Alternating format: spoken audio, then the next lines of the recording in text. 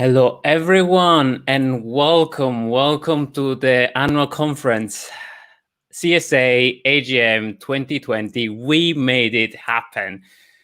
It took a lot to bring it on and make it happen this year. We were 50-50 if COVID would have defeated us, but no, we went on top, and we wanted to bring you the best content that we can and the best cybersecurity that we can for the cloud and for practitioner by practitioner. That is the Cloud Security Alliance UK chapter coming to you.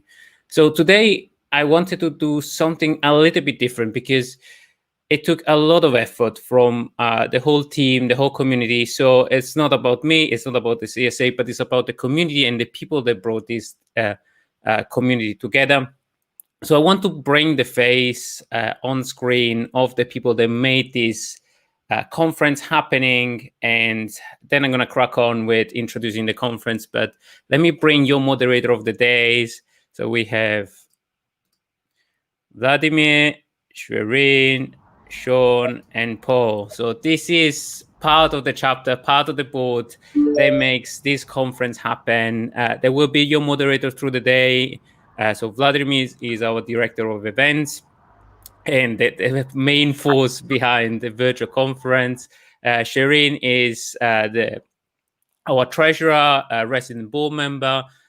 Paul is our board member and historic member of the CSA UK, also the CSA Europe director, and Sean is the director of partnership. And all of them have worked so hard to make this happen. I'm just behind the scenes directing and enjoying the show. No, but jokes aside, these are the people, these are the faces that made this thing happen. So you're going to see them throughout the day. Thank you, guys. I'm going to crack on with the conference. So let me show you effectively what we have in show through the day. And apologize if there'll be some hiccups here and there. This is a virtual conference, so I believe we are all used by now to virtual conference. Here we go. So this will be effectively the format that you'll see all the conference happening throughout the day. And a quick thank you to our sponsor, NSC42 and Checkpoint Software, that made this one happen. We will share some material afterward from Checkpoint for the assessment. And we're going to introduce also a new community where we're going to share material, work, and communicate called Circle in a little bit. And these are where you can find us. So www.cloudsecurityalliance.org.uk is our main site, CSA chapter, or on LinkedIn, CSA UK. So the conference is quite packed, and we have I'm very honored to have the keynote speaker as Wendy, that is in Texas, so it's very, very early for her. So we have it recorded and we pre-recorded this session, but please feel free to ask the questions because we will deliver the question afterwards to Wendy and she will be able to respond. And we have a live Q&A with the board. Then we have Paul that, of course, is going to talk about identities. If you don't know Paul, Paul is the man behind the identities and behind the persona. Please ask him question, tough question. Usually he's the one that grills us, but today we have the chance to grill him. Then we have Kriti talking about security automation in the cloud. Then we did a little bit something different this year, and we wanted to bring effectively new ideas on board for cloud. And we brought in effectively a lot of new startup. We partnered up with Loka to bring the new startup that are scaling up in the UK on this space. Then we have a little bit of business with the election and voting, confirming who is going to be on the new boards and who have you voted. And we have some new faces coming along. Then, of course, I'm going to talk about if the cloud is secure. And yes, of course, it's secure, but we're going to make it right. And it's the new presentation of the 2020. I'm going to give you guys an overview of all the CSA material and how I've used and you could use to make it happen. Then we're going to have a little bit of a break. And then we have Amal that's going to talk us through how to strong arm and how to make deals in sales. It's a little bit of a different approach, but I think with all the vendors from a cybersecurity perspective, pitching and price coming up and raising up and COVID hitting, we need to be able to effectively land a good deal for ourselves. And Amal is going to talk about that. And then Sean is going to do a very quick lightning talk around access control, then another break, and then one of the thing that I'm most proud of, we have more talk from women in this conference other than men, almost 50-50 percentage of woman versus men ratio. And this was my personal commitment on the board and to make this one happen to on the subject of representation, on the subject of diversity. I'm a big supporter of women in cyber, and Shireen Brownlee made it happen, made this talk happen. And we have effectively a cross-border, cross-word board and discussion of women in cyber for our panel. Then we have Dave Walker, our returning guest, talking about artificial insanity from AWS. Then we have our closing speech from the director of Bletchley Park. That who doesn't know about Bletchley Park is effectively where cryptography, if you want, was born, where Enigma was defeated, and where Alan Turing built the first Turing machine. So he's going to talk about the history of cloud computing because we're a Cloud Security Alliance. And then we have a closing with another pitch, closing remark from myself, and then everybody will join in for the last bit. So it's a packed conference. It's exciting. It's a lot of amazing content. So I hope we brought the best content possible for you guys. So a little bit of logistic and what we do as a chapter. So who we are, what we do, and how you can get involved. So at the moment, this is the current board, Lee, myself, and Paul in the directorship role. Then we have Vladimir as a director of events, have you seen before. Shireen is on the board and as a treasury. Then Ron Lee is our board member and director of research, and Dimitri is our board member. And then we have a number of roles. We have other people on the board like Rob, Carl, and Matthew. But you can be on the board, so you can propose yourself. We have new faces coming up. We have new faces going out, unfortunately. We have currently the director of research as a vacant role and the director of communication as a vacant role. So if you have any experience in, or if you want to lead the research that we do, please join. And it's a way to learn, a way to share, and a way to effectively create new connections. So it's not just about giving back to the community, it's creating and amplifying your community. So we really want everybody to chip in and to join either as a member or as a board member, the Cloud Security Alliance. So as I said, we're going to reconfirm today a number of roles. Aside myself, all the board is up for re-election. We sent out the re-election board. And a little bit what we do. So we are effectively the UK representative chapter of the Cloud Security Alliance. We have former CISO, current CISO, we have senior, we have practitioner, we have independent consultant and vendor representative. So you have really the breadth of the whole industry coming together as a chapter and as CSA Global to effectively discuss how to make cloud more secure. And we as a UK chapter act as a link to the global and to the whole research. And we're going to introduce Circle where you can effectively meet your peers across different chapters and across different geographies to discuss about cloud topics, to propose new research or to read other research. So effectively, we are becoming a global community. We're going to have Circle that's going to be our new platform where we communicate with each other. And we will start organizing the chapter. So back in beginning of the years, or probably last year, we start migrating away from LinkedIn groups because it was challenging to communicate with each other. So we wanted to bring on a new community, and I'm going to talk to you about Circle in a minute. So back of who we are and who is CSA Global and who is CSA UK. So we are a non-for-profit organization. We have 70,000 individual, 300 corporate and sponsors as CSA Global.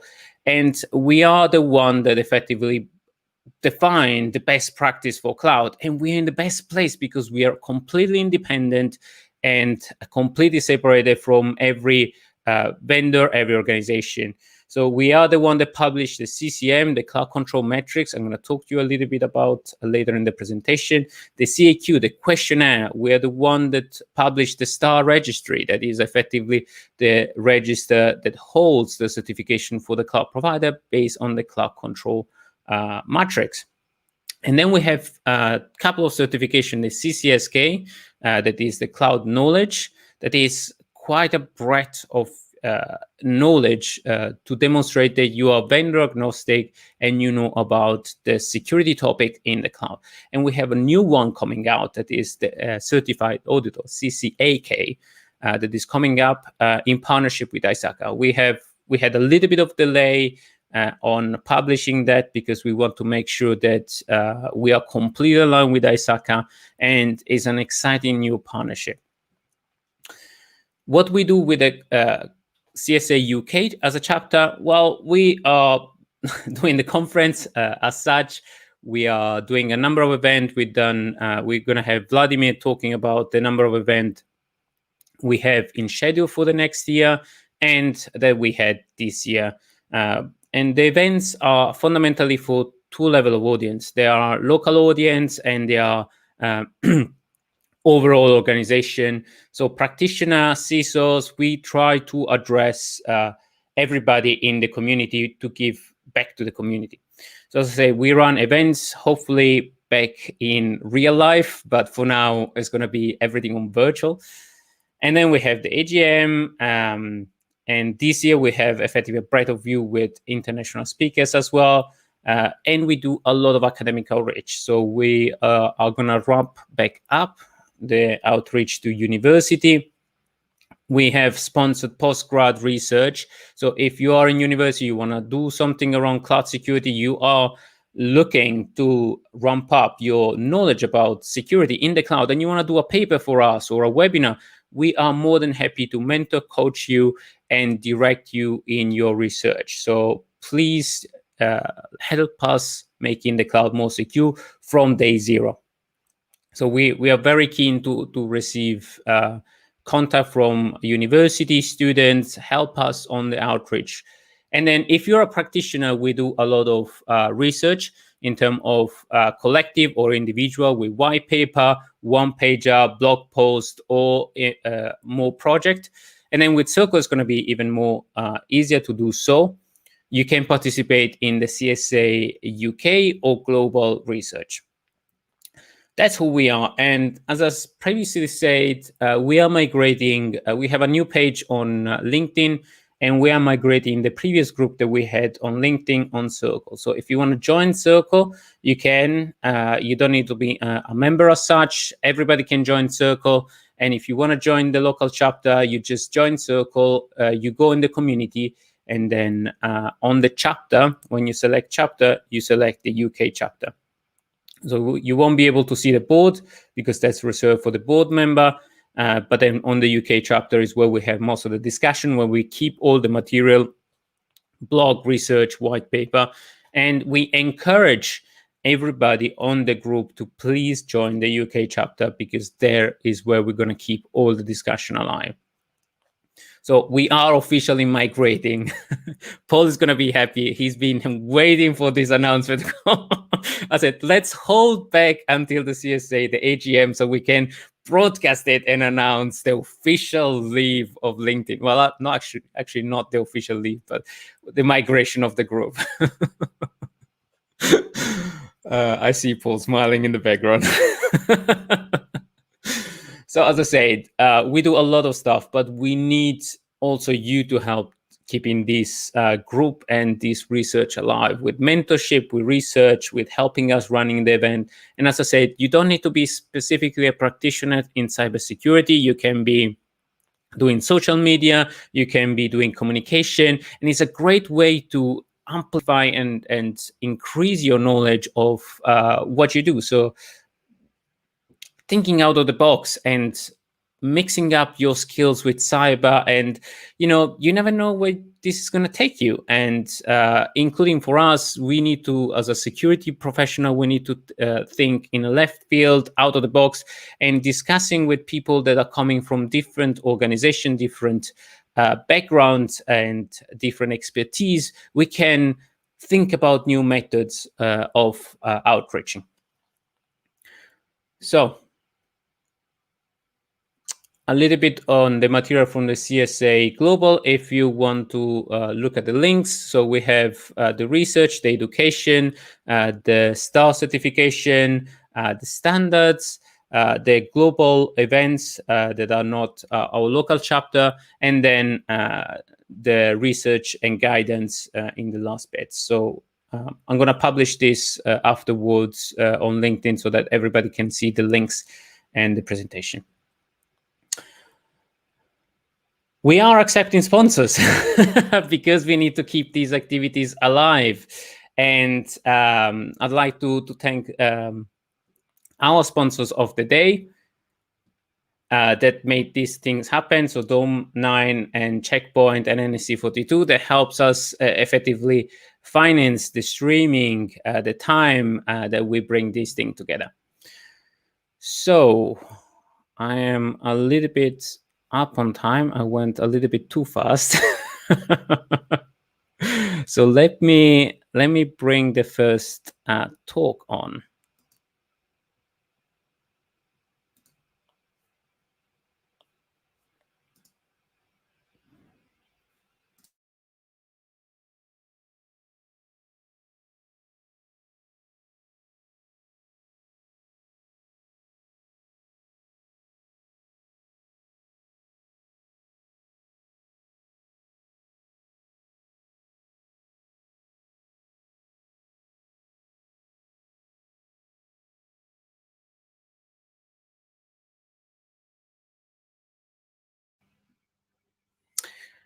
So we are ready for our fantastic first keynote speaker, and I am absolutely stoked to have one of the person that I admire the most. She delivered a fantastic talk back in the day. I remember at Upside Cali that I summarized and I took every single insight. So I hope you will be as flabbergasted and as stoked as me to listen to Wendy Netha. Thank you for coming on the conference today, Wendy. So thank you. Sorry. I'm saying I just want to do a proper introduction. Wendy, you are the head of advisory for CISO and for security, double hats, as your rat will have, and the shower curtain behind you represent as well. So Wendy, thank you very much for making the time, and I'll leave the microphone to you if you want to give our audience a little bit of background before we kick off the presentation. Okay, thank you, Francesco. And I wish so much that I could be with you all today, but given that nobody's letting me travel anywhere these days, I did not feel like getting up at 4 in the morning Texas time. So please forgive me for that. I would have been incoherent. But I'm really happy to be able to talk with you in a delayed fashion. Now, thank you very much for coming. So let me add, we're ready to go. So I'll leave the presentation to you. Everybody, listen to Wendy. Thank you all. Hi, everyone. The topic for this talk was actually given to me as a challenge by Ryan Narain at Intel. He said, can you talk about cybersecurity's relationship with time? And I thought, oh my goodness, that this is going to require a lot of thinking and a lot of talking to people. But I thought it was a fascinating one. And so this is what we're going to discuss today. And I'm going to say right off the bat that I do not have all the answers to this. Think of this as an exploration of the topic, and I'm hoping to hear a lot of questions and comments and thoughts from you. Let's start at the very beginning, because a lot of us with gray hair like to do that. Once upon a time, there was a computer, and I mean a computer, a mainframe. And that was pretty easy and straightforward to use because you had to do the programming for it. You had to make the punch cards, deliver them. You had to schedule time on the mainframe. The operator had to run it for you. And then you would get the output back and you'd have to look at it. And it all pretty much operated sort of with a lot of human delays, at human speed. And that was okay, except now, of course, our time horizons with the distribution of computing and the multiplicative, just pretend this is 4 a.m. I can't even say this. The properties of time have splintered. So incidents can take milliseconds, as we know, and automated responses can also take milliseconds. But if there's a human in the mix responding to an incident,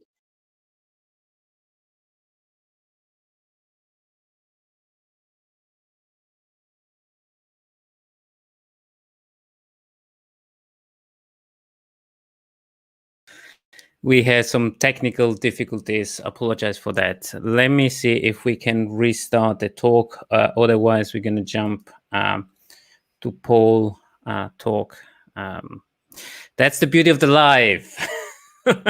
When something can go wrong and everything worked, like we tried 10 or 15 times, and of course it's going to work, and it fails like exactly when it shouldn't have failed. Let me see if this works.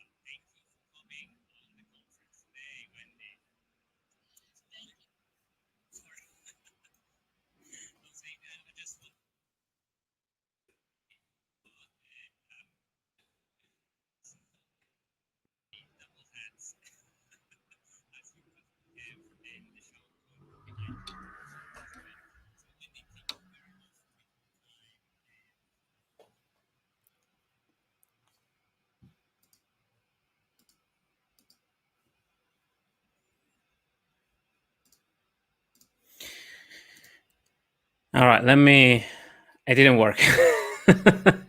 Let me bring Paul on live, and Paul is our resident person and persona. So he's gonna talk today about identities and the challenge of identities all around, and specifically in the cloud. Paul, sorry for bringing on the talk in very early in the morning. Let me know whenever you're ready. I'll disappear. Here you go. Please enjoy. Go. Thank you. Yeah, that was a nice surprise. Thank you, Francesco. Right. Okay. So, good morning. Welcome to the CSA UK chapter AGM. Really pleased to be here. I'm taking my CSA board member hat off and putting the day job hat on, and talking about this thing, zero trust identity. Yeah, I know the buzzword, but you'll see why. And the subtext is important here. Why only 100% anonymity can fix the internet? So, without further ado, let's kick off. If you haven't noticed, yeah, I'm sure we all know identity is broken. Apologies to Amazon for this one. I couldn't resist, because they're the guys who go, customers who bought this also bought all this other stuff that you don't really need. Yeah, the hackers are out there. They are stealing your identity. If you do not believe it, I'll share this. For those of you who know Troy Hunt, who runs Have I Been Pawned? If you are not subscribed to Have I Been Pawned, please subscribe immediately.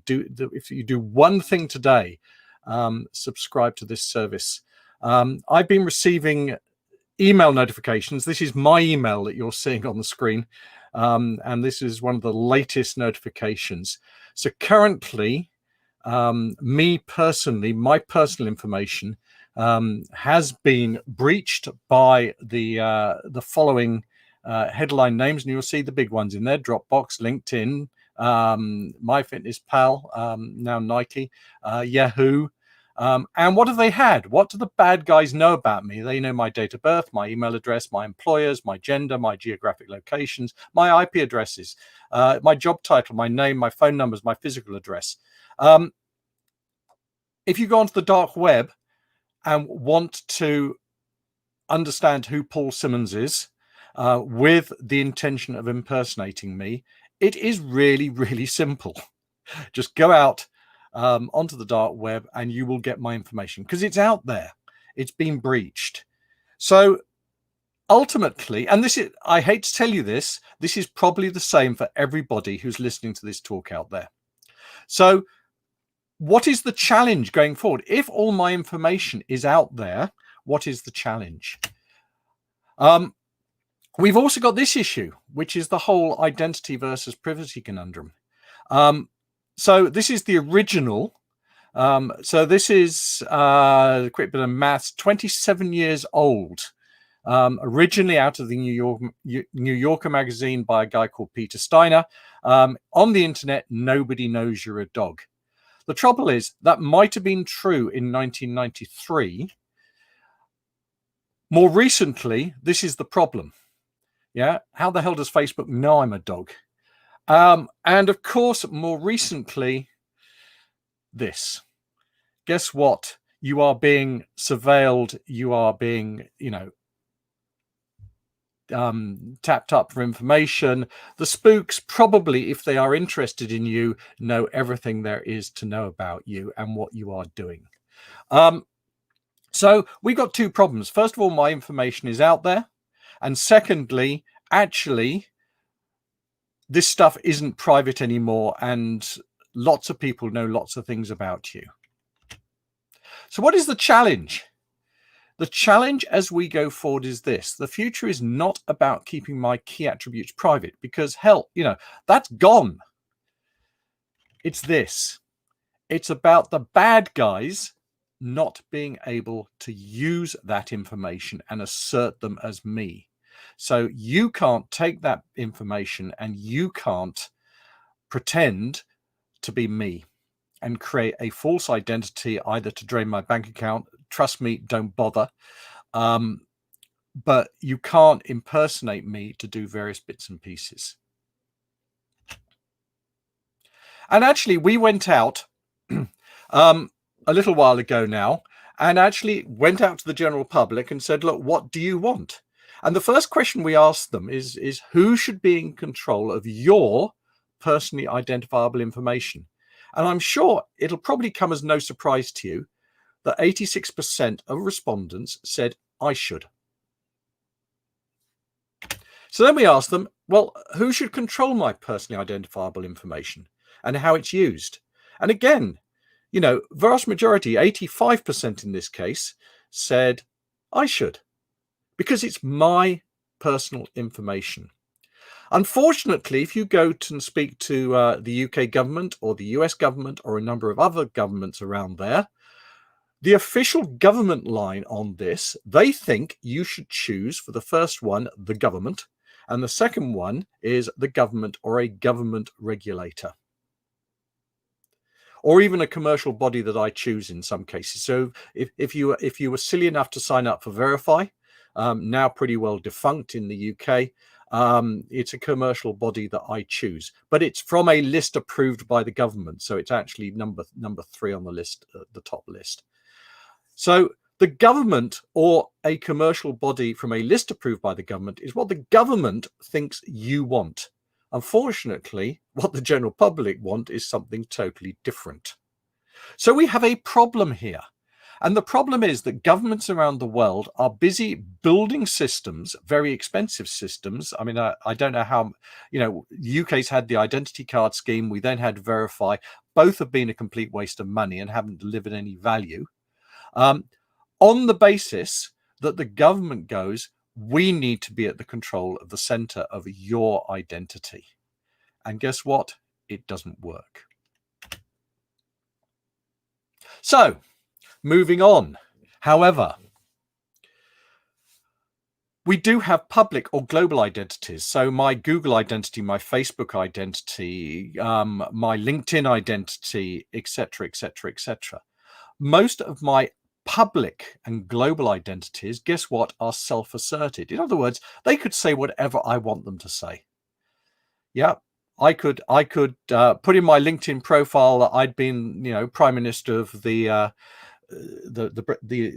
British government, for example, and LinkedIn will not check that. So you've got a real problem. And so, do you want a complete idiot running the UK government? Well, we might argue that we've already got that, but that's another talk for another day. Most corporate identities can only be used by the system owned by that corporate. In other words, for most corporates, Active Directory is the repository for corporate identities. That's your master repository. You probably have lots of others as well. But of course, guess what? That Active Directory only serves corporate systems that are connected to it. So again, we've got this disconnect. We've got corporates who operate in what we call a locus of control. In other words, if you give me everything, this is the IT department. The IT department says, if you give me everything and I manage it within my locus of control, I can make it all work for you. And by that, they mean that, staff generally that are in Active Directory and potentially systems that are connected to Active Directory. And we're going out and buying glue solutions to glue all that together, because of course we're not using just systems inside our organizations. We're actually using a whole bunch of stuff, and most of that revolves around cloud. So Active Directory does not really scale towards third-party clouds unless you're using, of course, Microsoft. So we've got this problem, and here's what happens is I might trust both to some extent. But the problem is when the risk is greater than the benefit I get from those systems I have, what do? I insist on doing my own identity proofing or enrollment or KYC checks. So people are happy to use other people's corporate identities via SAML or one of those methods of doing it to a certain point. People are happy to use global identities like Facebook Connect, for example, to a certain extent.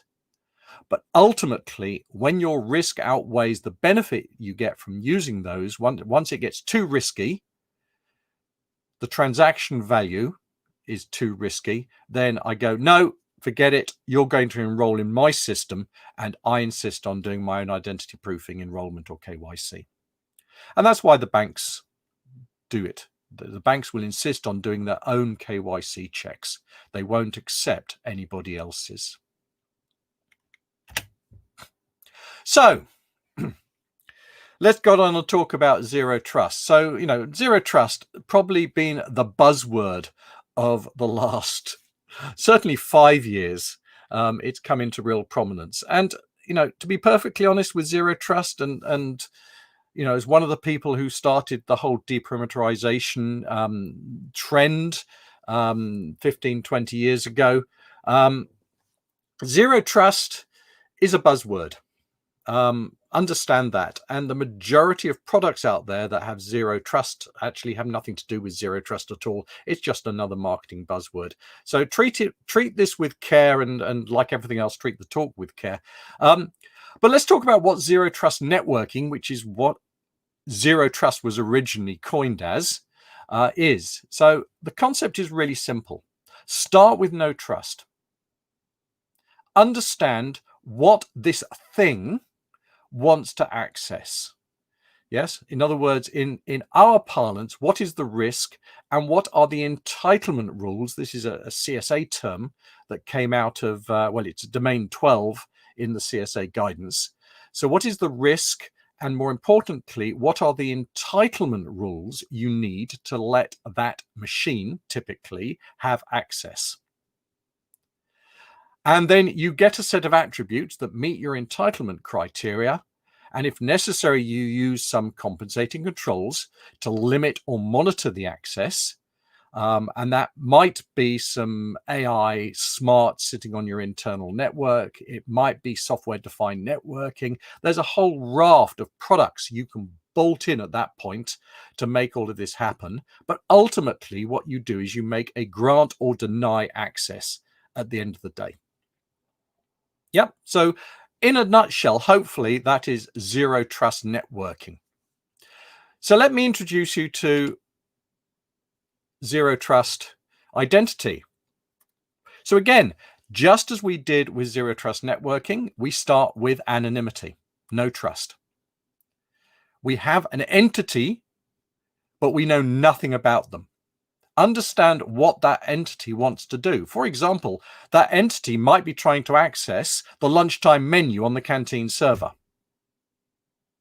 Risk, probably zero. Entitlement rules, do we care if a hacker accesses what's on the lunchtime menu as long as they can't modify it? We don't really care. Let them have access. It's really simple. Yes, so understand what they want to do. Understand what the risk is behind that, understand the entitlement rules they need, and then go out and ask for a set of attributes that meet your entitlement criteria. If necessary, negotiate for alternative attributes because, for example, you might say, this person wants to buy some alcohol, so we better ensure they're over 18. So one of your entitlement attribute requests might be, are you over 18 signed by the UK government? And they come back and they, as part of the negotiation, say, actually, no, but I can provide you over 18 because I'm a Polish citizen signed by the Polish government. And you say, absolutely fine, happy with that. That's okay.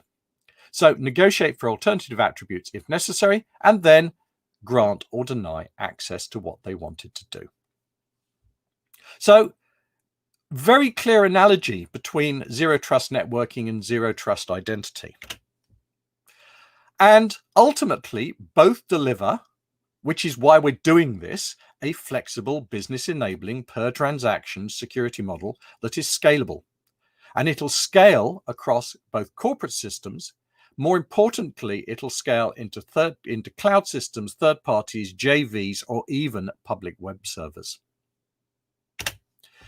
But interestingly, if you go out and talk to the zero trust vendors out there, most zero trust networking solutions actually rely for them to work on a non-zero trust identity solution. In other words, to make your zero trust networking solution work today, you actually need an identity solution that runs under a locus of control. In other words, I control. So, if you talk to a zero trust networking solution vendor and say, well, where do I get my identity from? They'll go, well, bolt your Active Directory into it.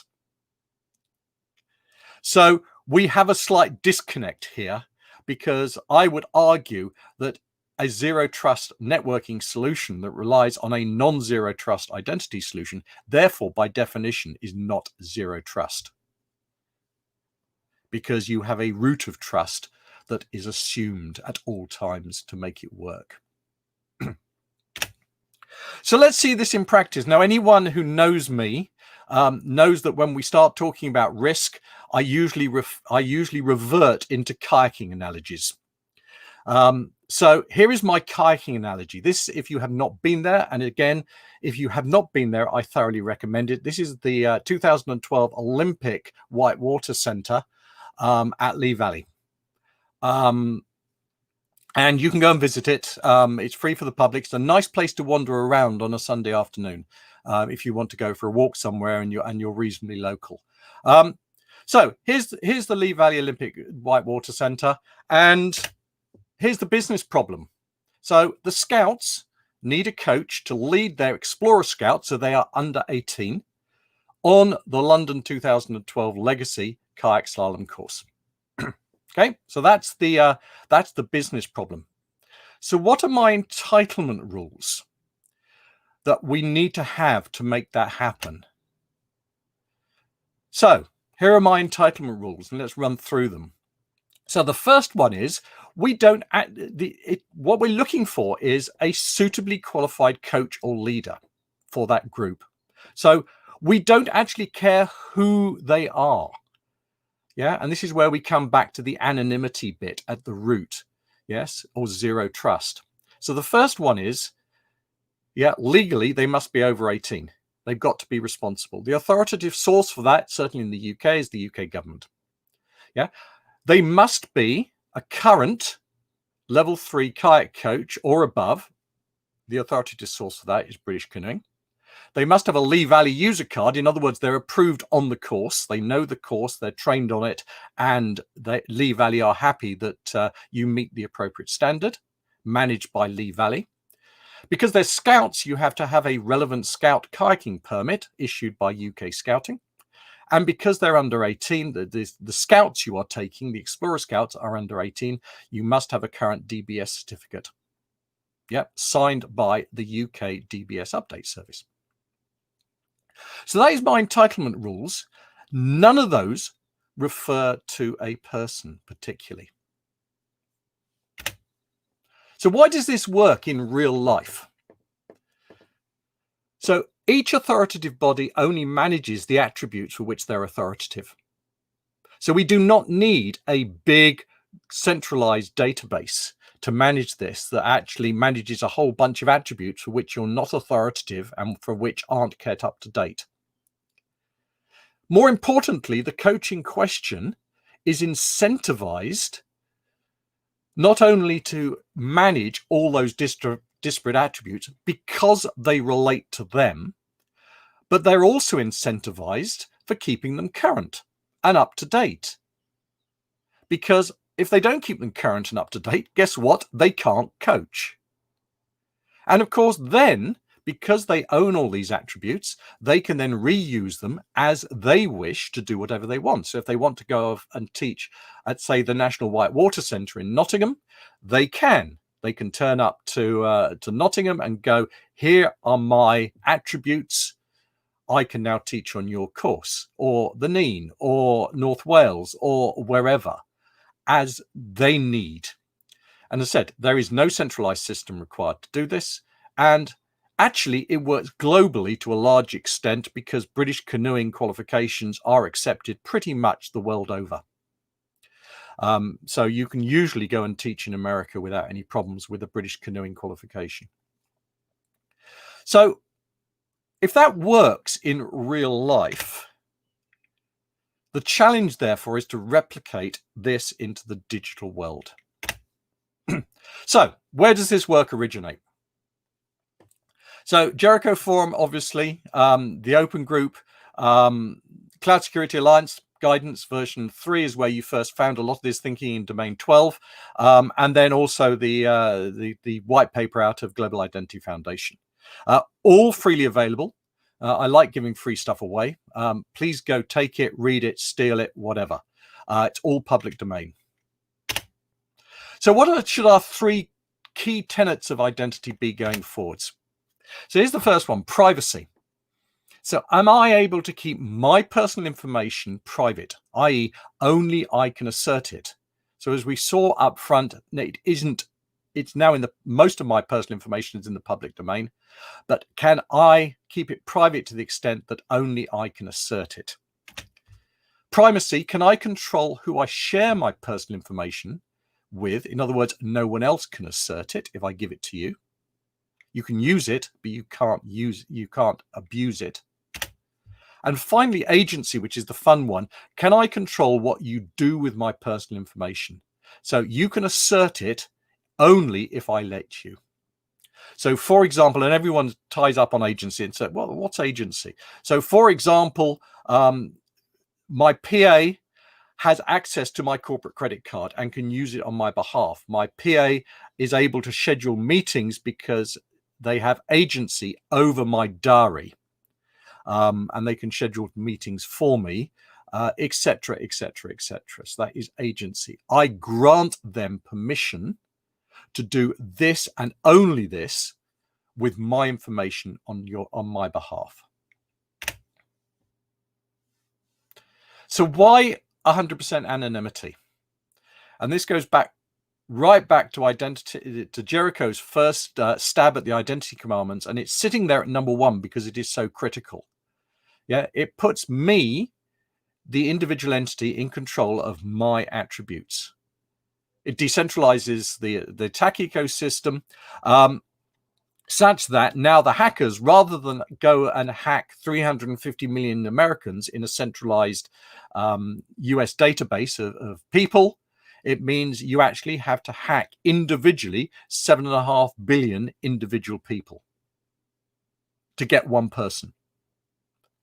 And yes, there might be some people that are actually that important in the world that the spooks of rogue nations are going to go after and try and hack. But that is irrelevant to the bigger picture. There is no locus of control issue because there isn't a locus of control anymore to manage. There's no centralized database. And more importantly, because you have 100% anonymity, then the Chinese can accept an American issued identity and vice versa, even with all the shenanigans that are going on between those two nations.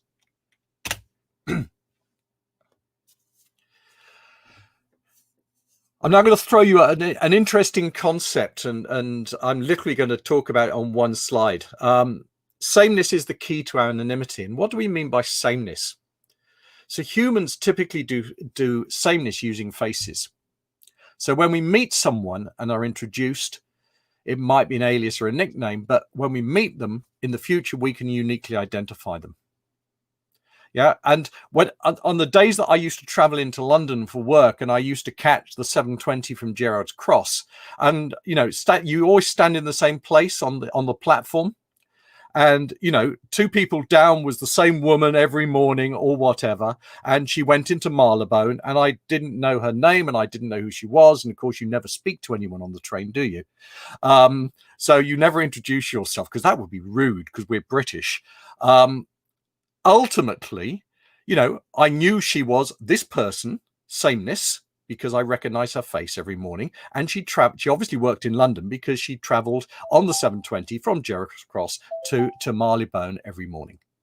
So that's all I knew about her. And, if I go back, and I don't travel into Gerrard, but, if I go back and travel on the 7:20 from Gerrard's Cross next week, unlikely at the moment with COVID, and she's standing there, I'll go, oh yes, I remember her, because sameness, faces, she'll be the same person. When I first saw her, are today, will be tomorrow. And ultimately, we use sameness to assign personas. So she was my work. I made some assumptions about her work persona. She was working, she traveled on the same train, she worked somewhere in London because she got off at Marylebone. But ultimately, you start adding personas to the person. So because I live locally, one day I went to a drinks party in Gerrard's Cross, and guess what? She was there. So I actually got introduced to her. So I now added another persona to her person. Yeah, so I did a personal. I learned her name, and I met her husband, etc., etc., etc. So we've just added another persona. So today I'm talking to you with my security and identity persona on, and that's basically all you know about me. You have probably assumed another of my personas because I talked about it earlier. I moonlight as a whitewater kayak instructor. So to tie this little lot together, these are some of the personas of my, what we call a core identity, the I am me bit. Yeah, and I have a whole bunch of personas, from my security persona to my kayak instructor persona to my scout qualifications, right the way through to my citizen persona, my email, my social networking personas, etc., etc., etc. And of course, I own all of those, and you probably, the people close to me know most of them, but probably not all of them. I might have a secret sexual persuasion persona that actually I don't want to reveal to anybody. I'm not telling you whether I do or I don't. But in terms of the relevant ones, I can choose in any situation to pull out and express the persona, and in the digital terms, assert the persona. So in the example we used earlier, if I wanted to teach scouts on the 2012 Olympic course, these are the 3 personas, among others, that I would be using to assert, preferably digitally rather than pieces of paper, which is what I have to do at the moment, or pieces of plastic, that I could assert digitally to say, yeah, I'm qualified to take those scouts. Ultimately, your identity ecosystem needs to encompass not just people. So the biggest mistake we make when designing identity systems is we do it for just people. And actually, we need to do it for devices and organizations and code and these things called agents. Why? Because a persona is the join between 2 entities. So my citizen persona is the join between Paul Simmons and UK government. And it contains 5 signed attributes by UK government that will assert name at birth, sex at birth, date of birth, place of birth, and right to be a UK citizen. But given to me such that I can assert them, still signed by UK government, under my control in the circumstances I need to do them. So how do we get from where we are? So this is our authentication to risk. So at the bottom, we have some form of authentication. Authentication, and in the case of people, my example earlier, it's a face we use for authentication. That leads us to sameness. They're the same person I saw yesterday will tomorrow. And on top of that, we layer personas and attributes. And that is what we as humans naively refer to as identity. It's a combination of all 3, authentication, sameness, and the personas and attributes that we layer on top. If we understand the personas, then we can get context, and with context, we can drive entitlement rules, and then we can do risk. And of course, with our security hats on, we can bolt on a whole load of other stuff into the top 2, the context and rules. And a lot of these are banking, because, we have high security going on there, geospatial location, historical transaction information, normative transactional profile. I love that one. All industries make up their own, sort of code words. Normative transactional profiles is, do they normally transact £6,000 to a Russian bank every other day? If the answer is no, we probably shouldn't let them do it, etc., etc., etc. So going back to CSA, if you go back to CSA, and this is from version 3, how do we do this? The entity taking the risk must be able to evaluate all the identity and attribute information. So it's about making a risk-based decision about access to data and/or systems based on trusted identity and attributes of all the entities. That's the devices, the components, if necessary, where is the GSM code, GPS code running on that phone? Is it in the trust zone, or is it in the ARM chip itself? So, how much do we trust all of the entities and all of the components in the transaction chain? And the more we understand and trust those, the better a risk decision we can make going forwards. So finally, to try and sum this all up, fix the liability problem. Yeah, we do that by you only sign, attest, or manage the attributes for which you're authoritative.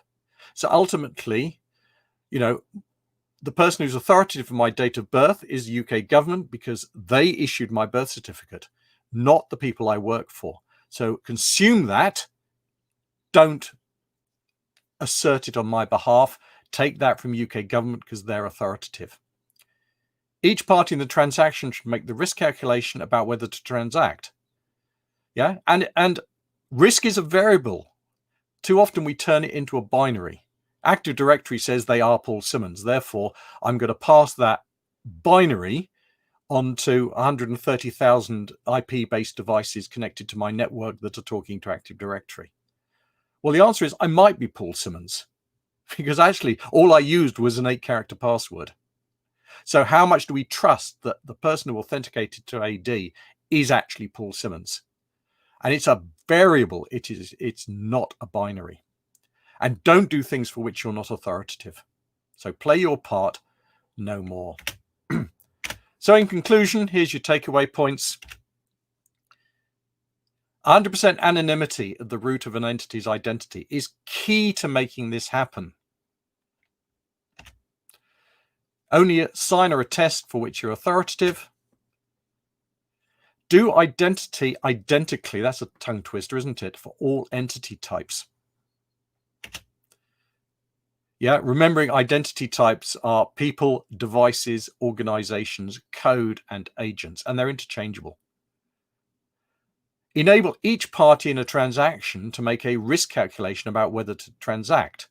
Yeah, remembering that risk is bidirectional. Both parties take a risk in a transaction, but generally it's asymmetric. In other words, one party has a bigger set of risk than the other. Never turn a probability into a binary, and only do your part in the chain and no more. And ultimately, this is the big one, put the entity in control of asserting their attributes. In other words, give my attributes digitally to me so I can assert them wherever I need to under my control. Yep. And finally, there we are, 100% decentralized. No locus of control or blockchain required. Because guess what? They're mine. I have them. I own them. I'm holding them in my hand or my electronic device. I can assert them under my control. I do not need a central locus of control system, a big government database, or even a blockchain to make that happen.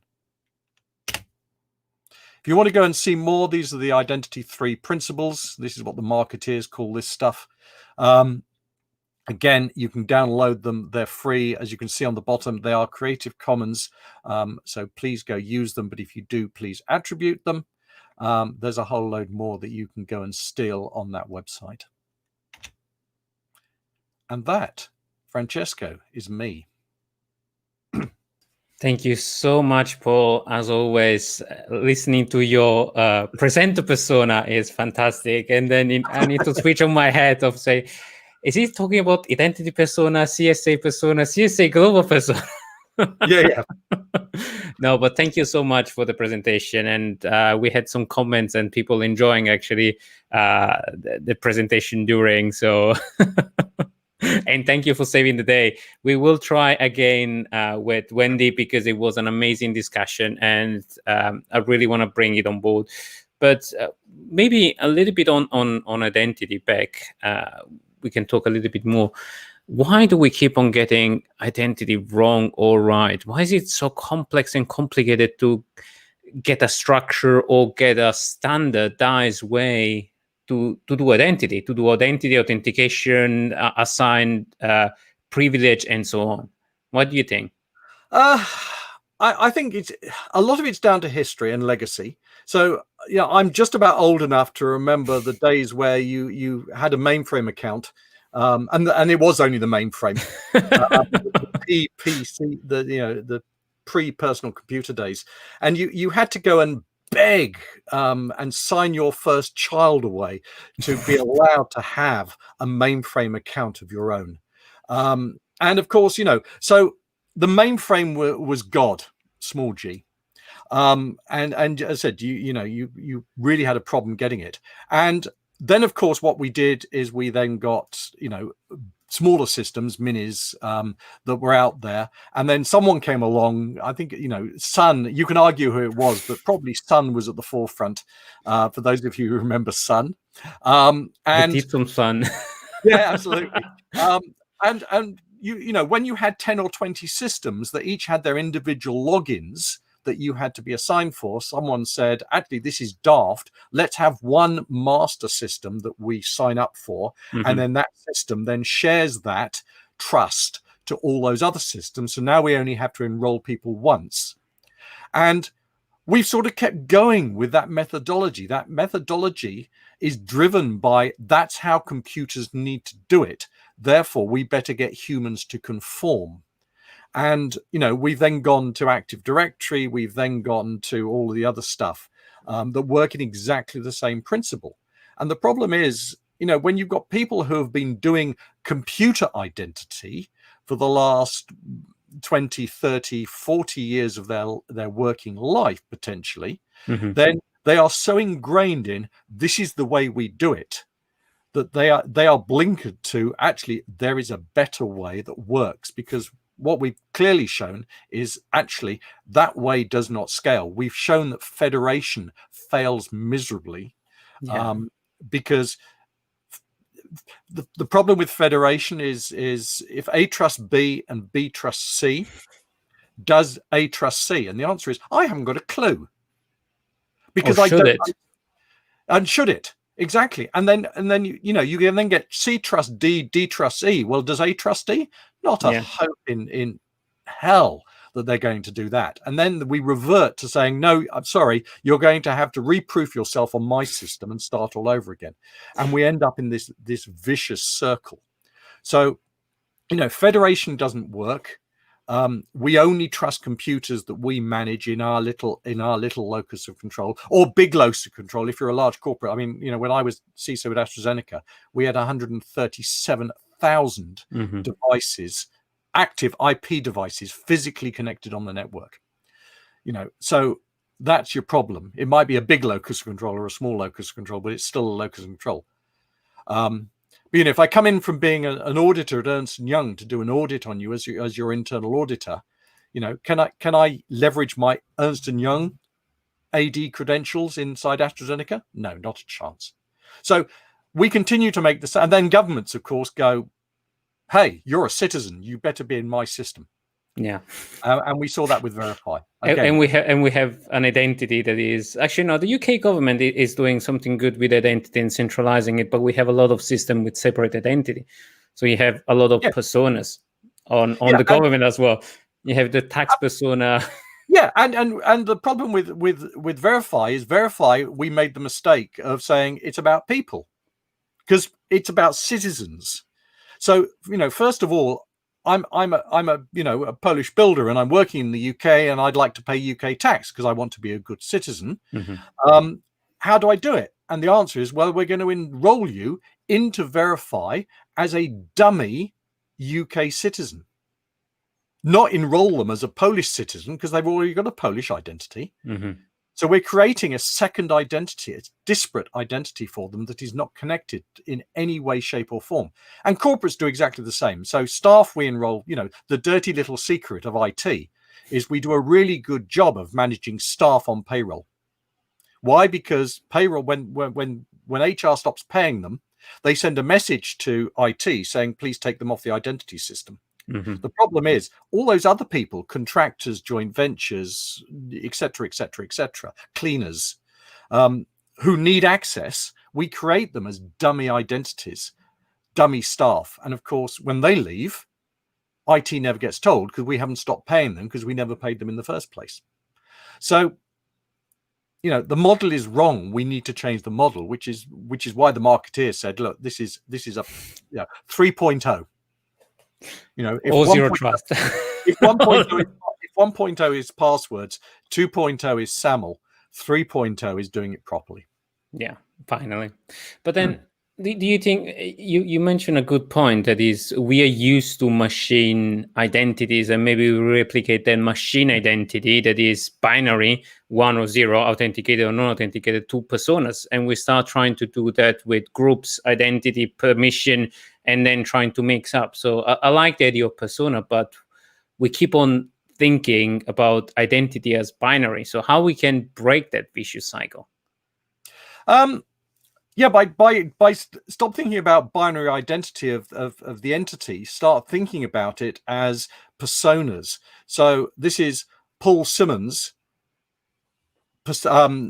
laptop persona. So here is my corporate laptop entity. Here is Paul Simmons' entity. Paul Simmons using that corporate laptop is a persona. So assume a role. Is a persona role on that laptop. Now, if I'm using a BYOD device, that persona is different. This is Paul Simmons using a BYOD device, which is not a corporate device. Therefore, the persona is different. The risk profile is different, which is the key thing. So I can now, in my entitlement rules, when I'm trying to access things, I can go, yeah, if Paul Simmons is on a corporate laptop that we own, we manage, we know its state of, I'm going to allow you to do a whole load more stuff than if it's Paul Simmons on a BYOD device. Still Paul Simmons. Yeah. And Vlad has a great question. So I said, different government have different ID system. What is the chance of standardization, or maybe federation? if I can mention a blasphemy. So different ID, different. So the key with federation and is stalked to some extent within the EU has attempted to do this is, because we're all, because they're all EU, I should say. You almost fall for that. Because they're all EU, therefore they all trust each other. Therefore, we're going to interchange our national identity schemes. And the problem is, you end up with the lowest common denominator solution. So as more people come in, so you might trust, ultimately, in terms of different ID systems, we have 356 governments around the world to issue passports. They are issued to a standard. And so therefore there is interoperability between that, and that works. The problem is that we trust some governments more than the others to issue and manage their passwords. So, people, the bad guys out there will tell you that the gold standard password out there is a British passport. Yeah, it's the most trusted passport in the world. For some reason, I think because it has more ability to go into countries without visas. Mm-hmm. And the problem is when we don't trust, so even though Uganda, for example, is in the Commonwealth, if you rock up at the British border with a Ugandan passport, they're going to say, no, you're not coming in. Why? Because we don't trust the issuing process is strong enough to let you in. So therefore, what we're going to do is we're going to proof with a visa, a British visa. So you open your Ugandan passport and you go, oh, yes, there is a British visa in here. Now they have an entitlement rule that says if Ugandan passport and British visa, then let them in. So it's like vetting. It's like vetting the process of granting identity and deciding which one is trusted. It's trust and entitlement. So you have to understand context. Context says, I trust a French passport, I trust a German or a Swiss passport because we trust the issuing authority, but I don't trust the issuing authority behind a Ugandan passport because, hey, look, in reality, sorry if there are any Ugandans on this call, some of you know why I use the Ugandan example. If you pay enough money, you can get a legitimate Ugandan passport. Because most Ugandans don't have birth certificates.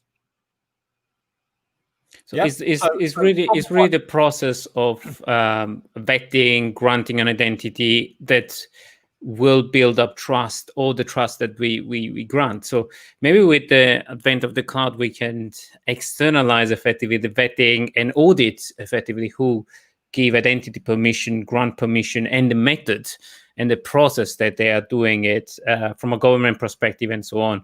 I think the UK government does a pretty good job about verifying, vetting. It's not super heavy lifting, but it's also not lightweight. So it has a good weight of trust. So maybe we can, we left the EU, but the EU government can vet a similar process and can grant a centralized identity. And I think there was some discussion around that for granting identity from a central perspective. Yeah, but I only want them to grant them 5 attributes because that's the only thing that UK government is authoritative for. What I don't want them to do is issue and manage any more, because it's a complete waste of time. You end up with a big central database that actually has a whole bunch of attributes about me that actually aren't valid anymore. It's like your MOT, it's like your MOT on your car. If you read the small print, it says your MOT is only valid for the moment that the test is done, not 5 minutes afterwards. Yeah. Yeah, and I agree, because the same. And I agree, because fundamentally maintaining the attribute is complicated, and the more we try to centralize and the more attribute we try to maintain, the more difficult it gets. So each one that is authoritative on the attribute should effectively just grant the attributes. Correct. And it should be a build up of different personas. But then from this abstraction layer down to the privilege and other stuff that is more maybe lower down the ground of if you're in a cloud environment and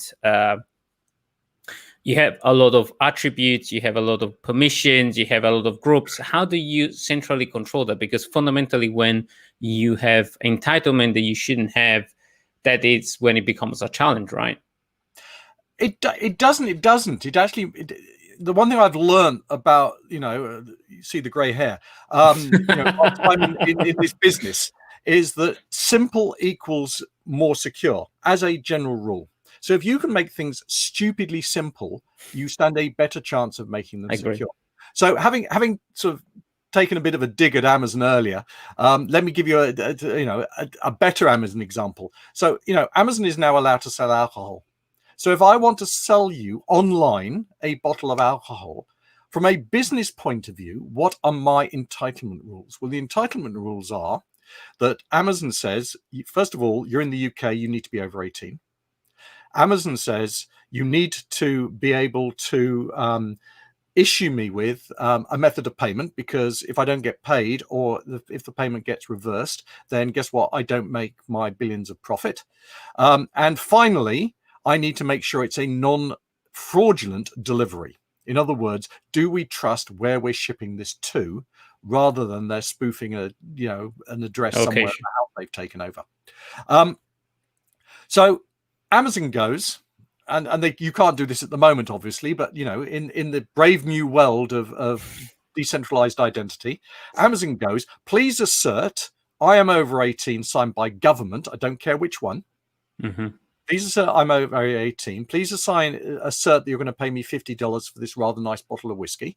And please assert a verified delivery address. And I go, yeah, I can do that. I am out of my persona store going to assert I am over 18, signed by UK government. Here is my home address, signed by, my case, Buckinghamshire County Council, because that's where I pay my council tax. Mm-hmm. So that's authoritative. And I am going to pay you $50, signed by Visa. And I'm going to tie it together in a nice cryptographic bow, so only one anonymous entity. Note, I haven't given you my name or even my Amazon account. So it's a totally anonymous. I'm going to tie it together in a nice cryptographic bow, so that Amazon can see a cryptographic proof that only one entity, anonymous, could have signed all those 3 as a set. So they can see that, yes, they all belong to the same entity. Therefore, we are good to go. Therefore, I can ship with minimal risk, which means if you've got minimal risk, you can do one of 2 things. You can either increase your profit margin because you've got less theft, or you can do higher value transactions over the same methodology. But you can also be more trusted. And you get more trusted and everything else. I have maintained my privacy because if I don't wish to, mm-hmm. need to give my Amazon account out. I might want to, because Amazon, guess what? If it's, let's say it's Tesco's are going to give me 0.5% back on my shopping if I tell them my club card number, so they can tie it all together. That's my choice. but I can be totally anonymous and still have the same level of trust. So we can make it really simple if we want to, and that allows us to play into anonymous identities into cloud delivered systems really easily. But Because let me play devil advocate here, and let me say, not Amazon, Tesco. I trust my own identity that I issue because effectively I vetted, and from a risk perspective, from a regulation perspective, I've done the vetting, so I can demonstrate I don't trust the identity that is completely anonymous. So I know that you have cryptographic proof that you have signed it, but by regulation is out of my control. So up to the point where a regulation comes up and say that's a trusted method, I am still liable from a business perspective of demonstrating that that delivery was for a person over 18. Yeah. So to a certain extent, yes. Currently, there might be some stuff, particularly with banks and KYC. It's going to be with financial services. If you test those bank, absolutely, it's going to be a problem as of today. But if you can demonstrate there is more trust doing it properly, because the key thing is I can do my KYC checks today and then I can move house. And of course, the person who moves into the house or the squatters that come in there get the latest Tesco's club card statement that, of course, is posted to my old address. And they go, oh, look, I've got 60 quid in Tesco's club card vouchers that have just been sent to this address. Let's order some stuff. Away you go. So actually, the fact that because I moved and I had to move my council tax. Therefore, if I do it digitally and say I'm trying to assert signed by Buckinghamshire County Council, my address, my delivery address, that's going to fail immediately. Because the incentive is just like the kayaking instruction. The incentive is for me to keep my key attributes up to date because it benefits me doing it. There is only downside for Tesco's trying to chase and keep attributes that they don't own or aren't authoritative for up to date. And that's a world of pain, as everyone who tried to do it will tell you. No, I agree. I absolutely agree. But also there is, you mentioned KYC, and there is a regulation now. There is a standard methodology that then people implement. And that's why we create that level of trust so that the banks can say, you know what, we apply the standard method. We are compliant with regulation like PCSS, PCI DSS. I mean, KYC is not PCI DSS regulation, but just as an example. So from my perspective, it will be, let's apply regulation also for identity, but it's so hard. Yep, it is. It is, and I make no bones about the fact that this is not something that you'll be able to implement, or some areas will be able to implement tomorrow. They are going to, need to change the rules. But if you present someone with a better mousetrap, then actually watch how quickly people adopt it. True. And simple. What do you think of blockchain identity as an thanks, Vlad. What do you think of blockchain identities as entitlement systems? A complete and utter waste of time, in my opinion. So there is a really nice cartoon. I wish I sometimes have it on my slides, and I cut it from this set, which is from Vint Cerf. For those of you who know Vint, last time I saw Vint, I think I was playing beer pong against him. But anyway, Vint Cerf has a really nice Twitter that he posted, which is a flowchart, which says blockchain ? No. That's his one stage. Blockchain is just another locus of control. Ultimately, if you want to understand why blockchain will not work for identity, go to the Global Identity Foundation website and look at our blog pages. There's a really nice blog in there of why blockchain will not work for identity. And it's all to do with locus of control. If locus of control fails, blockchain, however good it is as a technology, and it's a great technology, don't get me wrong, yes, is a locus of control. Yes. And if it is a US managed blockchain, because someone's got to define it and manage it, even though it's decentralized, are the Chinese going to adopt that to put all their citizens in? It's back to the trust. It's back to the trust. And if whoever owns that blockchain is capable of forking it at some point in the future, are the Chinese going to say, well, we're just going to put 1 billion of our citizens into your blockchain? It's never going to happen, And the Indians are going to do exactly the same with 1.3 billion people or whatever they're up to. It isn't going to happen. So we need to get real and say, unless it is 100% anonymous and 100% decentralized, it isn't going to fly on a global basis. And we have the PKI, so we have the cryptographic method to actually sign it anonymously. We don't need blockchain as a technology to actually sign cryptographically or to bring around a proof of. Correct. Right. Correct. Although of course it's going to need to be quantum safe in PKI. True. In the timescale we're talking about. But yes, all that stuff is being worked on. Yeah, it's coming hopefully fast. Thank you so much, Paul. So we're gonna try again with the discussion with Wendy.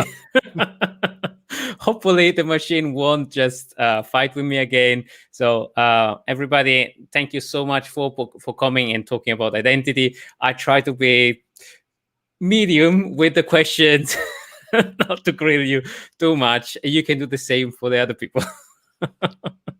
Thank you, Paul. All right. So let's try again with Wendy.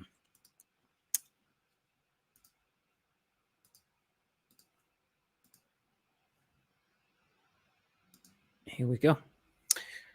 So we are ready for our fantastic first keynote speaker, and I am absolutely stoked to have one of the person that I admire the most. She delivered a fantastic talk back in the day. I remember at Upside Cali that I summarized and I took every single insight. So I hope you will be as flabbergasted and as stoked as me to listen to Wendy Netha. Thank you for coming on the conference today, Wendy. So thank you. Sorry. I'm saying I just want to do a proper introduction. Wendy, you are the head of advisory for CISO and dual security, double hats, as your rat will have, and the shower curtain behind you represent as well.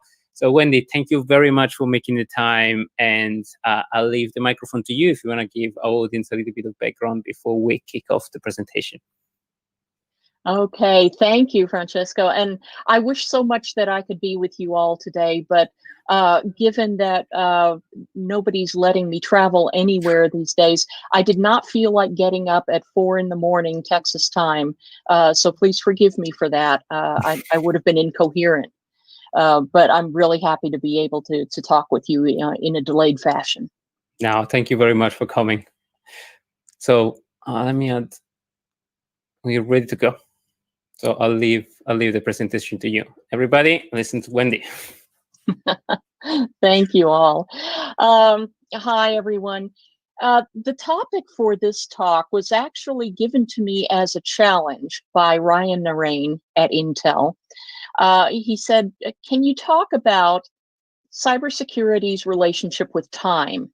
And I thought, oh my goodness, this is going to require a lot of thinking and a lot of talking to people. But I thought it was a fascinating one. And so this is what we're going to discuss today. And I'm going to say right off the bat that I do not have all the answers to this. Think of this as an exploration of the topic. And I'm hoping to hear a lot of questions and comments and thoughts from you.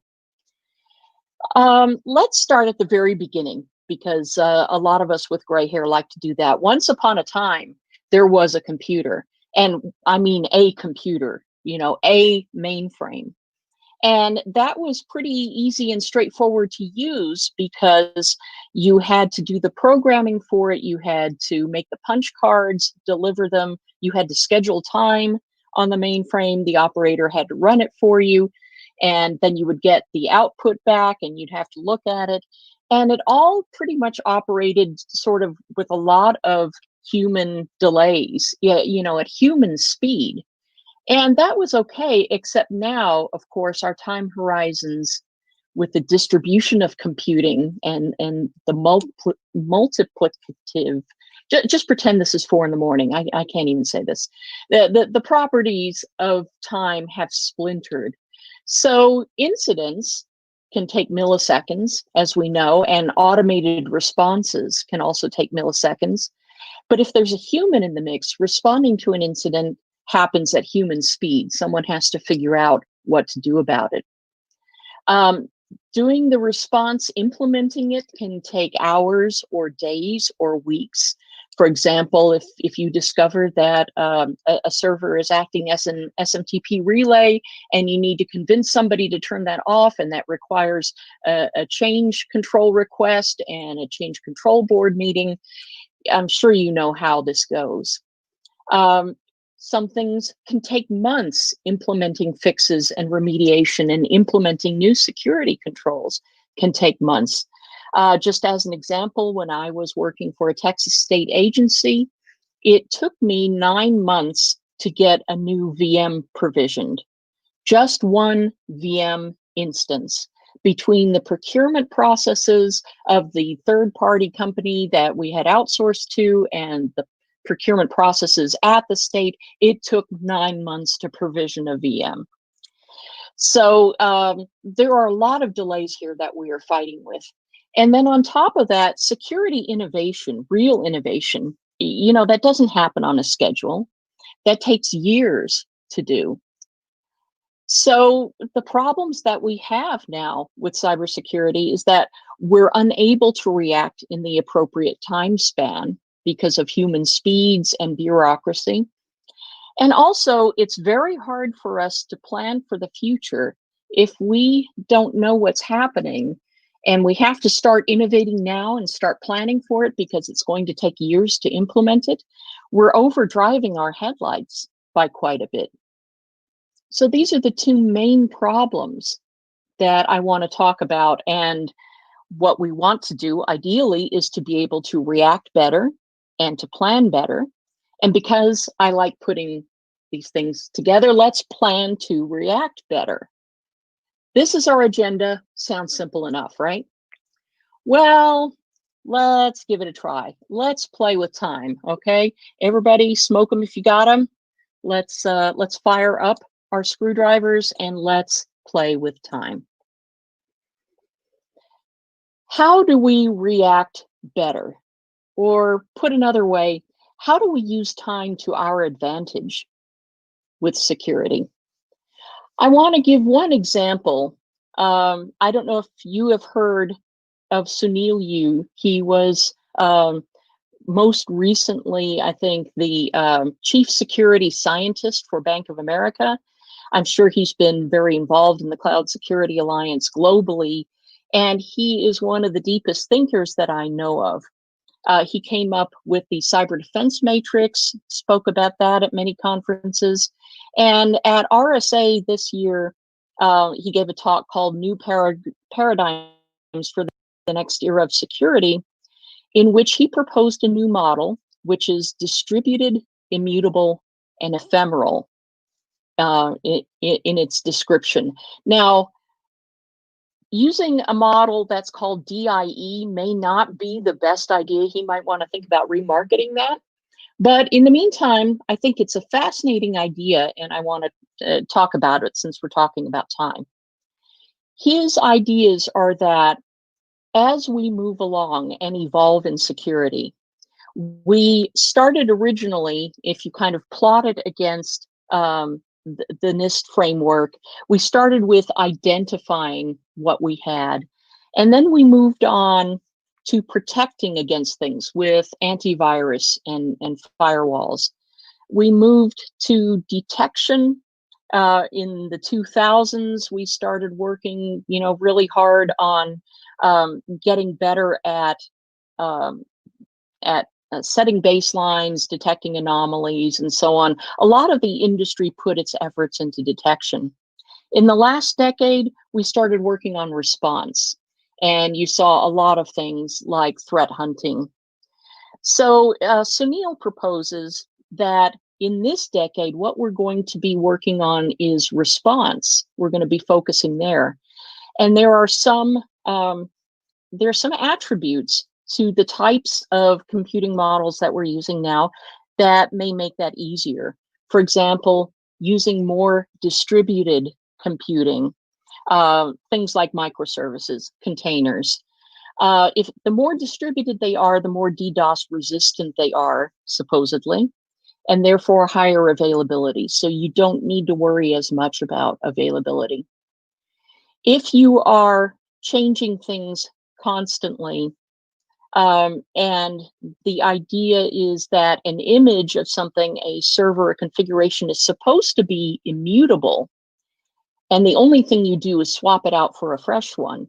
Then any change by definition should be noticeable and is not allowed. So it should be making changes easier to detect and reverse, and you don't have to worry as much about integrity. If anything changes in an image, you just swap it out. But it's the last one that I'm really interested in for the purposes of this talk, because it has to do with time. He believes that if we can increase ephemerality in the systems that we're using, he believes that it can drive the value of the assets closer to zero. If you have something that is designed to only be there for the length of a transaction and then it disappears or it gets swapped out, it fulfills its function and it goes away, that makes it very hard for an attacker to gain persistence on it. Now, I'll be honest with you here and say that the ideas that Sunil comes up with are so fascinating that I'm still not sure whether I completely believe in this model 100%. I'm trying to figure out what could go wrong with this. Obviously, there are systems that have to be persistent because you have to persist the data. Databases can't just go away. So there are parts of the infrastructure that do have to persist, but could we increase the ephemerality of the ones that don't? And could that help us in terms of security? Now, Sunil describes the difference, and I love this analogy, between pets and cattle when it comes to systems. Pets, for example, you give them a pronounceable name because you're going to call them all the time. Pets are taken to the vet when they're sick, and you indulge their idiosyncrasies.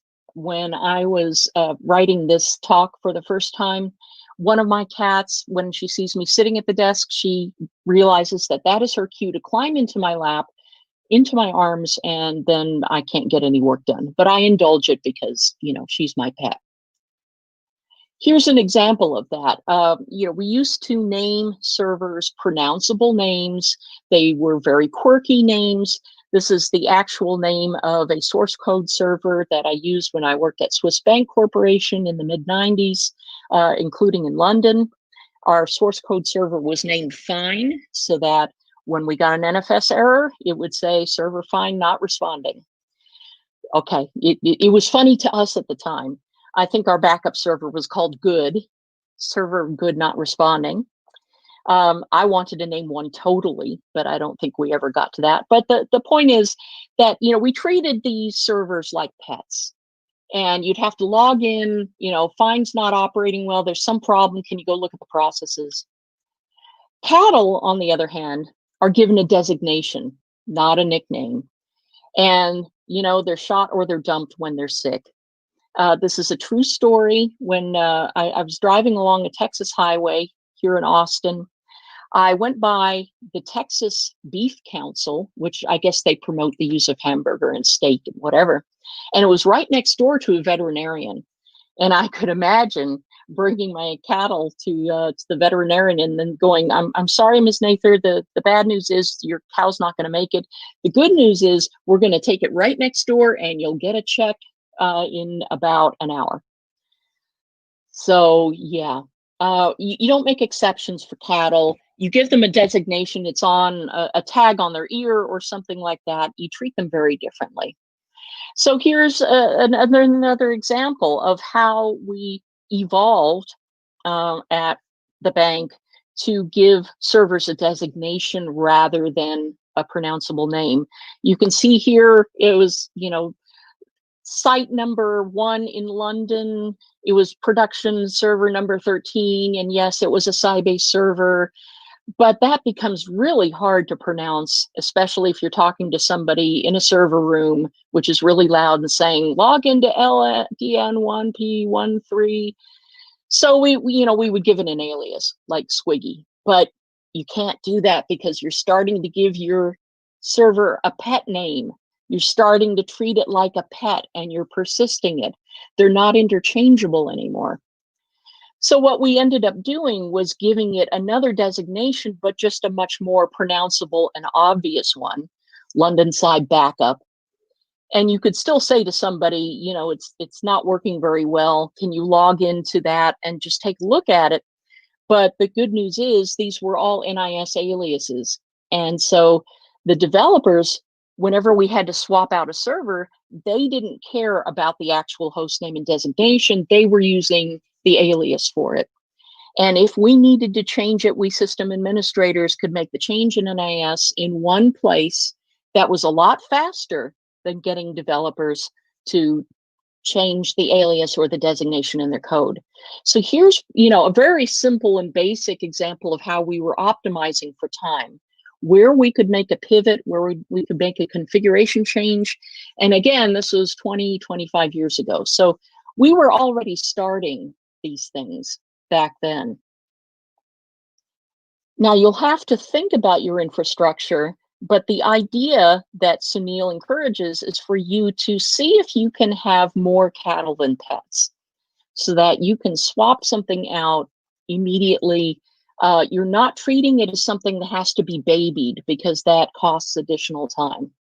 And this, of course, is the secret, we now know, between really fast continuous deployments and continuous integrations, is the more immutable they are, the more ephemeral they are, the easier it is to save time when making any changes. Here's another example of how we can use time to our advantage in security in threat intelligence sharing. You remember the old maxim that the defender has to be right all the time and the attacker only has to be right once. But if you're sharing threat intelligence, that flips the script against the attacker. The attacker only has to mess up once. And if a defender sees them and spreads the news, then, you know, it's over for that attacker. We can defend against them. So now the attacker has to be silent all the time, and we, as the defenders, only have to spot the attacker once. So again, we are using time to our advantage by flipping that response script. Many of you, I'm sure, have seen David J. Bianco's Pyramid of Pain, which I love. But again, this plays into the whole concept of time, because it talks about how easy and trivial it is to change certain indicators of compromise, starting at the bottom with hash values. It is so trivial and so fast to be able to change a hash value of something that it's almost not worth sharing those anymore. I know when I was working at the Retail and Hospitality ISAC that we would see so much malware with unique hashes per victim that there was no point in sharing a hash, because nobody else would see that hash. They would all get their own unique hashes. So those change so fast, it's really not worth sharing. IP addresses, the same thing. They can rotate pretty fast through those. Even domain names have been automated so that they can be automatically generated and changed. Now, we know that there are threat intelligence organizations that are working on discovering those algorithms so that they can predict where an attacker's domain name pattern is going to go, so that they can get ahead of it and co-opt or sinkhole the domain names for the future to kind of stop the attacker in their tracks. But again, they're still pretty simple to change. And in fact, people pointed out, and David Bianco agrees, that with those three bottom ones, if you're going to be sharing those IOCs, they're best done with automation, because they're going to be changing so much and there's going to be such a volume that there is no point in trying to share those by hand. That's all automation there. Now, the top three are harder for the attacker to change. It takes more time for the attacker to change them. The network and host artifacts, if you find a file named Biscuit and you're sharing that as an indicator, then, you know, whatever the attacker is using, they have to go back and change file names, change the folder location and things like that. That's annoying. Discovering the entire tool and sharing the tool that the attacker is using is even more challenging because it's harder and it takes longer for the attacker to move from one tool to another. And then finally, the tactics and techniques and procedures that an attacker is using, even to, their biographical information and their names, those are very tough to change. If you can find those out and share those, you've pretty much stopped that attacker for a very long time. They have to spend a long time rebuilding what they were using and their camouflage. So what we can do, again, working with time, is to focus on the things that are going to slow the attacker down the most. So if we're talking about reacting faster, we can use, as I used to say as a sysadmin, when in doubt, swap it out. We can use that as a technique. We minimize the persistence for us. We want to look for ephemerality for our systems, and we want to maximize things for the attacker. We want them to get stuck, to get mired in the techniques and tools that they are using so that they can't be as agile as we can. And if you see something once, share it everywhere, because we are flipping the script on the attacker that way. Many of you are probably thinking about this time, well, Wendy, what about automation? Why can't we just save time with automation? My feeling about this is that automation is great, but it goes best with certainty, precision, and commitment. That is to say that if you're going to automate something in security, you'd better be sure that you want the automation to take exactly the actions that you are automating, that you want them to do it all the time without exception. You don't want somebody to look at it and say, well, this time I didn't really want this to happen. No, you have to be certain. You have to be precise. You have to scope the automation to exactly the areas that you want to have affected and no more. And you need to commit to it. You don't want to be going back and changing your automation and tweaking it and inspecting it every couple of weeks. You want something that you can stick with, because you're going to be moving on. After you automate something, whether it's detection or response, or whether it's inventory or anything else, you want to be able to leave it and move on. So you have to be able to commit. So these things, if you have them, can help you automate things. But this is why, I'm sorry, blockchain is not going to solve everything. And if you want to argue with me about this afterwards, we can do that. That's great. Blockchain is great for some things, but again, you need certainty, precision, and commitment, because you can't go back and change things. Next up is, how do we plan better in security, or, and put another way, how do we future-proof our security? I want to introduce you to Heather Vesant, who is a futurist. And yes, this looks very woo-woo here, her portrait and everything. But it's not as magical and as spiritual as it might sound.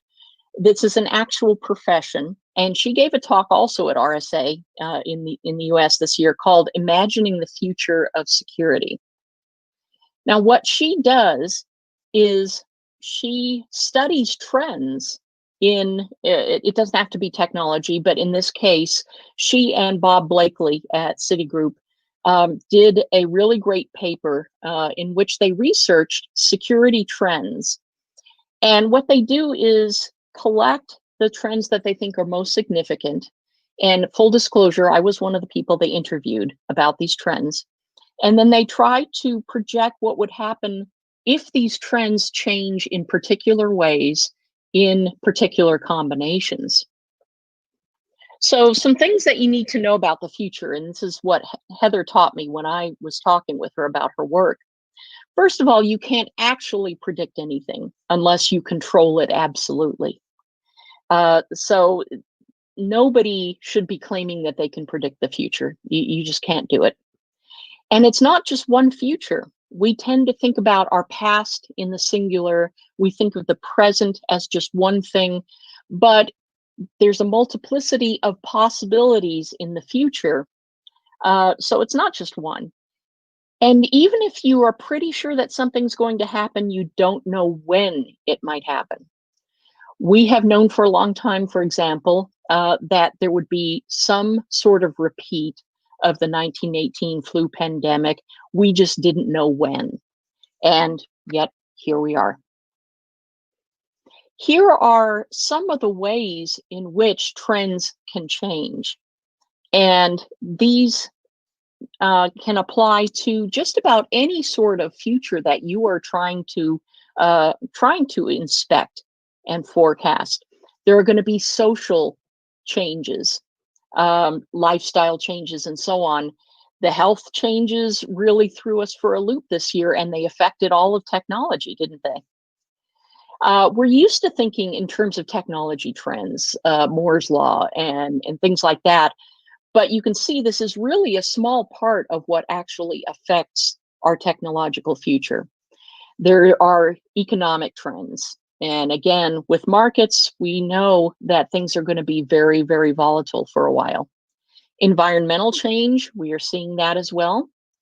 Think about if you are a chip maker, what if you suddenly couldn't get any sand? I'm not saying that that could happen, but is this something that chip makers need to think about? Political changes, we know all about that. And our values. As our values as a society change, those will affect our technology trends. Let's say, for example, that we all decided as a society that individual developers should be personally liable for the security flaws that they put into their code. Imagine how that would change the security industry. Just because of a legal change, the skills would change, our ability to hire, our monitoring of development, the way tools are developed for use by developers would change. All sorts of things would change if that one value were to rotate, if it were to be altered. So these are the things that a futurist looks at and does them in a number of combinations. I believe in the paper that Heather and Bob did, they identified a total of 19 scenarios in which they took certain combinations of trends and they looked at how they might change and how that could affect the future. So the most important thing is to reverse the assumptions. You need to identify those constants that we take for granted, like sand. One constant that we took for granted until recently was that biometric fingerprint readers were just fine to use and fine for everybody to share. If you had one at a system and everybody put their finger on it, that was fine, right?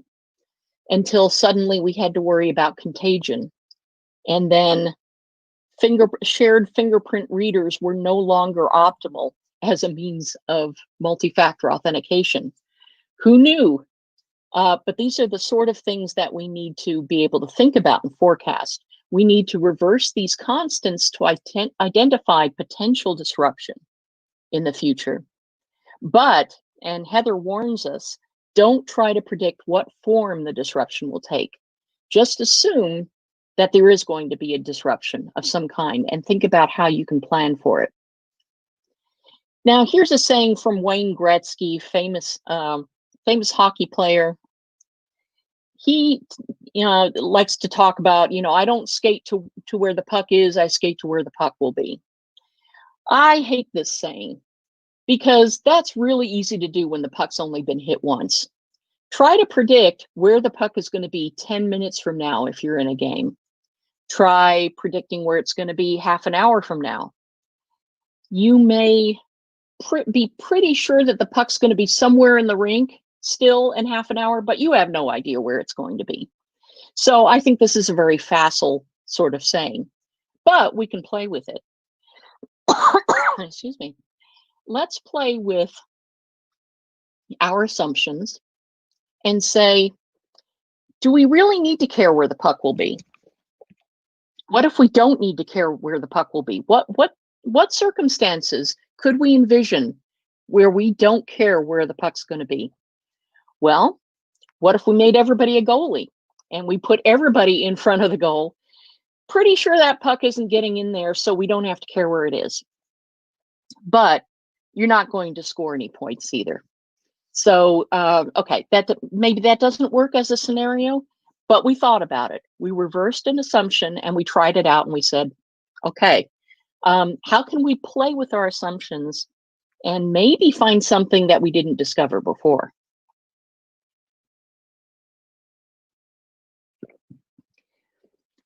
So if we're going to be ready for the future, what you want to do is pick the future that you want and then try to backcast it, reverse engineer it. What would have to be in place for this future to happen that you would like to have happen? What would you need to control? What would you need to have? What social trends would need to go, in what direction? What legal measures might need to be in place? The solution might not be technology. And this is what we need to think more about when it comes to security, because as we've seen, there's been a lot of disruption in cybersecurity based on disruptive trends that we did not think about up until this year. And now we're reacting to them. So let's take this lesson forward and think about what we can do. How else can we use time to our advantage? I don't know if you saw that the Bill and Melinda Gates Foundation announced that they were going to fund the manufacture of 7 COVID-19 vaccine candidates in parallel. They were going to build 7 factories. Just on the off chance that one of those candidates would prove to be viable, then they wouldn't have to waste time spinning up the factory and the production. They could go straight into production. Now, that means that they accept the possibility that maybe the other 6 wouldn't pan out at all, and that would be wasted money. But, when you're the Bill and Melinda Gates Foundation, you have a lot of money to throw at things like this. So I'm not saying that everyone can afford to do this, but think about what sort of parallel efforts could you initiate in security innovation if you can afford to have some of them not pan out, but you want to be prepared time-wise in case they do pan out. How can you prepare for a number of different trends when you're not really sure in which way they're going to be disrupted? You're just pretty sure they're going to be disrupted somehow. This is the other thing to think about. What could we do in parallel? And as I used to ask when I was an industry analyst to companies, do you want precision or accuracy? This is a great distinction that is made. I borrowed this diagram from the FAIR Institute. People may think that accuracy and precision are the same thing, but they're not. They're not at all, because as you can see here on this target, the accurate example has 3 shots that are all on the bulls on the target board, on the dartboard, but they're not very close together. They're not very precise. They're more or less accurate. In the precision example, they're very precisely not on the target where we want them. So there is a difference. And when I would talk with companies, I would say, are you trying to corner a market, or are you trying to solve a problem? Because if you are trying to solve a problem, you can continue to work on that problem regardless of how many of the trends change in the future. If it's still a problem, you're still trying to solve it. You might change a little bit about how you attack that problem, but you're still focusing on it.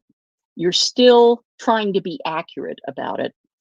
If you're trying to capture a market and you're saying, well, our competitor's now doing this, so I guess we better start doing this too, you're going to be pivoting a lot. And if you pivot a lot, you're not going to make a lot of progress. So what is your goal in security when you are trying to look to the future, you're trying to hedge your bets, and you're trying to accomplish something? Are you going to keep your eye on the ball and try to solve a problem, or are you going to capture a market? Are you going to be precisely wrong to 7 decimal places? Or are you trying to be more or less accurate but let's not worry too much about the precision. So when it comes to planning better for the future, we want to reverse our assumptions. We want to look beyond technology as solutions and as the drivers of trends that we're trying to deal with and prepare for. You want to maximize your flexibility, but keep your eye on the ball. And you want to hedge your bets. And these are the things that we should be thinking about. One final warning from Heather Vescent is that she points out that the problems that we're dealing with today were created by solutions in our past. One day long ago, somebody said, boy, I wish I could send a message from this computer to the other computer. Wouldn't that be cool? And now we have inboxes and Outlook and spam and all these sorts of things that we are now having to solve for. So think about, what new problems are we going to create for our future? As you well know, in security, whenever you are looking at the reasons behind something, why did we set it up this way? If you trace it back and pull on threads, you will find that they generally lead back to what seemed like a very good idea at the time. And it might well have been a good idea. It was the best that a smart person could come up with the best of intentions. But now we're in the future. Trends have changed. Circumstances have changed. It's time to revisit that problem because or that solution, because it now has created other problems for us to solve.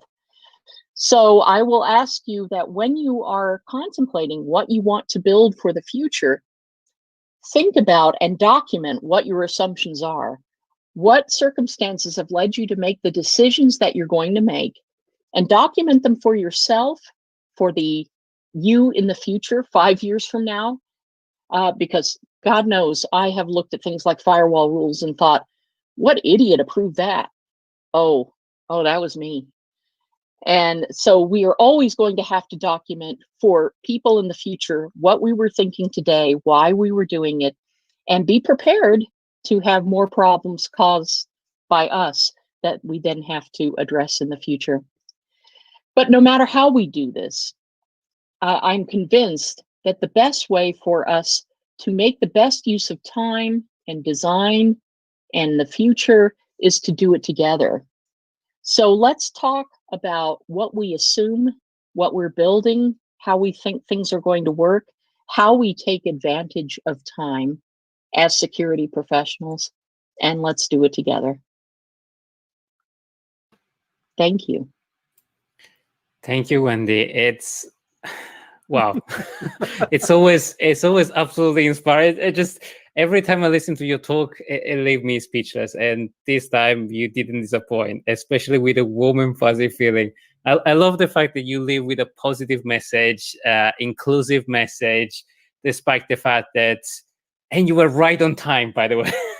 Oh, good. Talking about time. But actually, talking about managing time. Yes. I am the time lord. I'm the time lord. Did you use any special trick? Yeah. But actually, one of the questions that it flinged in my head since the beginning: what's the name of the cat? The one the one that I had in my lap. Her name is Luna. Oh, that's sweet. Yeah. So one of the questions actually I was discussing today, and I want to challenge you a little bit because it's a little bit controversial. Please. Are we making security better, and so better that we are preventing police to actually do their work? So I was discussing with somebody on the forensic team, and he said it used to be a time when we used to do forensic analysis on device, and it wasn't that complicated, and we used to win a lot of cases because of that.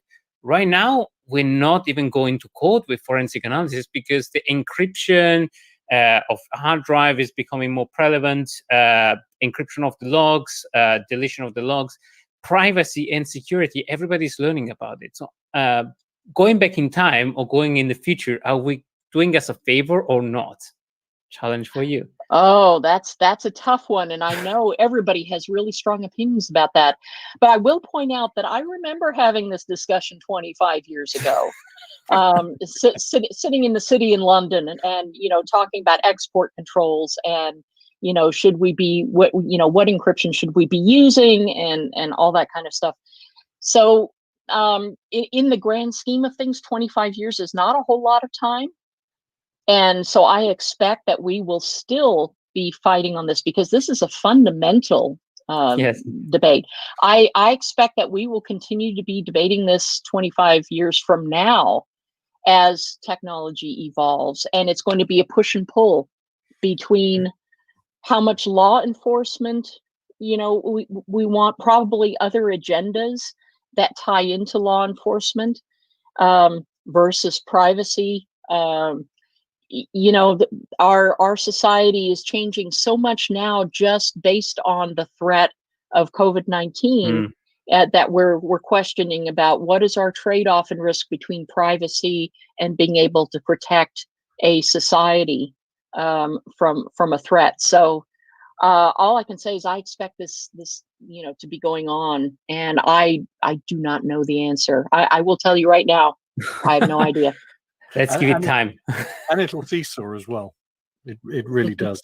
So let me ask you about. I love the ephemerality stuff, and someone much wiser than me sort of said, edge computing and lambda functions are incredibly ephemeral, but data has gravity. Yes. And I thought, or data has inertia, maybe. Yes, it has inertia. Yes. Yeah. And do you think, therefore, I mean, especially because we're on a cloud session, we are going to see a lot more use of lambda functions and edge computing, putting your crystal ball in front of you? Well, I mean, that's kind of cheating, because we already have those and people are working on them, and they are kind of, mostly there.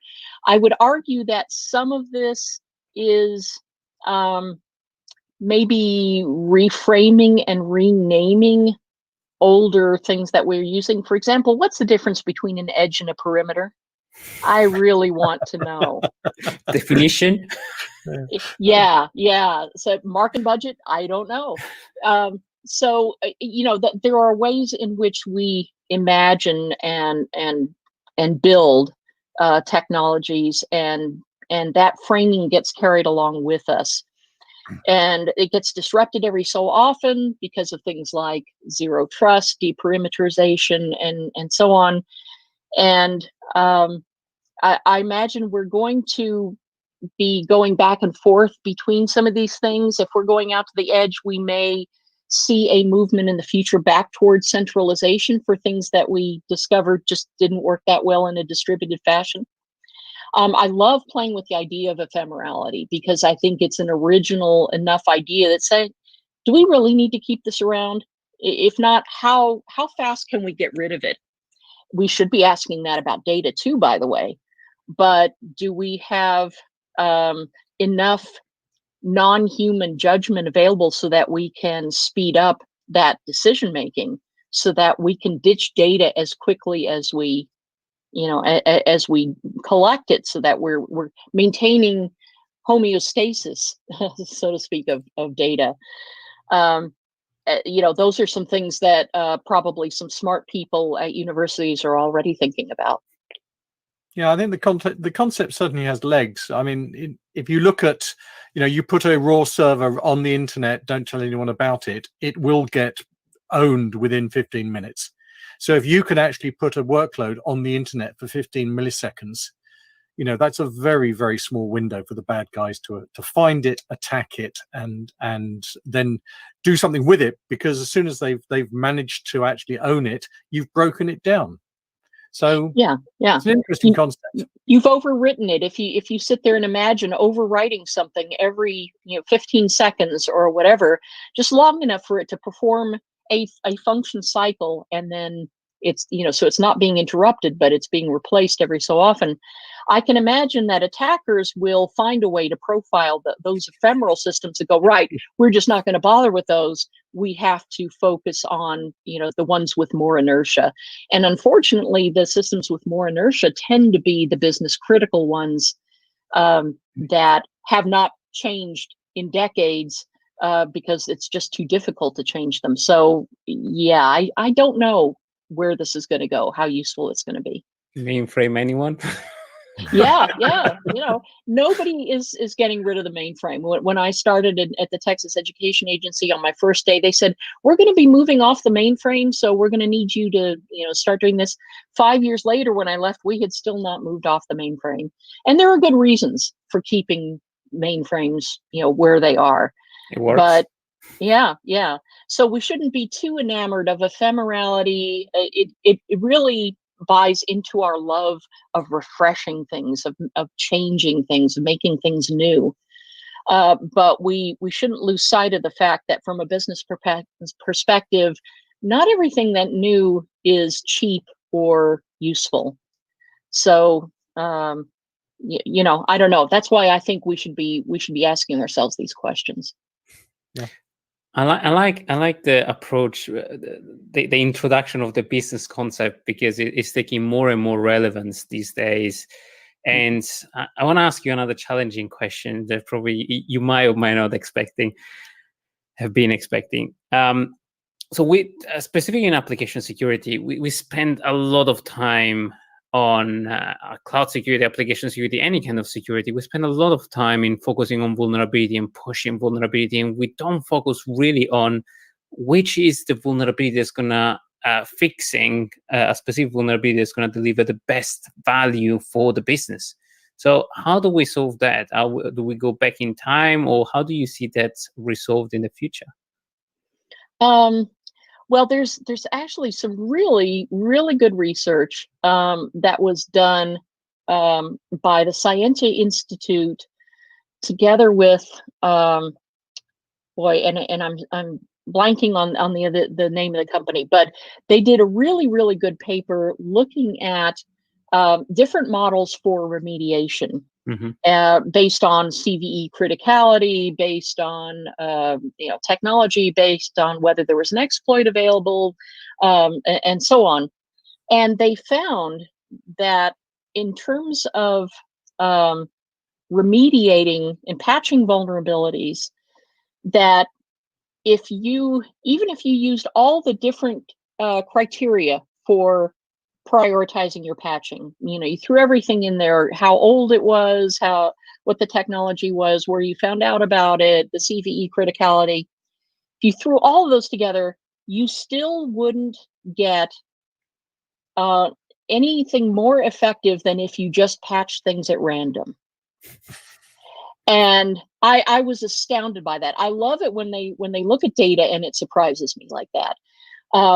They found that none of those methods were really any good in terms of prioritizing vulnerability remediation. But they did find that, I'm trying to remember some of the other ones. If you look at Scientia, Cyentia, the Scientia Institute, they do have their paper there on vulnerability and patching prioritization. They did find that if there were exploits available for them for vulnerability, they were more likely to actually be exploited. But that wasn't the entire story. So I don't know, because as you said, it's a trade-off for the business. How much is it going to cost to remediate this vulnerability? What's the probability that it's going to be exploited? And can we do this just in time? Can we put this off until the last minute? Because frankly, from a business perspective, if it costs you $1 million a year to run a security program and you don't do it, and in your second year, you're finally breached and it costs $500,000, you came out ahead from a business perspective. You saved money. There's no arguing with that. it is an ongoing conversation that we need to have with the business, because they have very different ideas of prioritization. I'm just saying that if you look at the data, if you look at the research, our prioritization isn't necessarily that good either. We have to get better at that. But this is based on data. At least that research is based on data. Right now, we're just basing on guessing or hoping that this vulnerability not going to be exploited at the high, medium, and low. I found in the past that exposure or exploit available or exposure over the web, those were the simple things, and how important was an application. Those were the simple parameters that were business related, easy to explain, and maybe it's going to save us in the future going forward. Yeah, exactly. I have another one actually as a follow-on, because it's something that always bugs me a little bit in the cloud. So the more service we explore and explode effectively in terms of cloud service, the more we seem to lose track on identities and access control. So going back in time, this was kind of easy or kind of simple to resolve, and we still haven't resolved it. Moving it 5 years in advance, I am terrified. What's your perspective on identity and access control of service and people? How do we solve that problem? Well, there's some really interesting work being done on identity and access management. I think we're going to continue to see a separation between identity management and entitlement management and authentication, because there's very, very different circumstances and requirements for those two different things. When I was an analyst, we would look yearly at the trends of identity and access management in organizations, and we would see the same organizations spending the same amount of money year over year. And that was puzzling, because you would assume that they would do a project one year and then they'd be done. But no, IAM projects continue for years and years and years, and they're never done. It's one of the hardest things to solve. And in fact, at Duo, when we are talking with customers about authentication and implementing it against what they have today for identity management, the one thing they say is, please do not make us change our identity provider. Do not make us. We just spent years getting it the way we wanted it, and we are not changing it. So identity for people, I think we may see more of a separation between service identities and people identities, just because workforce dynamics are so different, and people are messy and people are cranky and they don't take well to authentication. But services don't care. Yeah. Continuous authentication is a great idea. I'd love to see somebody try to do it in the real world with their CEO. It'll never happen. But services don't care as much. So I think we're going to see a bifurcation of research and development in those two areas. And so if there's any mix of sometimes this is a service and sometimes this is a person, like, where is the intersection of the application administrator and that service identity? I think we're going to have a really close look at that and a clear demarcation, because the scenarios of authentication and ID management are going to be so different based on whether a human is laying hands on a keyboard at any point in the cycle or not. I don't know. What do you all think? Well, I mean, for Go, me, Paul. It's your baby. It's my Come baby. on, Paul. This is yours. It is. For me, I think, and sort of just to build on your theme, if we could go back and talk to our younger selves, one thing we should be doing differently, for me, it would be stop fixating on people. We spent 30 years. Identity is about identifying people, and we should have stopped it a long time ago. One piece of advice I could give my younger self as a CISO would be stop fixating on people, deal with entities, look at the intersections, because context is key. And if we can do context properly, then we actually stand an outside chance of making things better. Would you have believed yourself, though? Probably not. Concept was an abstract concept. Sorry for the part of the word, because we didn't have that many places where we were. Like, I mean, remote working or distributed environment was almost unthinkable maybe 10 years ago. I mean, cloud was just spawning, but we used to have data center, firewalls, and office or home eventually if you were allowed. Right now, identity is so different. I mean, everything has an identity, it has sprawled. The machine identity has been multiplying. So, and it changed over time. The permission change over time. So I think we have a totally different concept right now of identity that mutates and inherits permission over time. So can we make identity ephemeral? Yeah, it's and that's that. Well, I can argue that sometimes it is, again, based on the context, because identity is not only who you are, it's why we care who you are. Wow. And anytime you change a job, great, you're still Wendy Nather, but you don't work for us anymore. We don't care who you are. We're not letting you in. A doctor who suddenly is hit by a bus and becomes a patient, her identity has a very different context all of a sudden. Even if it's the same one, she's going to be treated very differently in databases. So we're still struggling with those attribute changes, role changes. Those we know are dynamic, and maybe we just have to get more used to ephemerality and find those areas that have a little bit more sticking power to pivot around. Yeah, or maybe make it simpler. The access control, at least the authentication and access control. That's my last bit. But we come close to the time, so I'd ask everybody to leave the audience with a final thought and a final positive and warm feeling message. Wendy, do you want to start? Oh, I was going to say I used up all my hopeful messages earlier, but I would say, good luck. We're all counting on you. Paul? I'll quote one from a good friend of mine, which is if you want to predict the future, the best way to predict the future is to invent it. Yes, I love it. I should have gone first. I don't know what to say now.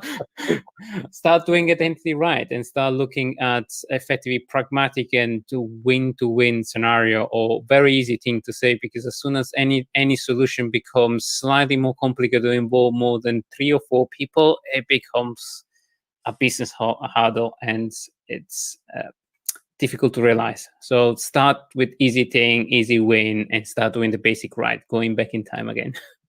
But talking about time, we're up on time. So Wendy, I really appreciate this. It was an honor for everybody and a pleasure to have you again and listening to you. Thank you so much for your time. Thank you. Thank you all, and I hope to see you in person again sometime in the future. Sometime. Absolutely. Time machine. Back on Cali. See ya, everybody, and up to the next speaker.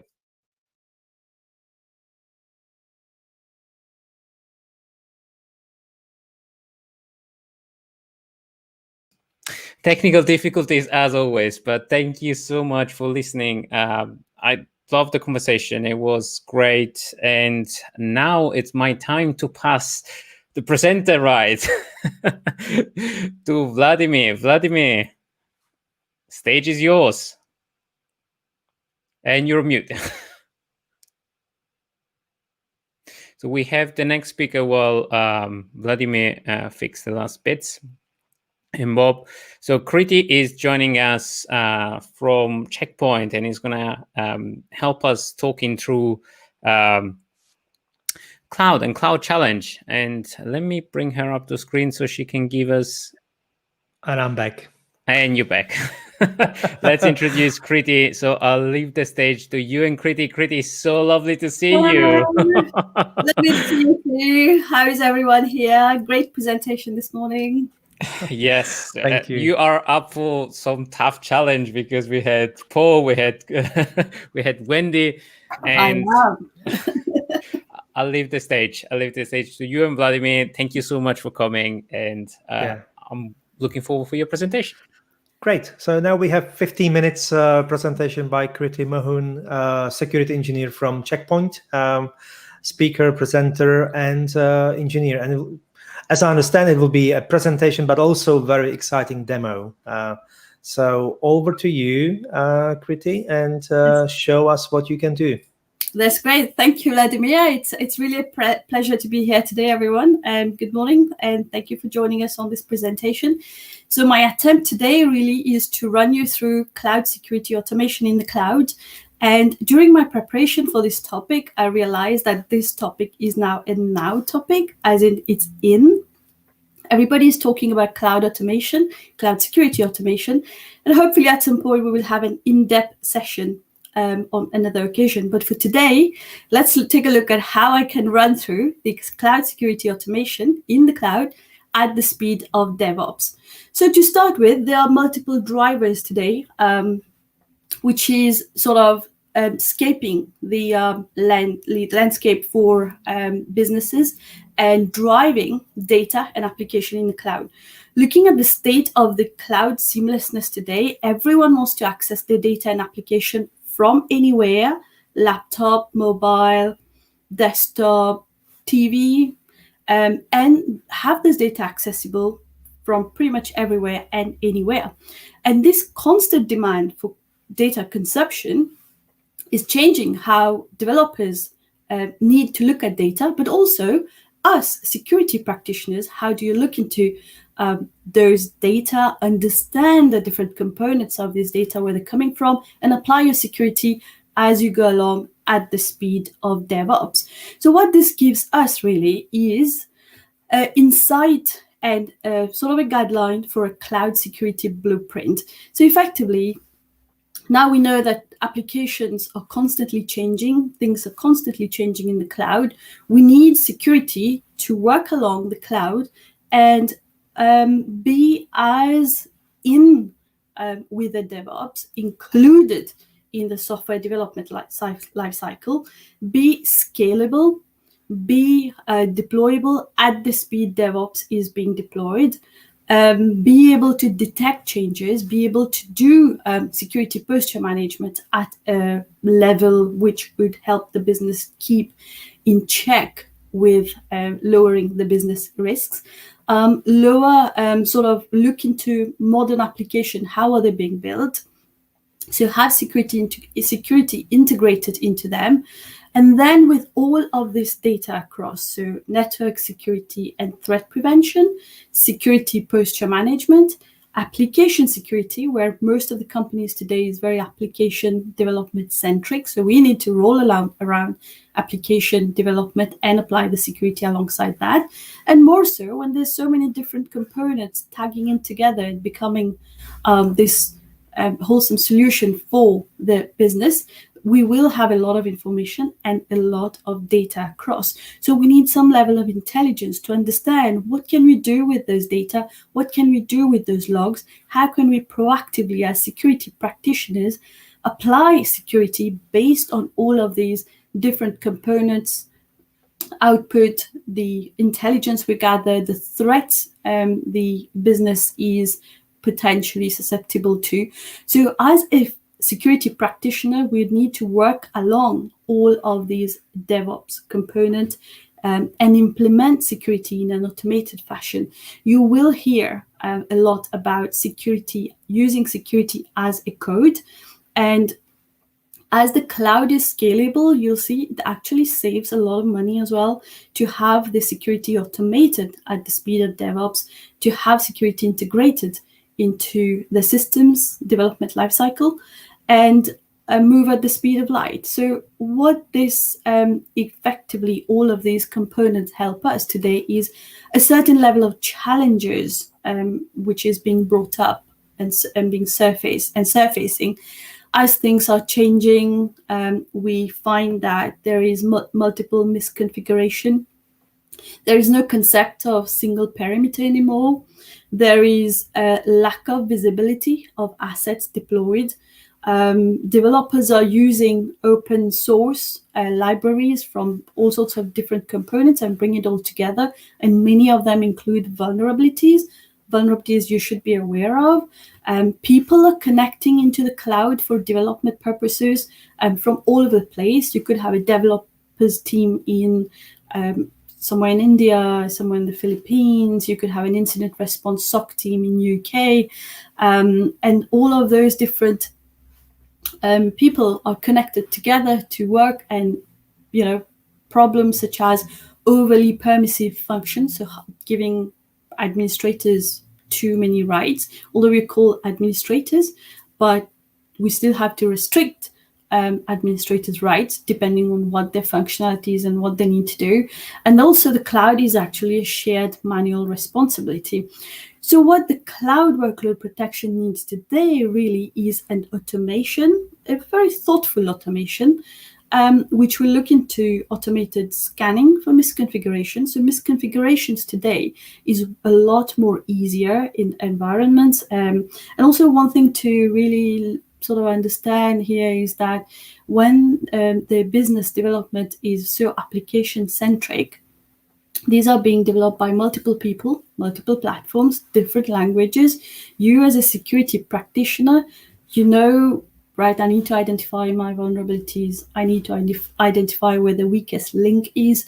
I need to identify how to enforce policies. I need to identify how to look into controls and apply the correct controls so the business could be more assured. All of these different components come together. So when there is a need for automating some of these components in there, and it actually is going to help. So a few of the things I feel like privilege hardening is key. The driver for a developer is usually the application. So the security aspect for those applications must be taken into account. You'd be hearing a lot of automated protection from your CI/CD pipeline. Now, again, the recommendation there from researchers is to integrate your security into your CI/CD pipeline. Now, the way to do this is you'd often hear this shift left approach, and I'll come to that in the next few slides. But now that we've had a quick look at today's workload protection and what it requires, it'd be good to see what are the other components, guidelines, which are there to help us make those decisions and those controls. So some of the guidelines available for us cybersecurity practitioners, security practitioners today is the NIST framework. The NIST framework very nicely splits all the different category of being able to do asset management, look into governance side of things, risk management, supply management, identity management, access control. All of those is nicely split and segmented. So as security practitioners, when we are onboarding a project, we know these are the guidelines we need to articulate, and there is a certain core information here where we need to start our work with. And I thought part of the NIST guidelines, I came across the OSCL, which is the Open Security Control Assessment Language, a standardized data-centric framework. So I'd highly recommend you have a look at the OSCL side of things. And then we have the SANS Secure DevOps. And I'm not saying all of this is going to be relevant. There is many different components. Some of them could be your business, could be relevant to your business. Some of them may not. Some could take priority today. Some would take priority 6 months later. So a lot of things are acceptable as a change is in process with our cloud embarkment journey. Okay, so the next guideline on which I suppose we refer a lot to in the UK is the National Cybersecurity Council guidelines. And the key word here is that security is continuous. We've got secure development, which is everyone, you have to make software developers accountable for the security of the code. And that kind of made me think for a second that, yeah, it is true. Security has to be implemented right from the beginning. So continuing with the speed of DevOps, there is this slide, which I thought is an interesting one, is because we are providing a These guidelines provide us with a loop, which is a loop with a feedback, and this is a continuous loop. So you will have continuous monitoring, continuous integration, continuous delivery.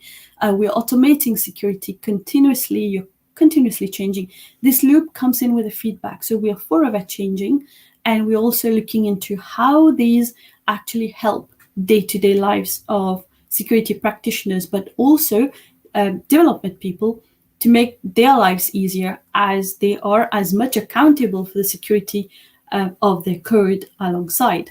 This slide is an attempt to show the number of areas which I believe requires security automation. By all means, this slide is just sort of a guideline I was trying to build. Please feel free to add into this and have your slides, have your own notes added onto that. So if you're a security practitioner, you have just onboarded as a security practitioner, where do you start your security implementation and deployment? And what I've aimed to do is to run you through identifying your asset, assess security posture, look into configuration management. So all of these are actually key into helping out what security automation of security as a code is today. So security is continuous, and this is the key we need to remember. What are people doing today using security automated security? Is we are using Terraform for deployment, automated deployment. So you're able to deploy a gateway, for example, using Terraform. You're able to push a policy using Terraform. Ansible is another great tool people are using today. CloudFormation is another one. It will take us days absolutely to run through this, but this is an attempt to just show you what's in there and already available for you.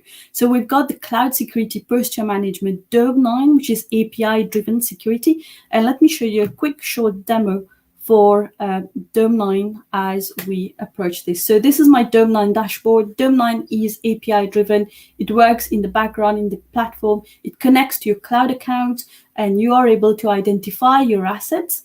You're able to look into your protected assets. You're able to do posture compliance, look into how compliant your assets are.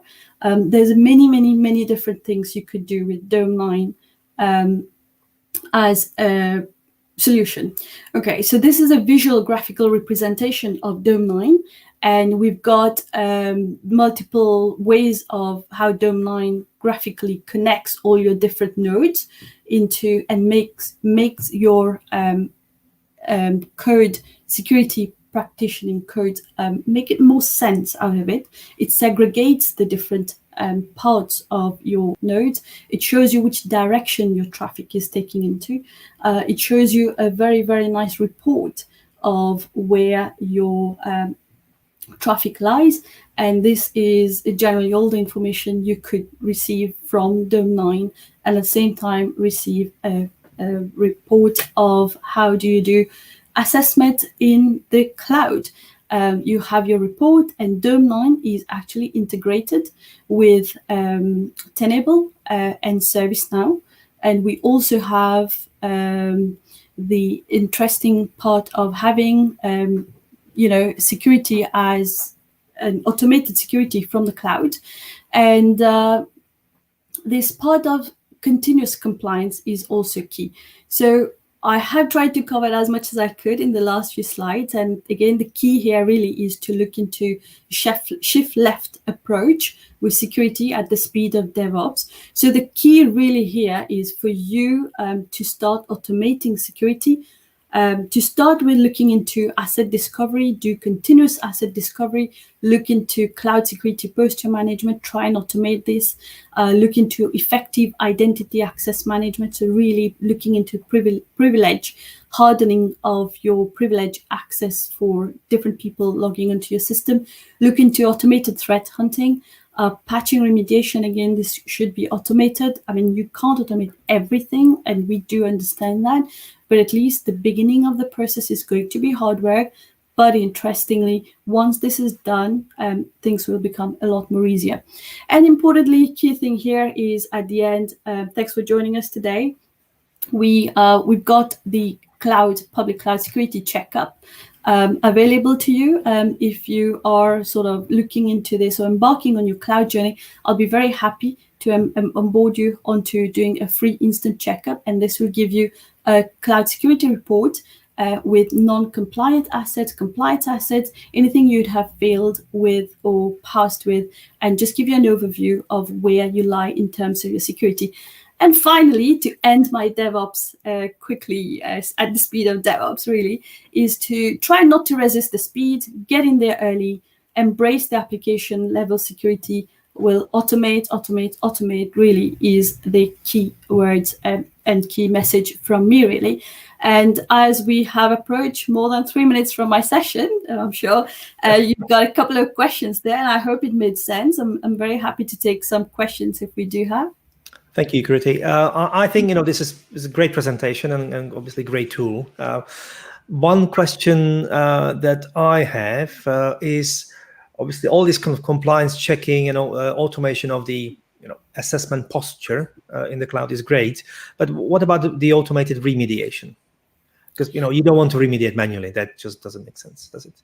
No, absolutely. And you can't automate everything manually. And hence the reason why I would strongly recommend that we do automatic remediation. So on AWS, there's something called the CloudBot. So for Dome 9, the cloud security posture, we are able to integrate with CloudBot, and we could customize those automation on what is it we need to do. If those are repetitive tasks someone has to do, I would recommend that we sit down, write down what CloudBot needs to do, and then implement that. Because what then happens is, one, you're saving money by creating the automation for the CloudBot. Second, you're saving the developer the hassle of having to check with you every time they're releasing a new code or when there's a vulnerability found. And the fact that you're automating that is is increasing the productivity and also reducing the cost. Thank you, Kriti. Thanks for your time. We are a little bit over time. Now we are moving into a break. Next session is at 12:10, and we will be having Lorca quick startup pitches, starting with Cyberhive. So thank you, and let's have a quick comfort break.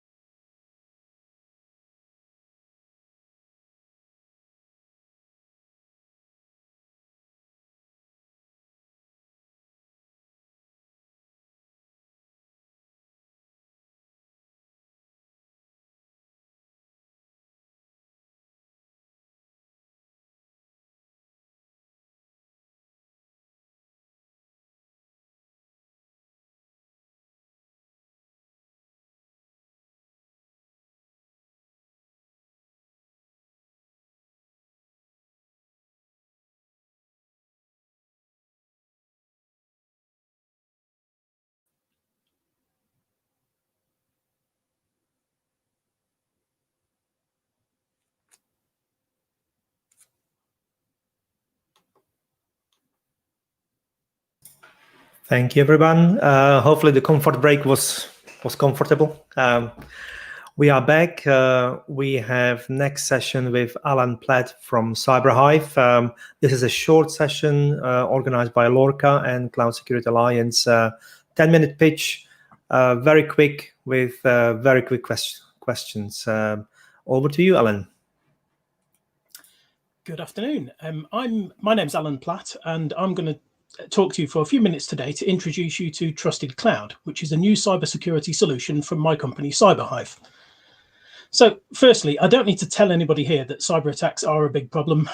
You only have to look at the news for recent data breach examples, such as the BA hack, lost data for 500,000 customers. They received a record fine from the Information Commissioner's Officer of more than 183 million. The Marriott Group had not one but 2 successive data breaches, one of which they didn't notice for 4 years. And of course, Travelex were taken offline at the beginning of this year for weeks, and the business impact to them was so severe, they're now in administration, they're in real trouble. Recent research has shown that more than half of UK companies suffered from a cyber attack in 2019, and scarily, the average time it takes companies to notice they've had an issue is currently more than 200 days, and that's a figure that's increasing year on year.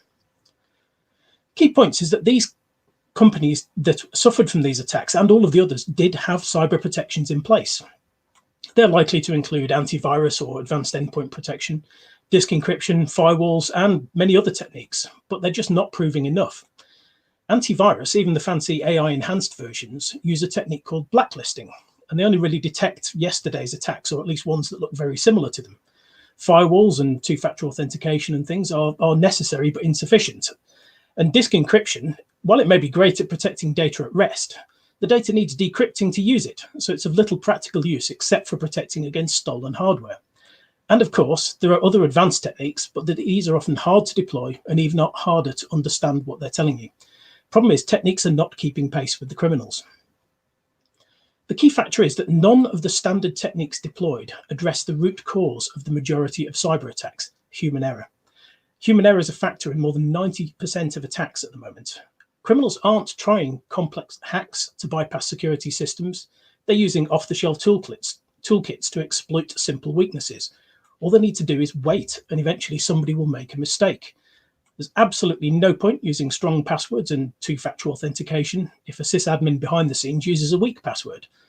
And if I said that a huge problem recently has been supposedly competent sysadmins leaving servers on the open internet with default or no passwords, would you believe it?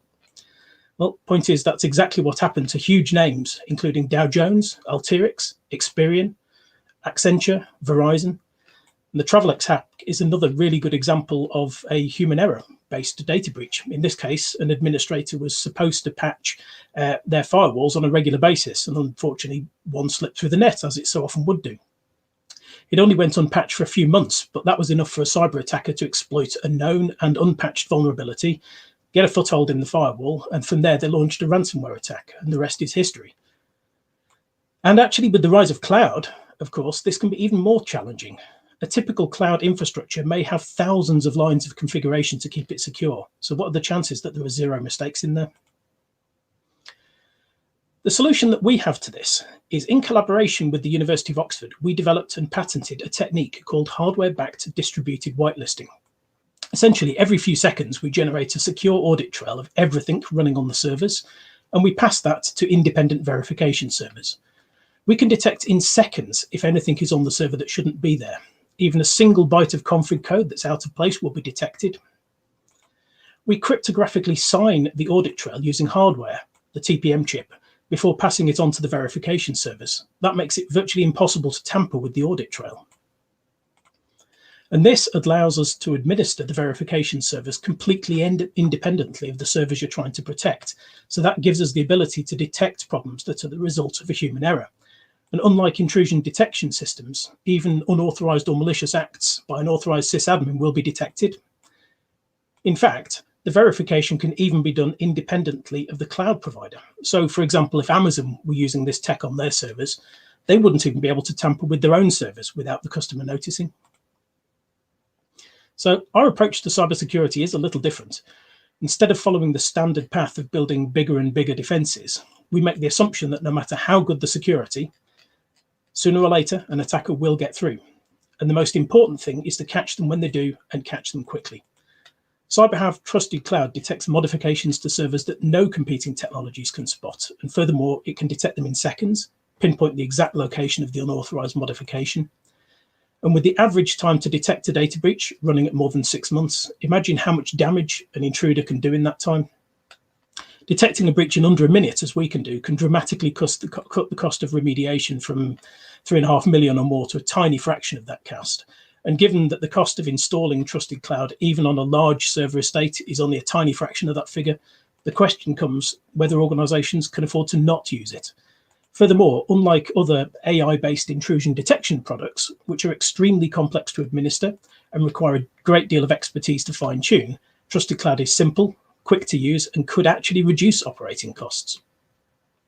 It's a platform technology. There are dozens of potential applications, from file sharing, secure communications, secure VPNs, e-commerce sites, any application that needs to trust in critical server infrastructure.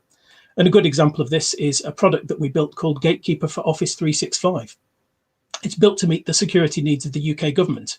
And using our technology, they overcame the problems associated with using a standard Microsoft Office product, and were able to build a totally secure email platform for email and file sharing that allowed them, for the first time, to use cloud-based applications for sensitive information in central government. Of course, no cybersecurity product offers complete protection against every type of attack, including ours, and good defenses will combine multiple different technologies to give broad coverage. There are, of course, lots of technologies out there. However, most of them cover the same basic types of problems. They're great at stopping common viruses and derivatives of them, but very few of them are good at detecting bespoke attacks or breaches that start with some kind of human error. Even expensive advanced intrusion detection systems don't offer a complete solution. Yeah, they can detect attacks that conventional security protections will miss. However, they suffer from being complex to use and administer and generate large numbers of false positives that take a great deal of time and effort to tune out of the system. Our technology offers a unique combination of ease of use and the ability to detect attacks that even the best players on the market can't identify. And of course, thank you very much for listening, and I'd be delighted to answer any questions that you have. Thank you, Aaron. I think one question that the audience might be interested in is where is the technology already used? So I mentioned already that probably our most noteworthy customer is the UK government. Essentially, they had a requirement. They wanted to use Office 365. They love it because it's accessible, it's easy to administer, it's well known. And ironically, the fact that you can access it from anywhere and the fact that it's easy to administer and well known is actually its biggest weakness from a security perspective as well. So they asked us to come up with this solution, and we built Gatekeeper. It's a platform that sits between the end user and a very heavily locked down version of Office 365 running on Azure. It's all secured by Trusted Cloud technology, and it provides protection against sysadmin mistakes, and it also introduces full audit tracking. It is the first time they've ever been able to use Office 365 for information at this level of security, and they absolutely love it. The initial trial of 10 users very quickly rolled out to the rest of the department, and actually now to multiple other departments in the government and beyond. And we're now starting to offer this technology out to commercial users as well. Very good. Tricky question, maybe, going in the future, where do you see your company, let's say, in 1 year, 2 years? Are you still in startup mode essentially, and going forward?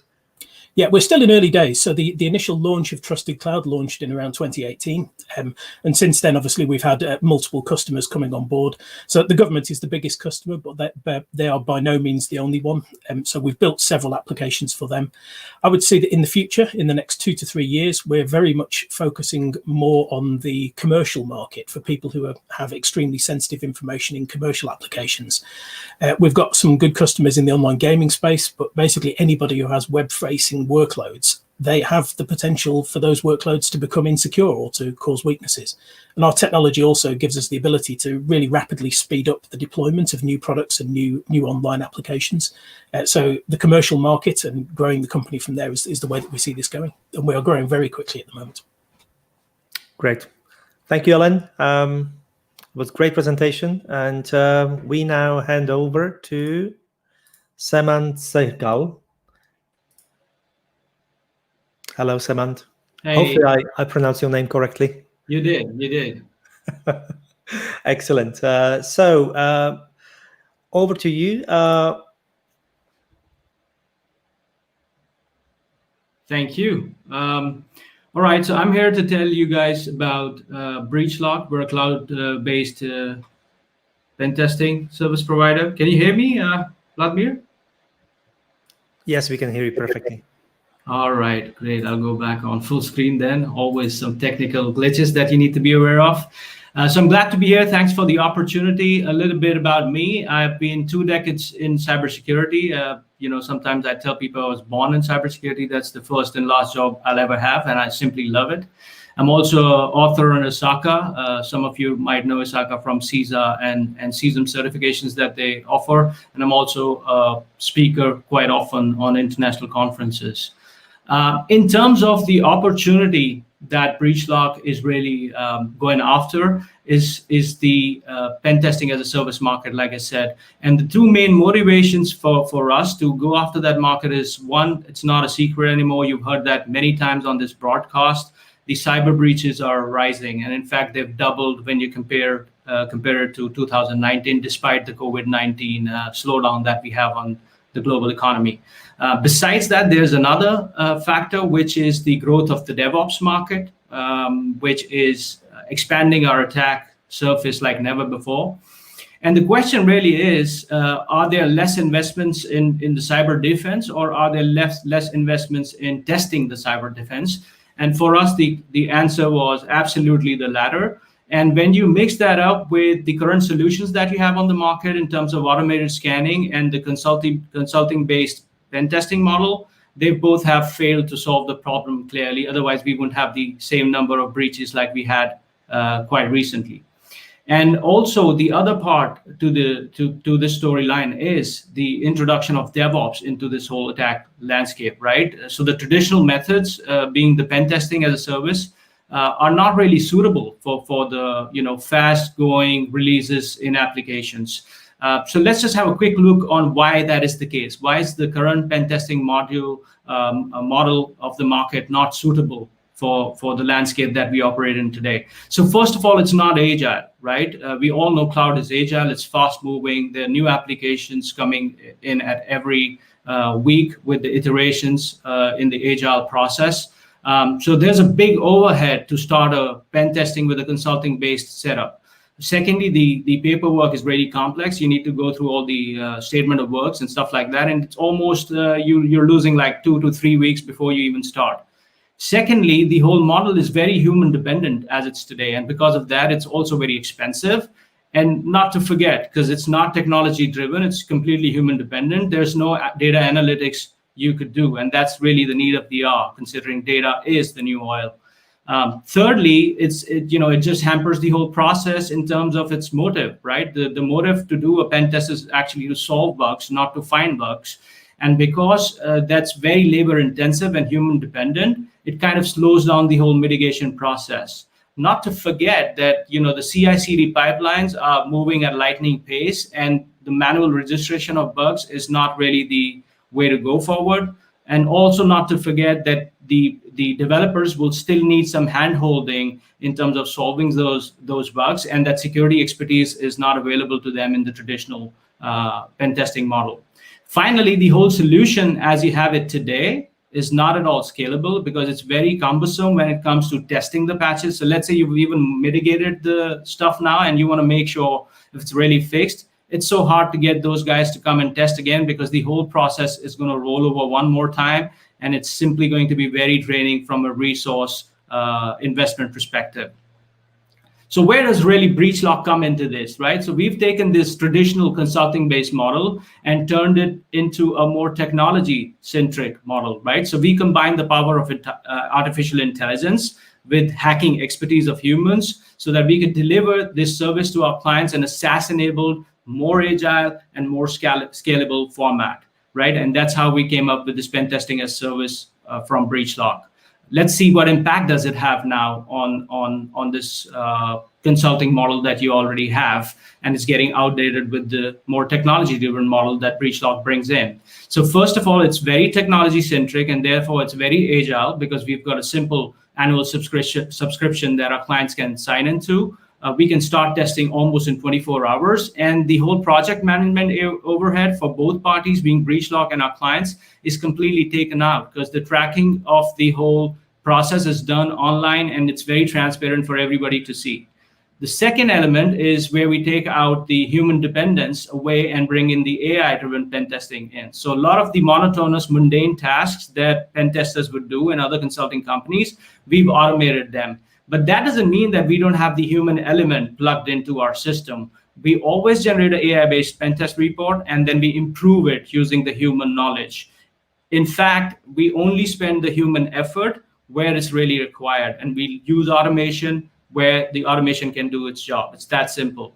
And finally, we deliver the reports in online format on our platform, and therefore there's too much data analytics and information reuse that goes into that platform, which is, again, passed on to as a data intelligence incentive or a pricing incentive to our clients.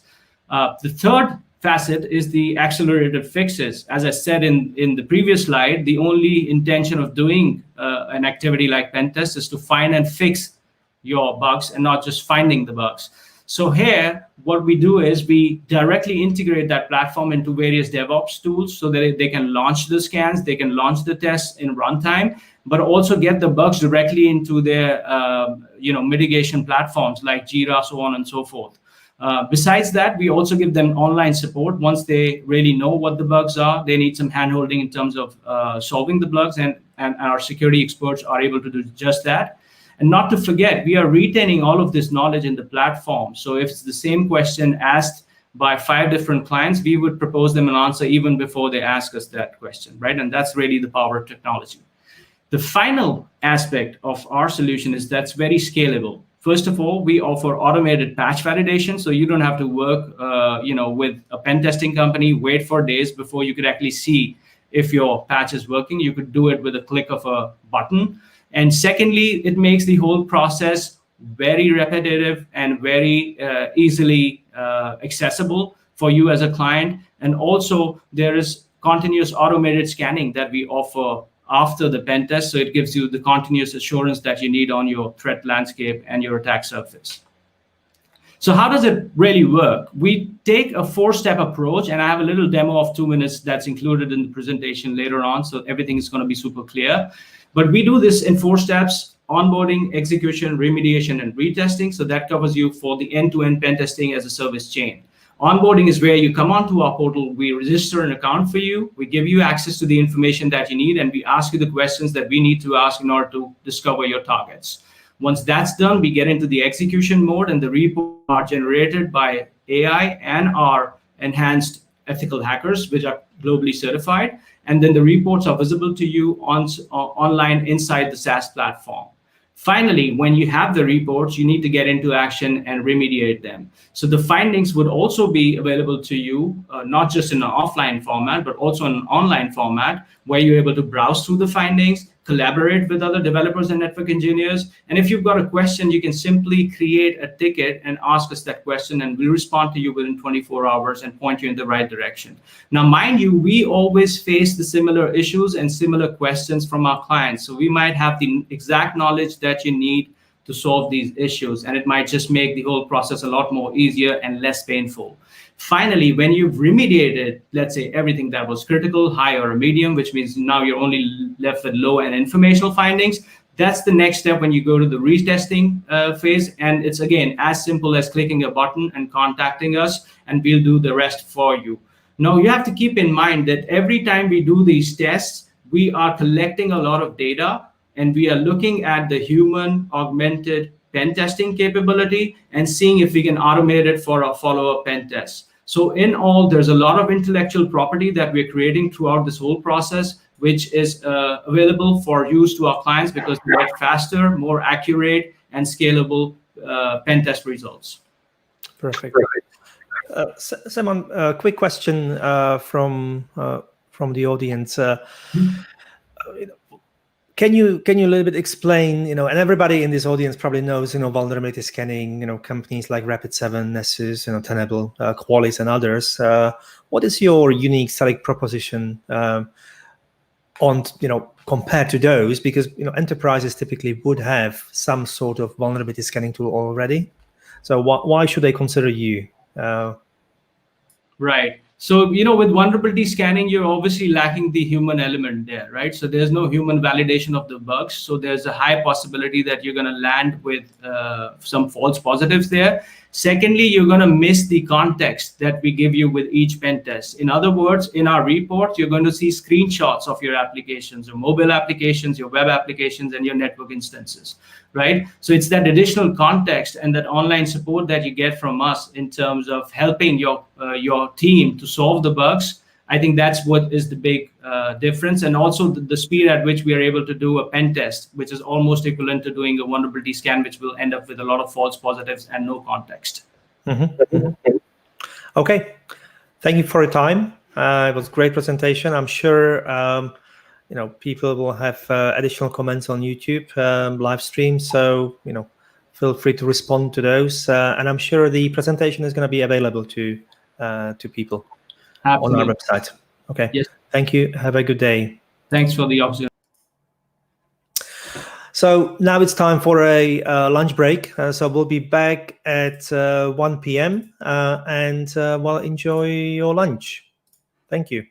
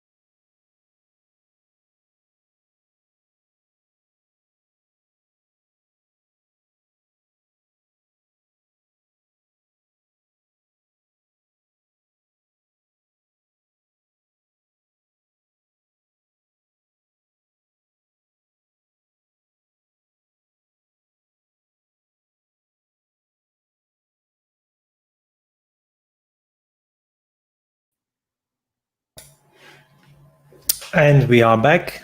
Thank you for waiting, and hopefully you had good lunch. I would like to thank to all presenters this morning, also to sponsors, Checkpoint, Dome9, and NSC 42. This slot, following slot is with Paul Simmons, the CSA UK director, who is going to discuss and show you the structure of the CSA UK, but most importantly, the results of the election. So, Paul, over to you.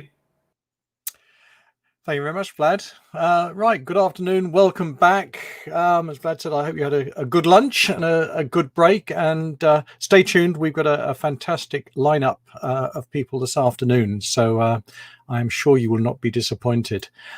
Before we get into the chapter results from the election, it's probably worth just a few seconds with another of my personas, that of the returning officer for CSA UK, just to talk about how CSA UK is structured and how we relate to CSA globally. So, as I'm sure you'll appreciate, Cloud Security Alliance, headquartered in the US but global, is very much a body that is looking at best practice cloud security worldwide. And to that end, it started in the US, but now has offices in Berlin and a European legal entity within Europe. And it has offices in China and also in Singapore. So it is a truly global organization. As CSA UK, we are an authorized chapter. There are about 55 chapters currently around the world that are active. It does vary because chapters ultimately are run by volunteers, and therefore they do come and go from time to time. But we are the UK chapter. We are one of the older chapters within Cloud Security Alliance, and our mission within the UK is obviously to build an active membership that is representative of the cloud stakeholders within the UK, and we're charged ultimately with promoting the security assurance within cloud computing. And bringing together the industry practitioners, business, public sectors, universities, and the other associations within the UK to talk specifically about cloud and cloud security. So that is our remit. The way it works is very simple. There is a board. You've met a lot of them already today. We are a volunteer organization, so it is a great thing to get involved with. It looks good on your CV, if nothing else. Come and get involved, come and join us, become more active within what CSA UK is doing. Ultimately, the key things out of CSA is everything that we produce is within the UK is Creative Commons. So we use a Creative Commons attribution share alike license for anything we produce in the UK, such that it's royalty free. And also anything that we do is made available to the CSA for incorporation into CSA publications and standards. We also offer you the opportunities to blog. If you've got something you want to get off your chest when it regards to cloud security, there is a blog up on the Cloud Security website. So please talk to us about submitting a blog. That would be really great. We're just about to have a guest blog, which I think it will be published hopefully at the end of this week. So assuming that's signed off by the relevant people, particularly his company. So I can't tell you more than that, but yeah, the next blog up there will be a guest blog, which is great.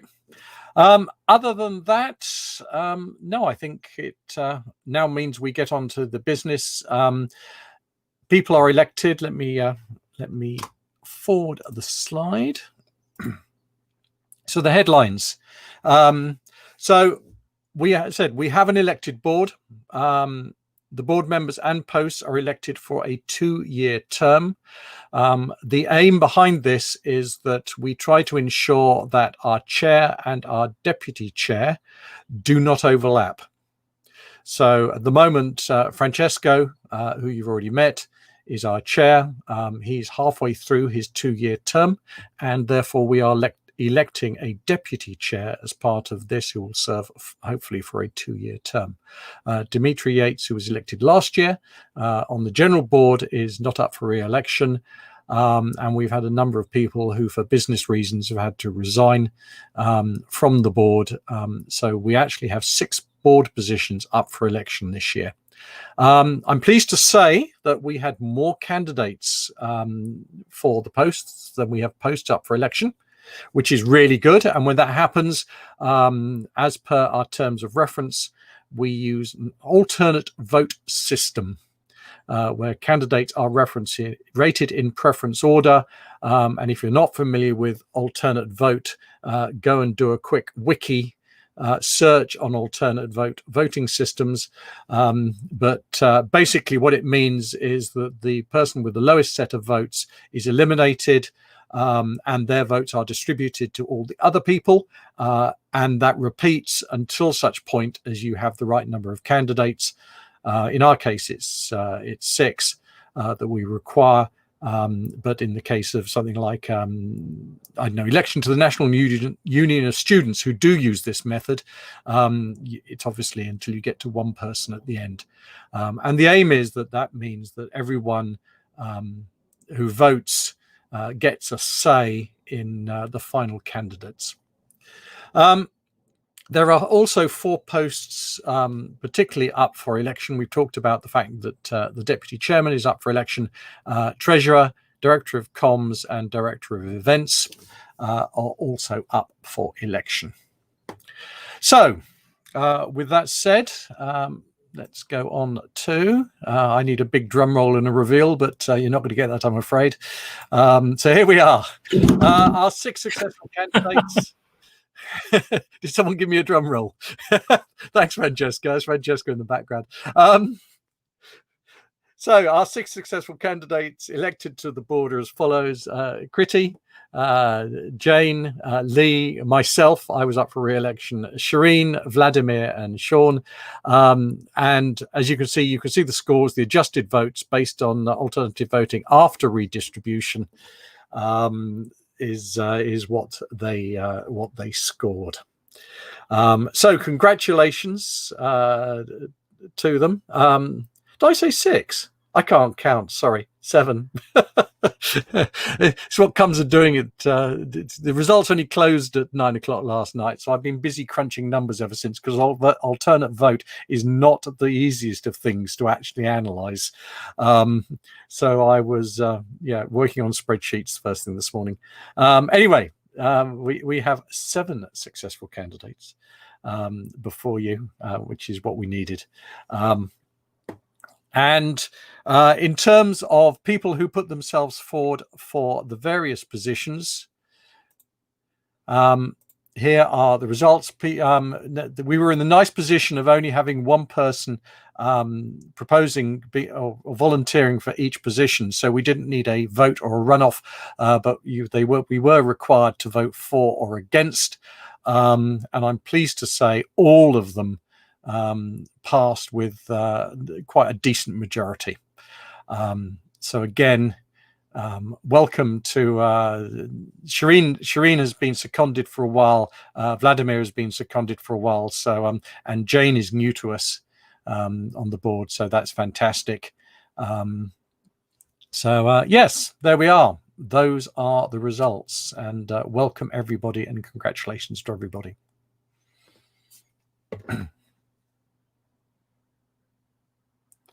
Shireen, is that you now? There she is. Oh, hello. Can you hear me? Yes. So first of all, congratulations. Not only our new treasurer, but officially voted to the board. So fantastic to have you. Thanks so much, and yeah, congratulations to all the successful candidates, and welcome Jane. Looking forward to meeting you. I'm pretty new to CSA UK. My name's Shireen Piri-Finney. I've been volunteering since last year and joined as an interim role this year. Thank you so much, Paul. I think it's now time to move on to our next presenter, and that is Francesco. And Francesco, I'm going to add you to the stream. Thanks again, Paul. Much appreciated. That's okay. See you later. Great. Thank you, Paul, See for you crunching the soon. numbers later. Thank you. So Francesco is our very own chair of CSA UK and also director at NCSC 42. And now his talk is Cloud Secure. It's easy if you do it right. So over to you, Francesco. Thank you, Shireen. Thank you very much. Just a small correction, not anymore director of NSC 42. But I'm coming today to everybody with a talk that I love because it's a good mix of introduction talk about cloud security and covers a lot of aspects of what we do with the Cloud Security Alliance, a lot of background on the tool that I've used personally to assess cloud, to assess maturity, and hopefully it's going to be useful to everybody. And fundamentally, the question that I receive all the time, over and over and over, is the cloud secure? Is the cloud not secure? Well, it is and it isn't. It could be, and that's usually the preferred answer from every cybersecurity expert. It depends. But it is if you do it smart. It is if you do it and use the right tool for the job. If you use the community, if you use the material that the CSA produce to effectively secure the cloud. And there is tons of materials available out there to make your cloud more secure. And we're here to help, and we're here to guide you through. And this is the presentation exactly to do so. So without further ado, let's talk a little bit about me and why you should be listening to this presentation. Well, I've been in several roles and advising CISO organization to effectively secure their environment. Cybersecurity is not atomic. It's not one single thing. So you could cover application security, cloud security. You have several aspects of cybersecurity, and you should encompass them all. And there is one thing that I'm going to keep on repeating over and over, or actually two things that I'm going to repeat. The first one is take cloud as just somebody else's computer. Think about cloud like if it is somebody else, or you're putting your data somewhere else, and what kind of security would you like to put in there? What kind of control, what kind of level of trust and delegation of trust? And fundamentally, cloud is a paradigm shift where you trust and delegate to somebody else the trust of your data, your client's data, and the security of it. And back on the security subject, security is everybody's job. Probably if you hear a couple of my presentation, you hear this thing over and over and over. You're probably very sick of this thing. But unfortunately, in this day and time, not the entirety of the organization think about security. So without further ado, let's see a little bit what we're going to talk today. So a little bit on setting the context, background on the cloud, then we dive in the regulation, the shared responsibility model, and then I'll give you a little bit of an overview of the various patterns, things that we produce in the CSA, things that you could use, and caveat and pitfalls. So cloud evolution and how do we reach to the current state of affairs and to today. So I don't like to put a landmark on cloud, but we could say in 2006, Amazon started realizing that they were running their own cloud already. So they were already doing cloud security. They were already doing cloud in their own data center. And you know what? We could offer this to clients.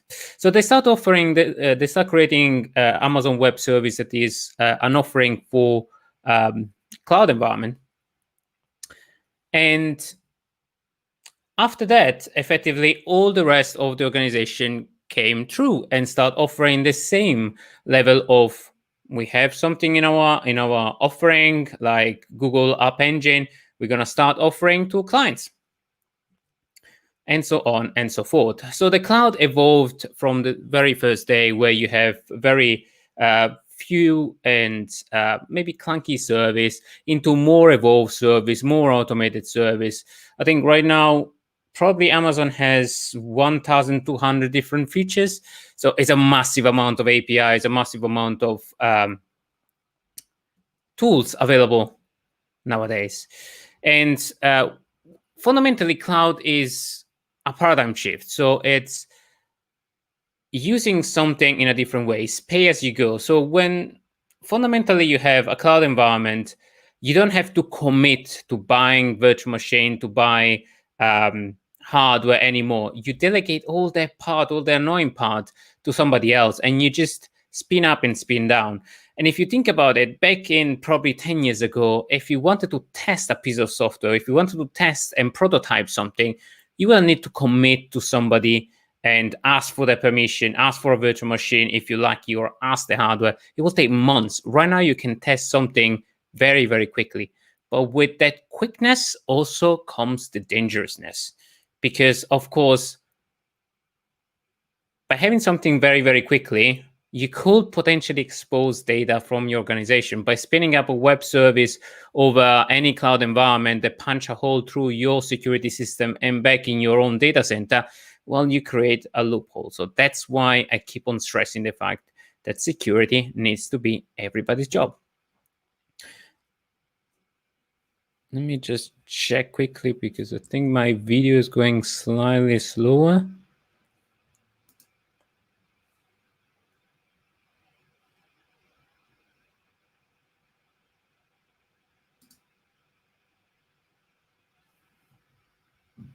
All right. So back on the security aspect of it. Why should you consider security as everybody's job? And Paul has nicely mentioned few of the challenge and few of the data breaches of recent. And he said that some of his data was breached. And me, myself, I've checked, I've been subscribed to Have I Been Pwned? And if you're not subscribed, if there is anything that you do, please do so. I was breached probably 14 times, or my data was breached in any of these locations. And that's why I said, we need to consider security as part of everybody's job, because if we consider customer data as our data, then we can secure it appropriately, because we all fundamentally get affected by it. And as I said, with the approach of the cloud, everything became very much easier. And with easy comes also challenges, because you could break something. And I'm going to touch point on misconfiguration later on, but it's fundamentally the main cause of breaches. So misconfiguration, public storage being exposed over the web, unsecure root account, no segmentation, no reduction of blast radius. Those are the common 3 or 4 key things on all the cloud breaches. And I've just summarized here some of the major breaches. And misconfiguration is a common theme, like public bucket or public storage being open to the web without authentication, without proper access control, and or WAF misconfiguration or access control misconfiguration.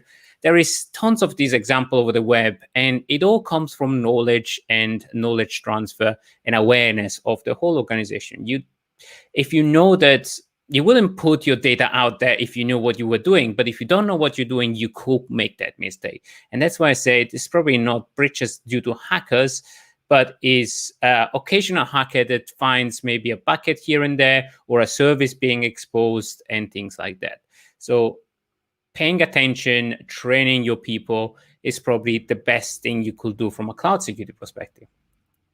And the impact, it's out there. I mean, all this data is publicly available. I love information. It's beautiful because it visualizes how many breaches we had and the impact, and half of 2019, we had 4.1 billion records exposed, and that number is growing. And if you need to go to your board and justify some cybersecurity commitment, well, use this number. This is public available number, and as an average, we have $150 per record cost in terms of organization loss. And every minute, 62,000 records get disclosed, and you get 30 to 80% potential data breaches due to misconfiguration. So if you need any number to justify why security is important in the cloud, those are the numbers. So use them, please use them freely. And as an average, a breach might end up costing, between regulation, impact, and so on, 3.3 million roughly. But if you see the number, the net loss, ultimately those creeps up quite much, because the impact of a breach is long-lasting in terms of reputational damage, in terms of going out of business, and so on and so forth. I could mention probably endlessly, but we're here to actually propose a tool to remediate and tool to help. So as a Cloud Security Alliance, we have a publication called, well, now it's called Egregious 11. It had a more negative terminology back in the days, but it's fundamentally element that you could consider when you are assessing, well, cloud or any kind of system against security. And it's a guideline of 11 topic that you should look at when you're doing a risk assessment. So, for example, of course, the risk of data breaches is the first one, but misconfiguration and access control or misconfiguration of the access control is definitely a key one. Lack of security architecture, or effectively security built in, broken access control, so authentication and no multi-factor, things like that.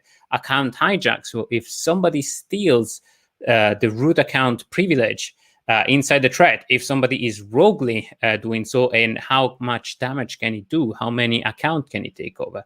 Insecure API, and I can talk over and over and over some of this. But this is just one of the guidelines that as a Cloud Security Alliance we put out. And please note that this is born as a community effort to identify. So this is from practitioner to help you guys secure the cloud. And regulation is probably not the favorite subject of any cybersecurity person, but we need to consider it because it's a business concern. A business could go out of business if, for example, they breach PCI DSS. It could stop. Have the right to accept credit card information. So, as a cybersecurity, we need again to collaborate with the auditor and the compliance department.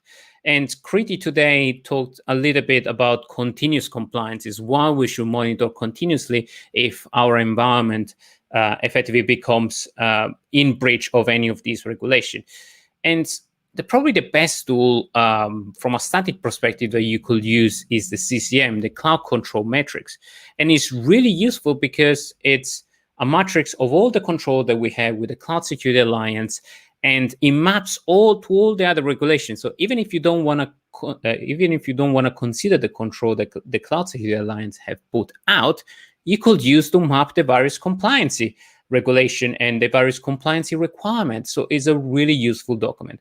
Right now we are version 3.3, and the number 4, the version 4, the new release is coming out very, very soon. I think it was recently announced by Global.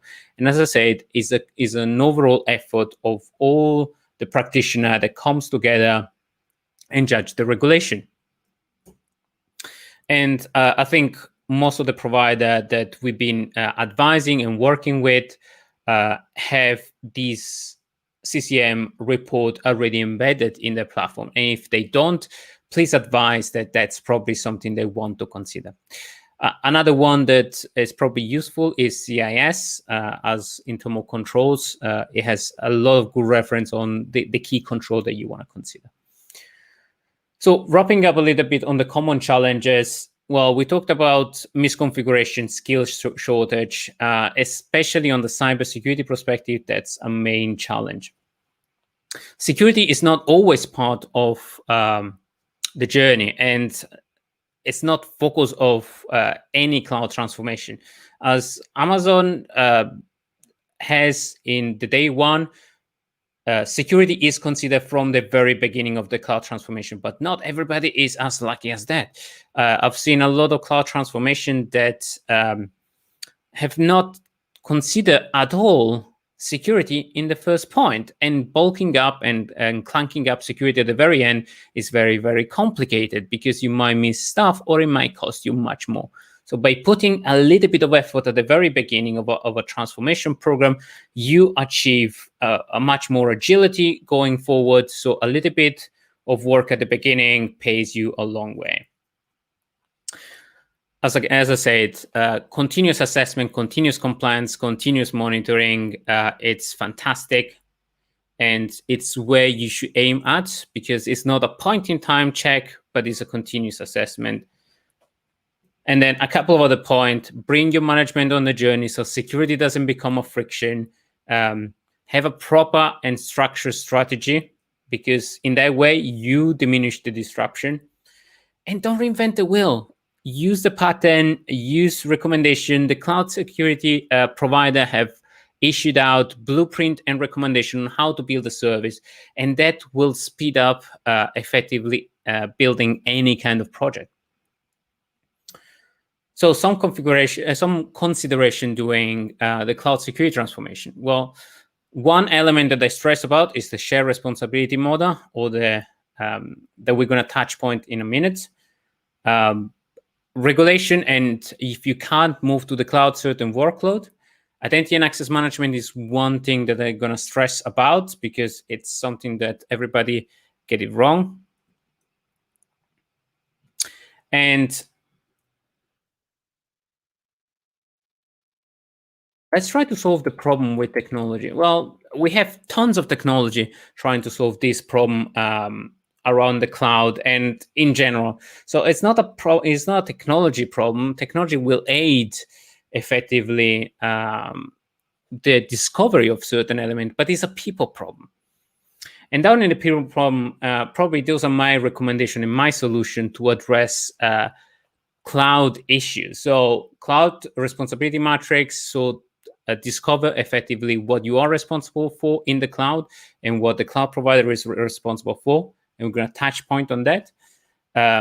Build a solid foundation, use pattern, design security, and do security by design. We're going to see a little bit the difference between the two. Do shift left, so do security at the very beginning of the problem. Do continuous testing and continuous assessment, and then DevSecOps. I have to talk about DevSecOps. It's my baby. So cloud responsibility and what it is. So fundamentally is a discussion of understand exactly for which service you are that you are purchasing from the cloud provider, where it lies the division of responsibility, what you are responsible for in the cloud, and what the cloud provider is responsible for off the cloud. And I have a very I'm Italian, so I need to talk about pizza. So I have a very good example of the cloud pizza. So you could consider various services as from on-prem to infrastructure as a service, product as a service, and software as a service, as if you were a pizza. So on-prem, you just do your pizza all by yourself. You cook it, you eat it. Infrastructure as a service, you buy it pre-made, and then you warm it up, you cook it, and you eat it. And so on and so forth. So all the way to software as a service, where you go in a restaurant and you order a service that is the pizza, the delivery to you is all done, you only have to eat. And in all these examples, hopefully it is useful and simple enough to explain a complicated concept, that is, you delegating, the more you go towards SaaS solution, the more you're delegating the security and the control to your cloud provider. The more you go on the left, so the more you have control of your environment and the more flexibility. So it's fundamentally a trade-off between what you want to be responsible on and how much flexibility you need. So that's the first question you want to answer yourself when you're choosing a product that is PaaS, SaaS, IaaS, and so on. And then the second step is a question for you. So how would you build a solid house? You don't skip on the foundation, otherwise your house crumbles. And the same applies to the cloud. You don't want to skip on the foundation for the cloud. And what are those foundations? Well, it's between cultural management skills and so on. So it's several aspects, but it's fundamentally having security at the beginning of the journey, involving the management to not letting them feel that security is a blocker, is a disruption. Make sure that security is part of the cloud journey, that every time we're building a new service, a front end, a network division, and identities, roles, security is considered in all of them. Consider that there is skill shortage, and cybersecurity people on cloud are is a very, very niche. It's a very, very small niche. So consider getting them and train your own people so that your cybersecurity knowledge becomes spread. It doesn't become a single point of failure or single person. And then use patterns. So every decision that you make from an architectural perspective or from a deployment perspective, capture it, map it to your policies, capture it, crystallize it, and then reapply so you have consistency. So the tool that I use personally for foundation is several. So Azure has its own Azure scaffolding. From a cybersecurity foundation, it gives you a nice roadmap and framework. NIST has its own cybersecurity framework, so it covers different areas. The CCM could be another one for the foundation as well. I have my own tool for building up and mapping up effectively the core element like identity and access management, network, division, segmentation, and so on and so forth, and the various subtasks to map effectively the maturity of an organization during the journey, and then work with your enterprise architect, if you have one, to map up effectively which control do you want to put where in a target logical architecture, for example. And most important, decide at the very beginning which service do you want to use, because security resources are very stretched and from the very beginning. And you could just say, you know what, I don't have time at the moment to look at this particular service. So the organization will not use it. So that could be an approach, a very, very useful approach. As I said, cloud pattern, I'm not going to repeat, but those are the common cloud pattern that you might want to consider. So account isolation, so how to divide the account or the environment. That's very, very useful, for example, in AWS. If you're going to use traditional control versus cloud control, document it. It's going to be the same pattern over and over. If you build a 3 tiers architecture, it's not going to change for every service. So you could just deploy it. And that speed up from the security approval. So you don't have to pass every service through security because you are secured by default, because one decision is replicated all the time. And in that way, you speed up the deployment. So a little bit of work at the very beginning, it takes you so much far away. I'm going to speed up a little bit because we are a little bit backwards. So cybersecurity, as I said, and cloud are probably go hand in hand, because cloud revolutionized how we develop service, we develop code, and how we deploy. So it became not that structure anymore, but it became developer had control of the cloud, has control of the cloud right now, can deploy effectively cloud workload all the way to the cloud with automation, with certain level of automation, or have that control, because with a piece of code or with 2 or 3 clicks, they can deploy a code. So the best way to achieve security in your code is to train your software engineer. So you have an extended team. And in order for them to assess the cloud the security of a cloud, the security of a service, the security of software, the first and easiest step could be threat modeling, considering which threats comes to their organization, their environment, their cloud. And you could propose them a full-blown threat modeling exercise that is considering every possible threat, every possible impact. But the first time you do it, you see people running away for their life because it's a very complex exercise. So make it fun. So there is a very good tool called Escalation of Card Privilege Game from Adam Shorshak from Microsoft, used in Microsoft, that is fundamentally considering up to 10, 15 elements that you could throw at your service and see how it reacts. And if you do it over and over and over, you could see how your service reacts and how you can effectively prevent issues. because you embed, you question your software, you question your environment against those threats. So if an account gets spoofed, how can an attacker effectively compromise my system? Or if some information, some data get tampered with, what happens? And with this scenario base, that could be even 10 minutes per exercise per sprint, you could achieve so much more, because effectively you achieve security at every sprint, and you can build up effectively remediation. Shift left is my favorite subject, so I've been talking about it for so long.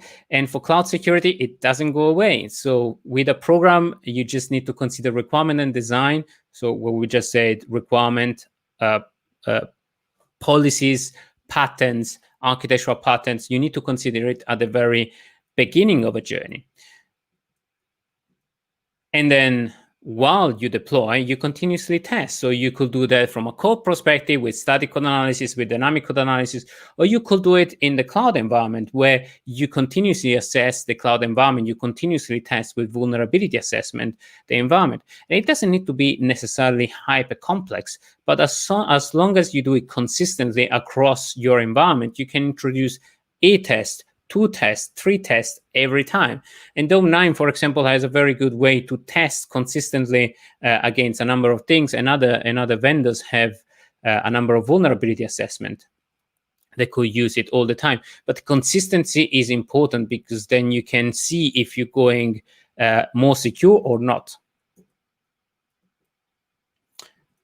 I'm going to skip a little bit about DevOps because we are a little bit short in times, but it's fundamentally what I just said before, is a mix-up and a glue between the security and the operational people into one team. And I use a maturity pillar to evaluate if a team is DevOps ready or is not DevOps ready. And you could use this one as a gauge if you want yourself to see if your team is agile DevOps ready or DevSecOps ready or not, if it's low mature or high mature. So in a very high mature environment, you have automation, everything, all the testing that you do is automated, and you have it monitored, and the action get effectively put forward to your team. While on the other side of the spectrum, in low maturity, it's not a collective responsibility. You have just one security person that goes and does its testing. It talks to maybe 1 or 2 team, and then they maybe take it into consideration. So, and there is a whole shift from consistent, from a very low mature to very high mature. So it doesn't necessarily mean that if you're in the low spectrum, you're bad, or if you're in the high spectrum, it's good. It is a maturity, it is a journey. So you need to take all your team together, and specifically the DevOps team that interact with the cloud. So we're almost up in time. Yes. So I'm going to wrap it up. We discussed more or less the history of the cloud, the impact of the data breach in the cloud, why it's important to upskill your people, why you can't distinguish anymore from code and cloud because they become effectively one. So you should have this overarching consideration around application security and cloud security. They became one. What solution do we have available from a Cloud Security Alliance? What resource do you have available? And what architecture methodology pattern you can bring in to offer this cohesive approach around cybersecurity? And few key takeaways. So we said decision strategy, make sure security is part of those strategy from the very beginning. Take your management in a journey. Make sure that those decisions are captured in architectural pattern. Make sure that effectively in that way you reduce the cloud misconfiguration opportunities, and with continuous monitoring, you could achieve effectively a view if there is a misconfiguration. Cloud is hard. Fundamentally, cloud is a hard journey. So start small and grow into it, and learn continuously, and do security by design, and train your people, because it's fundamentally a journey. So that will be it from me. Sharon, do you want to come in and take some of the question? You're on mute. Hello, thank you so much for that, Francesco. That's really, really interesting. We've had some questions come in. I know it was a lot of information. It is, but it's really good for us. So thank you so much for that.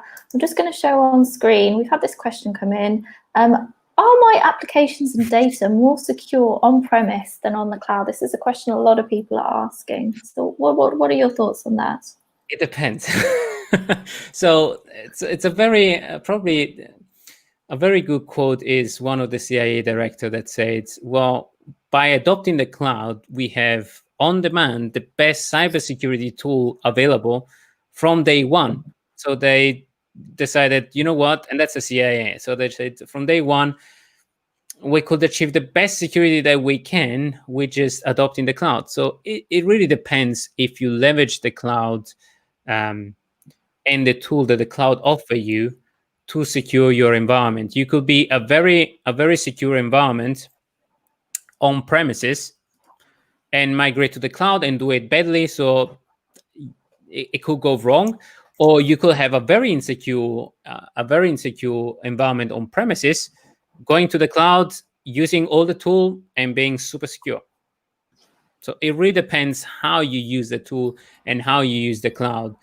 Inherently, the cloud is not more or less secure, but there is high chance that because cloud provider effectively serve every organization, if you're a small startup, for example, you will not have the chance to spin up your own data center, deploy your own hardware configuration. So if you're a startup, it's very likely and it's much more easy to make it by using the cloud.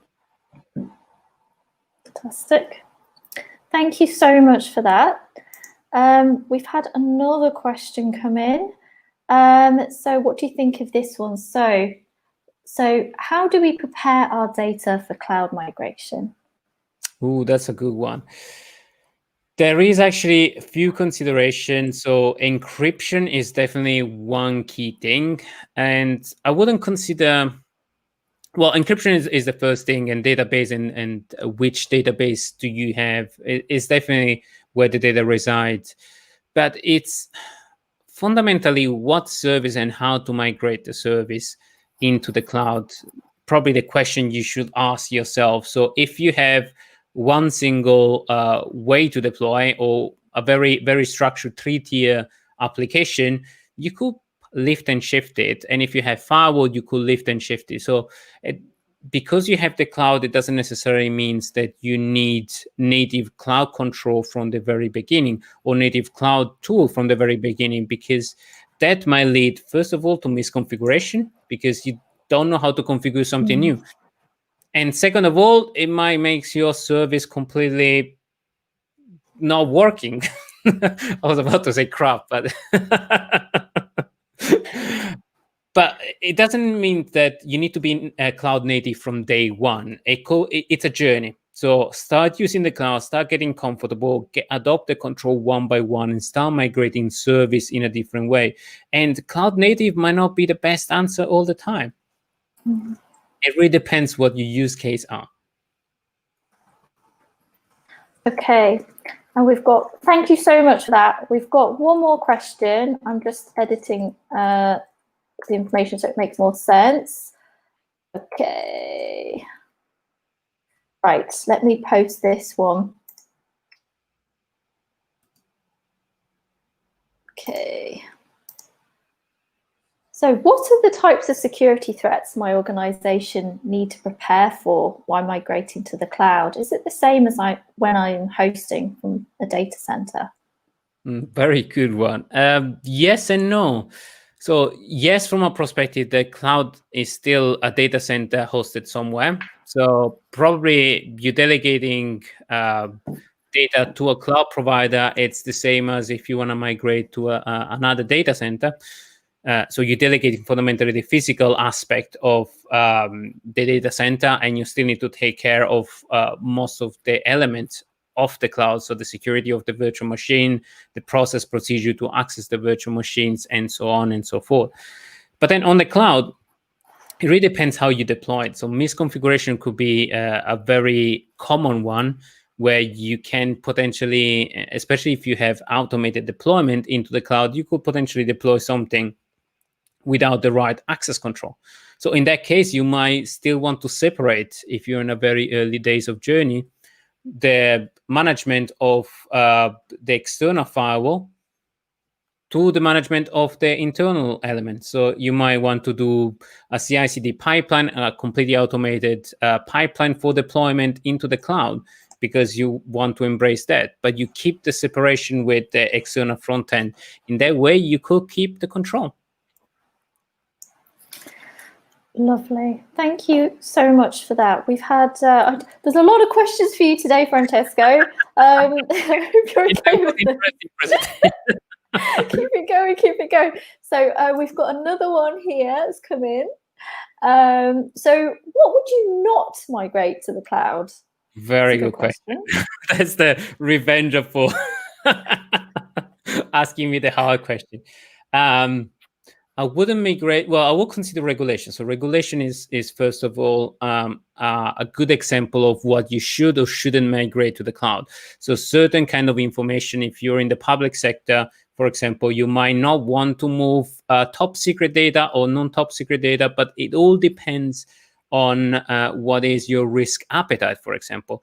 Or if you're a nation state, you might not feel comfortable to share some critical nation state information into the cloud, especially if you don't have 101% assurance that you know what you're doing in the cloud. So I will migrate the public information, then the slightly less public information, then maybe the restricted information, and so forth. So a migration step by step or project by project. So start with a project, for example, that are very easy, or start with just the web front end over the cloud, something that you can easily control and assess. And honestly, it's just about a risk appetite. So regulation could be a very good factor to consider. For example, Jakarta doesn't allow you to go to the cloud at all for financial service. Or there are other Asian countries that might not, let's say, not enjoy the cloud, but not embrace the cloud, or the regulation is still not keen for that. There is some regulation that might be difficult to integrate inside the cloud, or certain controls that might be difficult to control to apply to the cloud, like PCI DSS has still the IPS requirement to put into the cloud that is not really cloud native anymore. So there are ways around it, but you might want to consider that if it's easy enough. Fundamentally, my advice is be pragmatic and risk assess it, and not because you cloud first, don't need to move everything to cloud, but just move what makes sense. That makes sense. Great. Thank you, Francesco. We've had some great feedback for you, just to let you know. So Jay has said, insightful presentation, Frank. So thanks very much. Thank you for the feedback. And this is an interesting question. I don't know if this is something that you'd like to answer, Francesco, but let me put it on screen for you. So Rowan has asked, what's the best way to do cloud threat analysis when working remotely? That's a very good question. Fundamentally, I'd say working remotely hasn't changed that dramatically the landscape of threats. You might want to assess effectively the process and procedure on how you deploy into the cloud, and maybe fundamentally it's all a matter of trust. Like Paul was saying, you could trust your people to do what's right, and trust but verify. So just keep a tight control. If you don't have that dual trust and verification control, you might want to do deployment in 2 steps, where you might deploy in dev and you have a restricted number of trusted people that deploy in production, for example. That's not really DevOps. Well, it is kind of DevOps, but you still have some level of approval and some level of control. It all depends how quickly you can react and monitor control. So if you have a very mature DevOps team and you have a very mature pipeline where you can control misconfiguration, you have pattern procedures, probably your way to work in the cloud with this remote work, it hasn't changed much. But if you don't have mature process and procedure, maybe you don't trust everybody to deploy in the cloud, don't let everybody deploy to the cloud. Have a selected team that just do cloud deployment or cloud transformation. and downscale the number of projects if you don't feel confident enough, and have a conversation with the business around those kind of project and those kind of risks. Because fundamentally, if you talk to the business and say, I don't want to deploy stuff into the cloud, period, they're going to say, well, screw you, just deploy. If you tell them, well, we don't feel confident enough that this stuff could go to the cloud because there are these risks, so you could potentially expose, so let's reduce the number of projects, you are fundamentally having a conversation with the business on a risk level, so they understand you much better, and they say, yeah, probably we do this year or this next year because we don't want to be exposed to a certain risk, or what kind of mitigation we can put forward to effectively assess this. So do we put a dual process? Do we do 2 people that do cloud security, or people that approve new workload to be deployed in the cloud? Or let's build some mitigation, like monitoring. It's very, very insightful. Thank you, Francesco. And Rowan has commented. He said, thank you very much. So it's very nice. Sorry to put you on the spot. No, I'm here for that. I'm on the spot. I love this spot. So we still have some time. I think we could. I see. Do you have any questions? Shireen, do you have any questions in the cloud? So I would say, because I still think, from my perspective, working with other people in industry, is other areas outside of IT security are still very confused by the whole cloud and cloud security concepts. If there was, I think it would be helpful for the audience if you could recommend one document from the Cloud Security Alliance to start with, what would that be? That's a very hard question. I regret asking you to ask me a question. The best document from the Cloud Security Alliance, probably there are 2, 3. I'd say 3. I'll say the CBK, so the body of knowledge, is a really good document to have an overview of the various domains and how to secure. And the CBK is the body of knowledge the Cloud Security Alliance have produced for their exam, but is freely available. So it's a very good resource tool, but is very big. CIS has a number of control for the cloud and a number of measurement for the cloud that you could consider. And there are tons in there for the control, cloud security metrics and documents and stuff like that you could consider to deploy, and you don't need to deploy them all. And I would say either between the CCM, so the cloud control metrics, and the infamous or the egregious 11, it was called infamous 11, and now egregious 11, to do risk assessment, because it gives you some kind of guideline if you're starting from scratch on these are the elements that you might want to consider, or to do threat modeling. These are the key things you might want to consider and ask questions around those elements. Like if an account gets breached, what's going to happen? Is all my organization going to disappear, or just one piece of organization? If one of my web service disappear, what's going to happen? And things like that. Fantastic. Thank you so much. There isn't one single document that I will recommend. Yeah, it's hard to decide, and I'm really looking forward to the next version of the CCM. I think I might be wrong. Forgive me. Is it a blend? Is it going to be updated? So we'll have the CAIQ with the CCM in the next version. So we'll have more granular level of the CIAQ against the CCM controls, I believe. I haven't honestly seen the latest version, so I've been working on the CCAK, so the audit part of it. I haven't been much involved in the new version of the CCM. But yeah, no, I think the key driver for that was the simplification, and because the CCM was originally born almost 10 years ago, a lot of control have been updated, especially around the new service, around the new kind of challenge that we can see, and so on. Fantastic. And let's see, how are we doing for time? I think it's time to move on to our next speaker. So Francesco, thank you so much. Thank you so much. You've been fantastic. Everybody.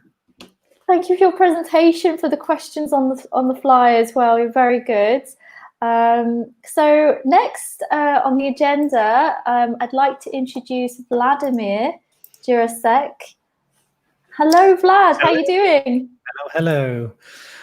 Thanks for having me back. You're welcome. So Vlad is our next speaker. So he's going to provide an update to us all on the past and future CSA UK events and activities. So over to you, Vlad. Yeah, thanks, Shireen. Shireen, actually, sorry. So, you know, the CSA UK, and actually I have been on off with CSA UK since, if I remember correctly, 2011. The primary objective of the CSA as it started was to promote knowledge about the cloud computing and cloud security. And, you know, has produced quite a lot of material, you know, over years. The UK chapter, you know, also runs the research, but also runs events, and that's the primary kind of channel how we can communicate and how we can work with the audience, with the members, and with the organizations. So I put together a quick 10 minutes presentation, what we've done so far in 2020, and more importantly, what we are planning ahead. So some highlights in 2020, and obviously so far it has been really interesting time with some major crises. We've had quite successful, you know, 4 major kind of talks, webinars, events. In April, we ran the transformation session with Dimitri. That was very well received and great feedback. In June, we probably accelerated, as you can see from the slide. We ran 3 events, which is probably unheard of, with really good support from the CSA EMEA, from the speakers and from the panel. We had a CISO of Bank of Butterfield, Bob Roger, having a good talk with me, no slides, no presentation, just on how the cloud is used to secure a bank rather than about cloud security. Those 2, you know, concepts can be, you know, put together. We also had the cyber and recruiter, you know, view on the DevOps panel back in June. That was really well received, and I highly recommend anybody who wants to get into the job in cybersecurity and cloud computing to watch it on our YouTube channel. And then finally, we had excellent session that was kind of initiated because we've seen confusion about the CSA STAR program, which is certifying organizations to certain levels about cloud security, and other compliance frameworks and how they interact, how they map to each other, and how they coexist as well. So it was a great lineup so far, and obviously we have event today. Hopefully that's going well. For next 12 months, we are planning to a little bit accelerate the talks, maybe putting some aggressive timescales. I plan to have really kind of lightning talks, maximum 30 minutes, online, obviously, every 2 weeks, starting 15th of October. We already have the first person lined up. And these will be very short, so on specific topic, and will be definitely engaging. Good knowledge sharing, experience sharing, and also provocative. Then we plan in December, just before Christmas, cloud security predictions. You know, everybody loves predictions, especially when you look back year later, how they actually turned up. So we plan to have 6 short talks, 15 minutes plus panel moderated on what are the predictions that are, you know, cloud and security specific for 2021. And then so far ahead, in February, perhaps March, we'll see the date to be planned precisely. You know, something like a half-day moderated workshop, where I would like to really invite all the participants, perhaps you, as you are watching this event, to have not a presentation where someone talks and you listen, but actually a workshop where experiences are shared, and perhaps we have even some decent argument about the topic, and not necessarily agreeing with each other. Little bit of tension is probably useful in a workshop. So that's so far. Obviously, more will be announced on our website, which we also plan to revamp a little bit in next few weeks. What I would like to say, for next 12 months, really, be knowledge hungry. And what I mean by that, I've been in the IT and cyber industry for about 25 years, if I count correctly. And I think the current generation that are coming out of the universities and into the jobs, they really have, and you guys really have a great opportunity how to learn. This was not possible 20 years ago. There were books, there were conferences that you had to pay, you had to travel, so obviously expenses. With online learning, online platforms such as Microsoft, Amazon, Google, plus these resources of the CSA Global and CSA UK, there's no better time to learn something new and learn some new knowledge. What we would like to have you is, please consider sharing also your knowledge, sharing your experiences. Submit a talk proposal using the link on the slide. It will take you to a Google form where you can pitch your talk to us, and we'll definitely come back to you. What we also plan, we've tested it at this event, we've tested to have a ticket type where you can actually donate to CSA. And that went pretty well. We had one donation. Thank you very much. And we really plan to have that going forward, because I strongly believe that the membership will appreciate us creating great content and running great events. But of course, as a non-profit organization, we are funded by donations and we are funded by sponsorship. So that is all I have to say for these slides. If we have time for some questions, feel free, or we can go to the next session. Shireen, over to you. Hello, thank you so much, Vlad. Thank you for letting us know about the plans for the upcoming events. And yeah, just to reiterate what you said, please, everybody, consider sharing your knowledge and learning with the community. Submit your talk proposals. Also, I'm sure there'll be more information on sponsorship of the volunteer, the UK chapter, as it is a not-for-profit organisation. And yeah, please come forward, be bold, and yeah, come share your knowledge. So we're at that point now where we're ready to go to a quick comfort break. In our next session, we will be joined by Amal Katecha, and he will be, Paul Simmons will be moderating the next session. So just give you an opportunity to take a break now and talk soon. Hope you're enjoying the show.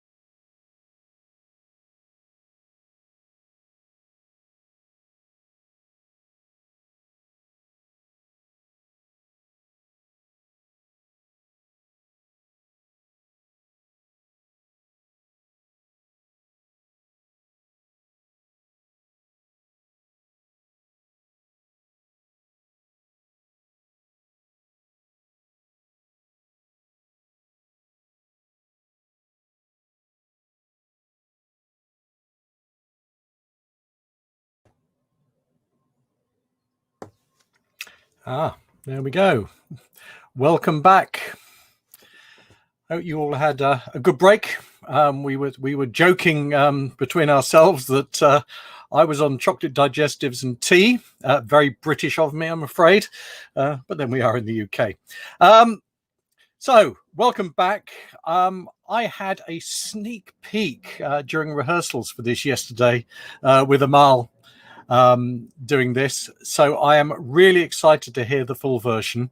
As you'll know, the time comes when buying a cloud solution that you actually have to go out and negotiate with vendors for something you can actually play with. And that's when the rubber hits the road, things get real because you have to start spending money. So Amal is going to talk to us about how to negotiate well in those kind of situations. Amal, over to you.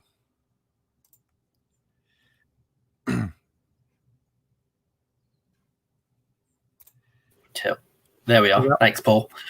Just a quick sound check to make sure I am unmuted. Spot on.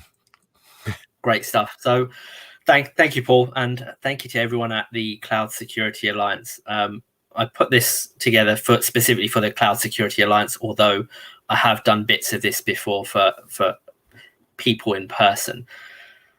What I've noticed throughout my career is technical people are very good at technical things and commercial people are very good at commercial things. But there are not many people who can bridge the gap between the two realms. And sometimes we're forced into doing things that are not in our comfort zone, but we need to do it to get the job done. So hopefully what I impart on you today is a little bit of knowledge, a little bit of insight that will help you in the future. So let's just move this on to the next slide here. I guess it's running a little bit slow. So who am I? What do I do? Where have I been? So I originally started off as a field engineer, very technical, fixing boxes, etc., for a company called Dicol, which got taken over by Icon Office Solutions. I then decided, I did a little bit of everything, fixed printers, monitors, networking gear, etc. As was the case, there weren't any clouds available back in prior to 2000. From beyond that, I moved into the closest thing we had to a cloud at the time, which was a telco, a networking company, a Global Crossing. I did different roles there, doing service delivery, design. But what happened along the way was the more technical I became, the more I realized there was a gap in my knowledge. I was working with a lot of people that were at the commercial front end, and there was a lot of mystique around that commercial front end. So I ventured into becoming a pre-sales person, a sales engineer, where I would dip my toe into what was commercial and try to translate that into what was technical. Clearly, that role didn't pique my interest enough, and this mystique of what was commercial was still there. So I decided to completely drop my technical roots and be fully commercial and become an account director, a salesperson in essence. The bottom feeder of many organizations, as best people would say, because you go out there, you do the dirty job of selling. From there onwards, I moved to a Asian company, Singapore Telecom, and my job there was to set up a managed services, security and cloud practice. And this gave me some insight as to how I could join the two things together from a technical and a commercial standpoint, which then led me to being self-employed as a consultant. Whilst I was at Singapore Telecom acquired Trustwave, and that really brought home the how important security was in the wider context of business. I obviously had a lot of context from using information security within the government environment, but as Francesco said during his Q&A, nation states address security in a very different way to commercial organizations. So why should you listen to me? Well, I spent a lot of time being an engineer and architect, being very technical. I then went the polar opposite way of being in sales. what I got from that was I was a poacher being in sales, and I've turned gamekeeper in being a consultant. I help different organizations to buy successfully, to deliver projects successfully. But ultimately, the biggest reason why you should listen to me is I don't actually have anything to sell you. You could argue that I'm selling myself, my expertise, but equally, I'm in this presentation, I'm giving part of it away for free. So it's a good reason to listen to what I'm saying, because I don't actually have a vested interest, but I'm hoping, well, I say I don't have a vested interest. My vested interest is the hope that you as individuals can go out there, succeed, and help your organization succeed and do the best job you can. The Cloud Security Alliance, I've spent a lot of time talking to Francesco and a few others about this Cloud Security Alliance. They do some great work out there. Francesco, during his session, and Vlad just after that, talked about the different resources that are available from the Cloud Security Alliance. They're there to help you to plug your gaps, work out which controls are applicable, do assessments.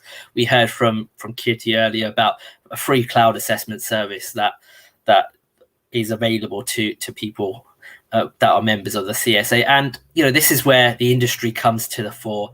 Security is really unique in that the industry really comes together between different organizations, different member groups, etc., to just progress the common good, which is good posture in security and not being breached, hopefully, or ultimately. Amongst what Cloud Security Alliance do, in addition to this guidance, they offer tools. These tools will help you identify these gaps. The documentation will help you to plug those gaps with controls. Sooner or later, though, you may need to go and buy something.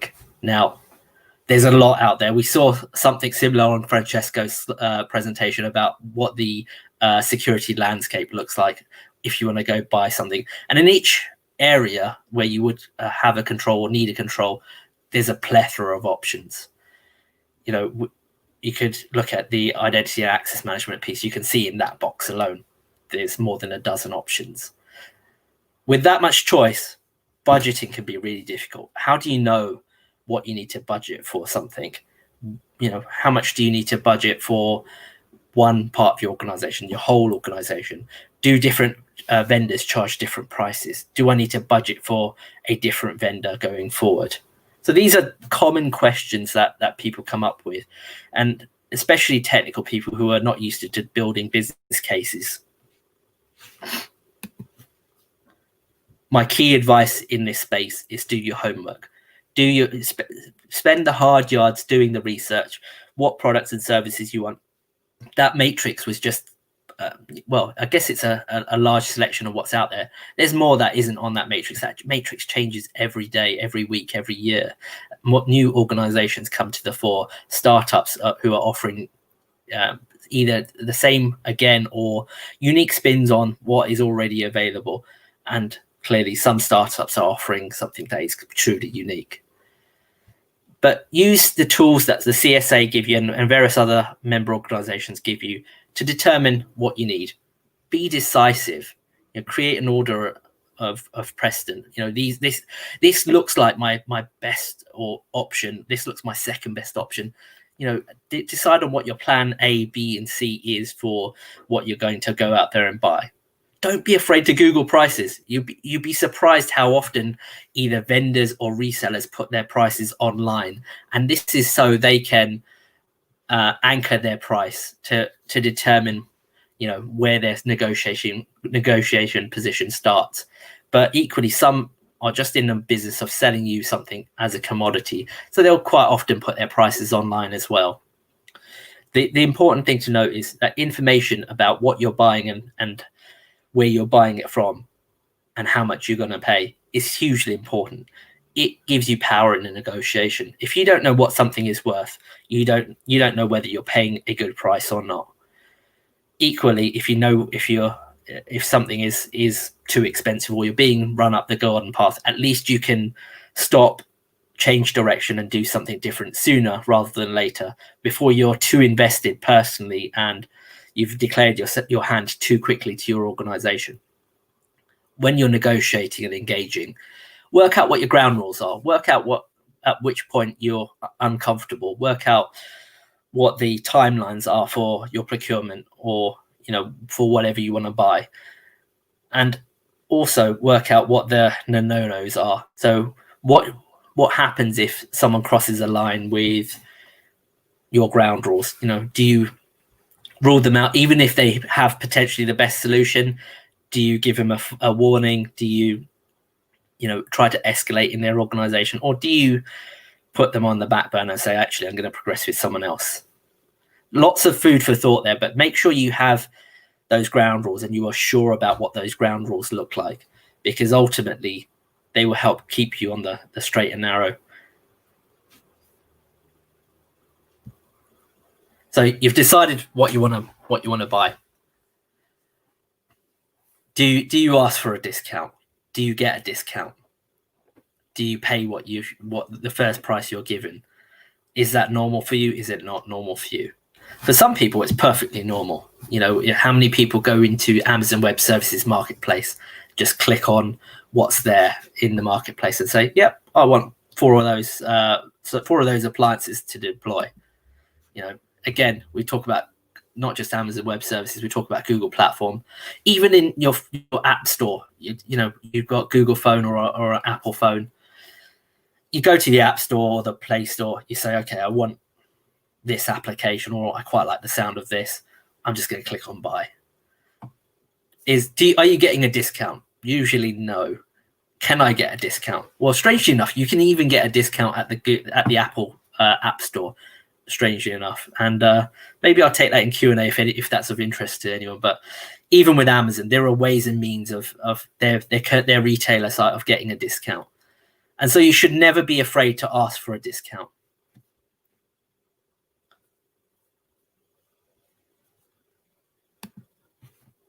Discounts can be discretionary. Just because you've asked for something, they can be aligned to a sector or who you are. You can be from a particular vertical that organization is really interested in working with. For example, they could be just starting to work with manufacturing. They realize manufacturing has a huge potential for their business, and so they would quite like to do a case study with you, for example. A case study is a classic example of where you should ask for additional money off, because you are giving them something in return. So again, whilst the base price might be the base price, being in manufacturing, you might get a 20 or 30% discount, but saying, hey, you know what, I'm going to do a case study for you, or do some promotional material for you. Maybe I should get 50 or 70% off. Let's be honest, what's the worst that can happen? They could say no. Is that such a bad thing? Is that the end of the world? Not really. It's just, no is just a word, and you should detach yourself from that. You should just say, okay, well, it's a no here, but what else can I do? Never be afraid of asking for a discount. Equally, when you're buying, think about whether there's more than one vendor out there. Buying from one vendor will put you in a corner. You won't be able to get a discount from one vendor. They'll know if they're the only person in the competition. They know that they're not going to be able to, or you're not going to buy from anyone else. So why should they give you a discount?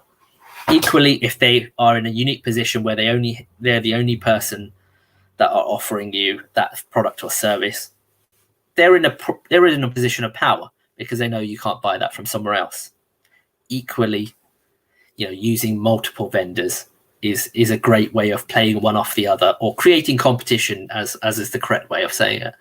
You can always say, well, vendor A, that's a great price, but vendor B, they've come back with something a bit better. Can you do better? Don't be afraid to ask for a better price, which I said before, it doesn't necessarily have to be a discount. It could just quite simply be a better price. You look at a really good example of this is supermarkets. Supermarkets, we have 4 big supermarkets in the UK. And if we just had the one, would they offer the same competition for prices? Would they offer the same promotions? Like you have a supermarket will offer a buy one, get one free. Another one will say, well, I'm going to offer half price. They're effectively doing the same thing, but one is offering you a discount. The other one is offering you quantity for the same price. different spin depending on where your position is at and what you want to buy. But ultimately, they are passively negotiating with you to say, if you buy more from us, we'll give you a better deal. In the other context where it's half price, they're saying, if you buy from us, we'll give you a better price. So they are passively negotiating with you, and it's part of the engagement. So you without even realizing it, you're dealing with corporations negotiating with you in real life, in day-to-day life. So if there's one thing you take away from this session, it's a batner, your best alternative to a negotiated agreement. I cannot stress how important this is. This is what plan B and C look like if you can't get to make plan A work. Now,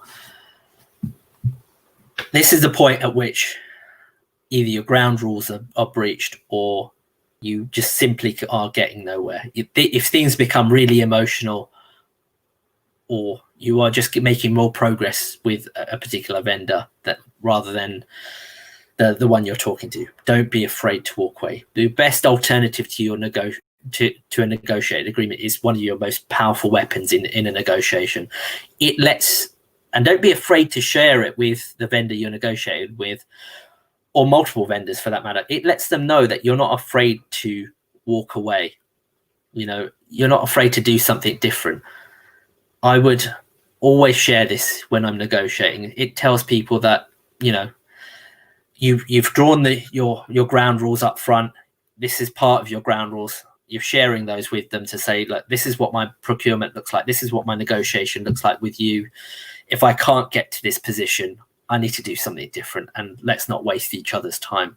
So hugely important. There are books that are written about just this topic, about how to negotiate and walk away. So I would encourage you to, what I'm saying here is the tip of the iceberg. I would encourage you to go do a little bit of extra research on what a batner is, but rest assured, it is the single most powerful element of your negotiation, because it tells the person you're negotiating with that you will walk away if things are not quite right.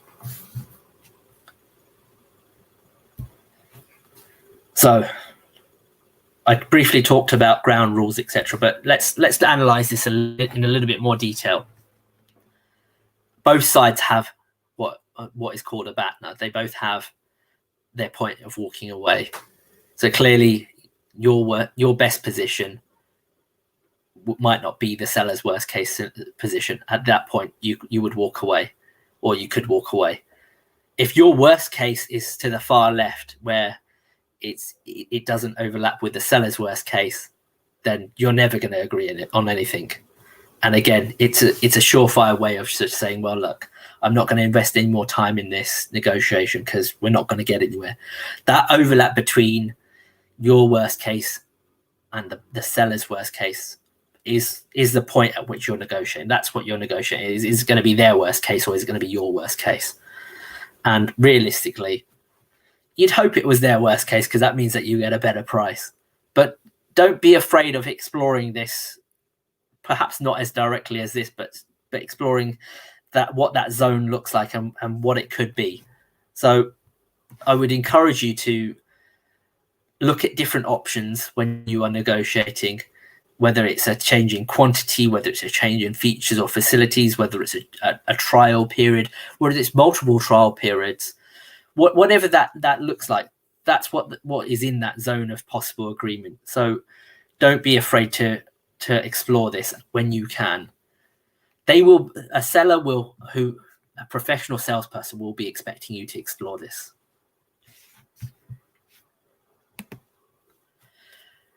A professional salesperson, when I say they'll be expecting you to explore this, because they use methodologies in the same way that you use methodologies for securing your environments.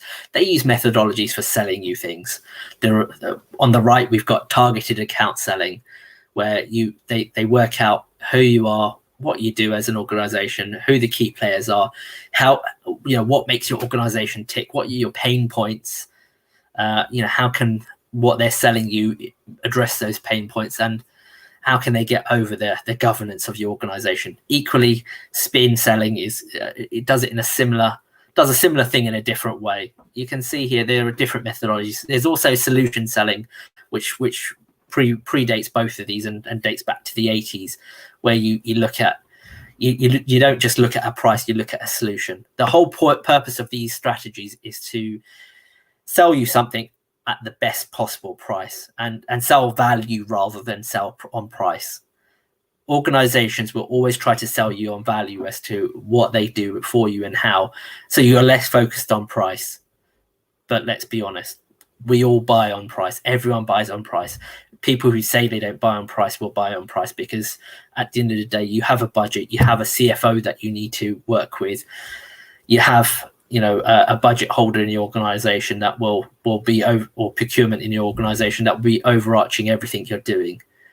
And if it's just you're an independent, or you're a very small company without these functions, you'll be overlapping these functions in what you do. So it's hugely important you understand what a salesperson is thinking about when they go through all of this. Now, what does this mean? Let's move this on a little bit. So this never fails to intrigue people. When a salesperson is going through your organization or looking at your organization and trying to map you out, they'll look at where you are as a person, whether you're a mentor or an enemy, whether you're a supporter or a non-supporter. How are they going to engage with you in a positive or a negative way? What strategy, whether it would be an offensive or defensive strategy. Beyond that, they'll also look at who you are, what you do, and whether they need to work around you. Now, this is never nice to hear, but it's reality. We have to deal with this. We have to keep them on the straight and narrow. And this is where your ground rules come in. If they work around you, do you then exclude them from your purchasing process? Equally, what's going to happen if they approach your manager or director or CFO or procurement people directly? What will that mean for you? So having your ground rules defined will also determine how you brief the rest of your organization and how you're organized within this. It sounds like a lot of work, and it is a lot of work, but getting this piece right internally will mean that you can be successful going forward. Emotion plays a huge part in negotiation. The art of persuasion and influence stems from emotion. Clearly, if you are positive, you will get more done. I've always found being positive gets more done. Being negative can have its place, but use it wisely. Equally, emotion doesn't just work for you or work against you. It works or works against the salesperson as well. If you're dealing with a really emotional person on the other side, it's not going to be conducive to getting a negotiation done. If anything, it's going to be a hindrance. So I would bear that in mind. Beyond this, let's explore emotions in a little bit further. The negative effect is, you're not going to get anywhere. You can end up in conflict. You might say, well, I'm never going to use this vendor again. But there are negative elements that can work successfully for you. So there's a terminology called sticker shock, where if you've ever bought a car or a big ticket item personally, you say, wow, how much? Are you sure? Can you repeat? I didn't quite hear you correctly. That's what is termed sticker shock. It's to encourage the person that you're negotiating with to come back and readdress the price, because clearly it's outside of your budget. And if they want to do something with you, they should come back with a better price. A positive way is, well, that's not quite in my scope, but what about if we change this or that? If we pulled back on some of these features and facilities here, what can we get to a better price there? That's a more positive way of negotiating. In reality, in that example, both work really well, and I would encourage both. It depends on your scenario itself as to which you use. But as I've said a moment ago, there are barriers to negotiation, and clearly these barriers can be emotions. They can be, emotions can be anger, they can be anxiety, they can be stress. Some people just want a bargain. You know, they will stick to their low price. They just won't move on price. Now those people can be on either side. So as a buyer, I could say, well, I only want to spend 10p. I don't want to spend more than 10p. Doesn't matter how many tens of pounds that is. I only want to spend 10p. If you can't do it for 10p, I'm going to walk away. So those are the die-hard bargainers. Lack of trust is where you've said something and they've gone around you, found it's not quite the case, or something in the press has, about your organization says, well, it's actually not the case, that you're in financial trouble and, you need a cheaper price. Structural impediments where you need someone else to sign off, and, you've not shared with them this is the case, that you need someone else to sign off.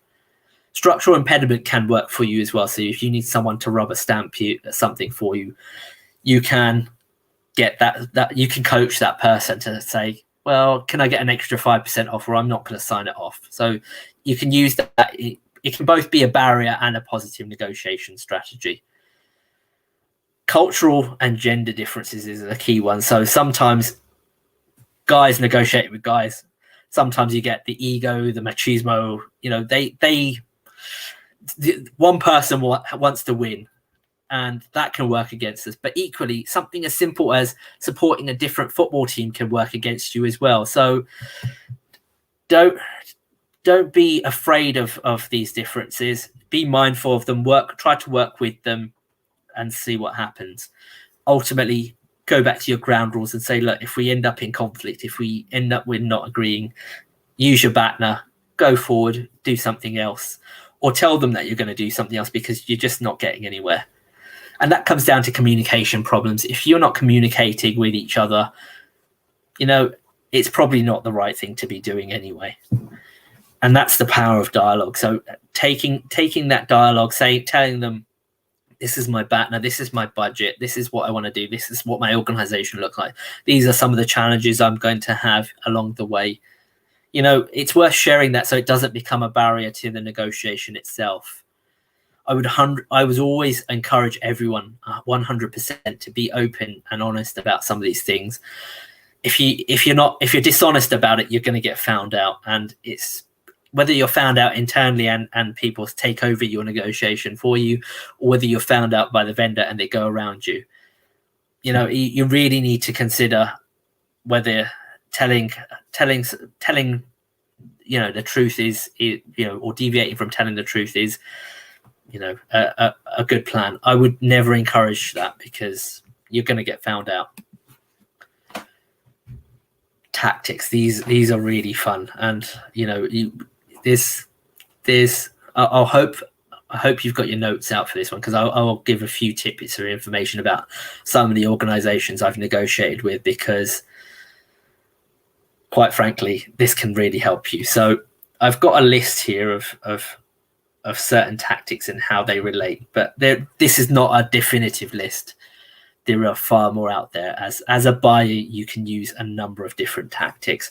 I spoke about a few before, like sticker shock, like the rubber stamping, by someone else in the organization. Additional tactics, I would say, anchoring a price. Now, it's not represented as a picture, but anchoring a price, and I've mentioned this to Francesco once before, and how we kind of came about this presentation. Anchoring your price is hugely important. Usually a vendor will do this by having this price online in some way, shape, or form. This is their starting position.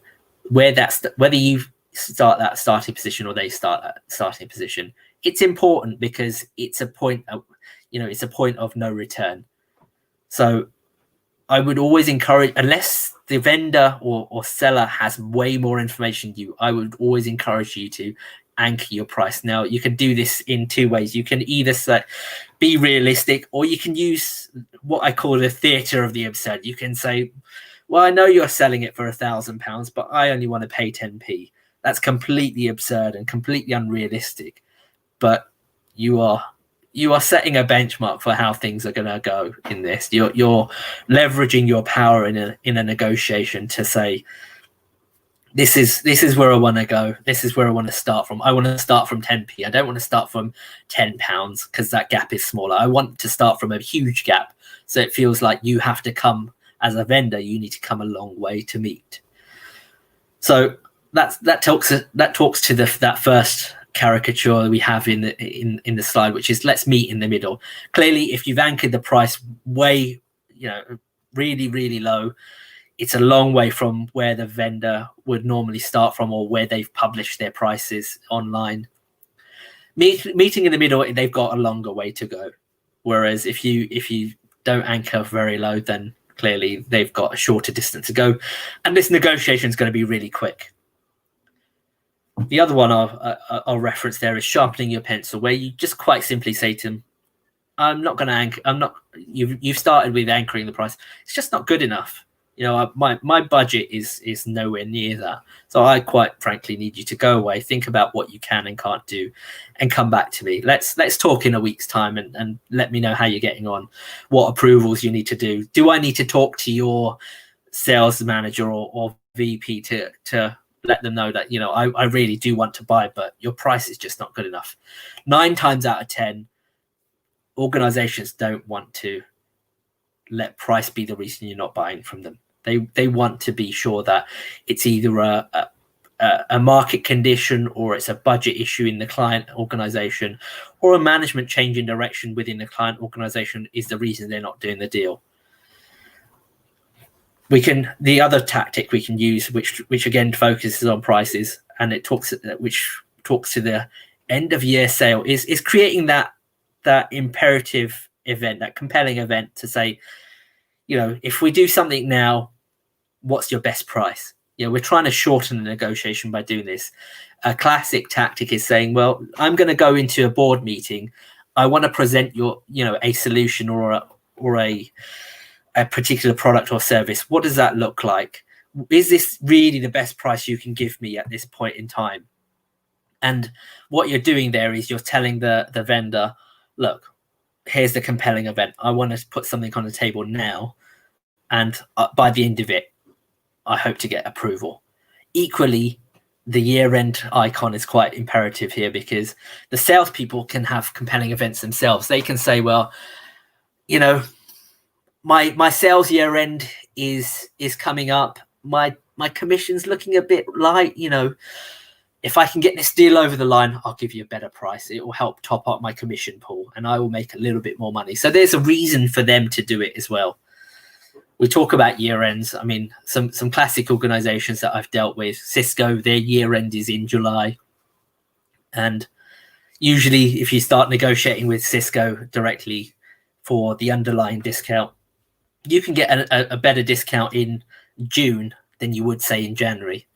And this is because it takes time for them to get the deals registered on their organization systems, give it to the distributor or vendor that is acting as their reseller, and to pass that on to you. And usually you can negotiate with the manufacturer as well as the distributor or seller. So don't be afraid of doing that. The other one that I've recently dealt with is Okta. Clearly we talked about identity, access management, etc. Okta being a very popular identity management provider out there, their year end is January. January's coming up, so clearly the salesperson you're dealing with, if they will look at their targets, they will say, well, I'm a bit light with my targets. They could say, well, I've met my target, but I could be on an accelerator where they get paid multiple times their commission pool for exceeding their target. So there's a great reason for them to go away and do it. We talked about split the difference. If you're towards the end of your negotiation and you can say, well, you're tantalizingly close to the end of negotiation, you can say, well, one last thing. If you just throw this one last thing in, I'll sign. This is the point at which the salesperson is their most vulnerable, because they've set the expectation internally for their sales organization that they're going to close this deal this month, this quarter, whatever. From that point of view, you're then trying to wring the last piece out of this deal, which is to say, well, one last thing. So that could be something really simple, like saying, can you hold off the billing for a month, or can you throw in a little bit extra of, or throw in an extra couple of users for free, or can we enable this extra feature or facility for free, or include it in the price, or for half the price you've proposed. There are a number of different tactics we can use for that one last thing where you decide what you want. The funny thing is, professional buyers will use that tactic at the start, the beginning, the middle, and the end. So they will come back 3 times for that one last thing to move to the next stage. As strange as it is, that's what professional buyers do. And the last but not least in this tactic pot, and this is the one that all vendors hate the most, and some contracts actually exclude this explicitly, is cherry picking. So cherry picking, it may sound bizarre, but it's where you decouple the solution from the price. You basically disrupt the whole deal. This is the worst thing that can happen to a salesperson, because you're basically saying to them, all of this stuff that we've agreed, say we've agreed 10,000 licenses for a particular solution, and we've agreed £5 a license times 10,000. That's a lot of money. But actually, my budget at the end of it, you've not shared this with them along the way. Towards the end, you've said, well, my budget's really not 10,000 licenses, it's 5,000 licenses, and for the same price. So what you're doing is you've leveraged the bulk discount to get a price. You've agreed upon a price, and then you said, actually, I'm going to remove the bulk away and get that bulk discounted price for the lower volume. That's cherry picking. The other thing you can do is where you've in an infrastructure environment where you've got a number of different locations, you can say, I want all of these locations that I want services at. Some of them are easier to deliver at than others, and then you remove the scope of all the easy locations and say, for the same price, I want you to deliver just all the hard locations. Usually a vendor will balance or normalize the price across all the locations. So what you're doing is you're leaving them with the short end of the stick in this deal. It happens. Vendors absolutely hate it, but it is what it is. But what I would say is, in all of this, approach it positively try to decouple all of these tactics from emotion. Don't be encouraged to become angry, anxious, depressed. Depression is strangely a part of procurement. People that are not getting what they want. They don't manage their expectations internally or manage their stakeholders correctly, and they feel stressed and depressed. But you don't let any of these things get in the way of these tactics. Just approach it positively. Try to be collaborative with the vendor or salesperson that you're working with. And, ultimately, don't be afraid to walk away. I've said it before, use your batner. Use the competition that you've created within your procurement. Make sure you're buying what you think is the right thing. Don't be afraid to go to a different solution, a different vendor along the way if these tactics don't work. Don't be afraid to do all of this in parallel. I appreciate that is doubling, tripling your workload, but again, don't be afraid to do these things. Maybe park some of your tell your management team that you're going to park some of your routine responsibilities, because it's really important that you get this over the line at the right price for the organization, because it's a cornerstone of what you're doing. Again, just be open and honest with everyone you're dealing with, whether they're internal or external. It's the best thing to do. And hopefully by the end of it, you'll get a great deal, or you would have at least narrowed out who you can and can't work with. You might have narrowed out that actually this vendor, it's a near miss. Imagine what they would be like to work with, if they like this in a negotiation. But at the end of it, you should hopefully reach to a happy medium where, you've got what you need, hopefully at the price you need it, with a vendor that you can work with, not just now, but for the future. Working with vendors, it can be strategic. It can be, it can be a point solution, but try to build relationships. Try to build relationships for the future, because you never know when you're going to need someone to help you along the way. And if you've shown that you've agreed and negotiated well in the first place, they'll be more willing to come to you again, because as a salesperson, they'll come to you and think, well, I'm a bit short again on this target this month. maybe I can sell them something. They were really good to deal with last time, and they were really open and honest with me. Again, you can leverage that relationship going forward. So that's all I have to present for this session. I'll leave it open. I know that this was scheduled for 15 minutes. If there's any questions, and if there's not, then I'll give you a little bit of time back.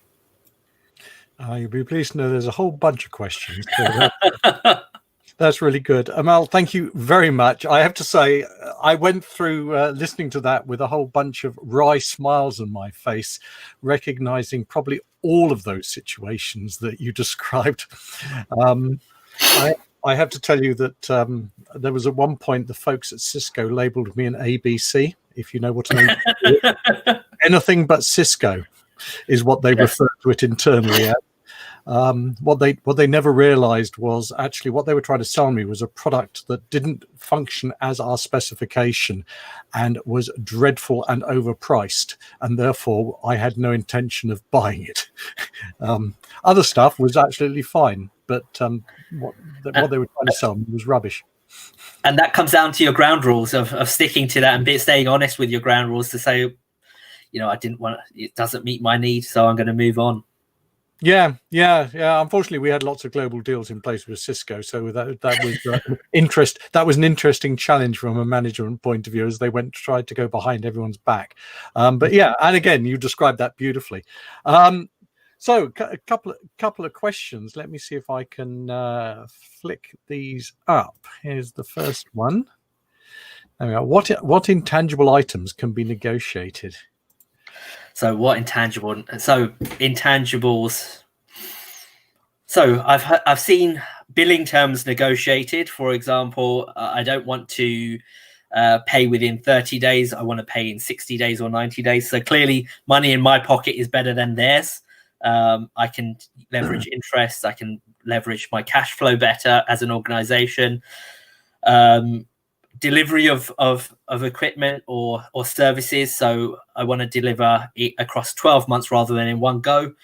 I guess that's more tangible rather than intangible. But in any case, there are a number of things that you can negotiate along the way. I'm trying to think what else. Most things in a negotiation will be some form of tangible, like an SLA, like a deliverable, like a particular terms and conditions.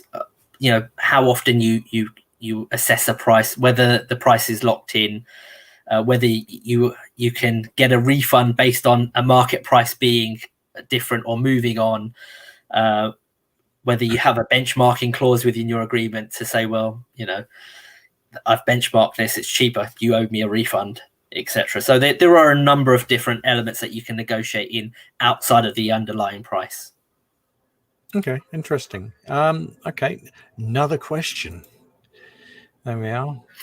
With this cloud, single source cloud, which obviously you should be able to get a better deal on in theory versus multi-cloud, where you can play your vendors off against each other. What are your pros and cons? So with the pros and cons, so we come back to the single vendor versus multiple vendor scenario that I presented, which was if a single vendor offers you what you need and no one else does, then you're kind of stuck. But equally, you can leverage volume with that single vendor to get a better discount. Multiple vendors, well, you can play one vendor off against another to say, well, I've got a better price over here. If you can't meet that target or improve upon it, I'm going to go move my service over there. The worst thing for in a multi-vendor scenario is you give a bit to everyone. So they have the tangible, well, the cherry, which is, I'm going to get all of this business. And within their sales organization CRM systems, they will register that deal for the whole estate. So, for example, if you have, 10,000 VMs that you or virtual machines that you're going to buy, and you end up buying 5,000 from them, they will see that as a loss in their mind, and they won't want to lose. So competition will breed a better price, and it will help open doors. Clearly, scale and volume will get them more interested as well. So sometimes sourcing from a single organization might be more beneficial on price and terms and conditions, but competition, you should always use that competition. So never exclude multiple vendors, but use that to leverage the single vendor if you need to. Okay.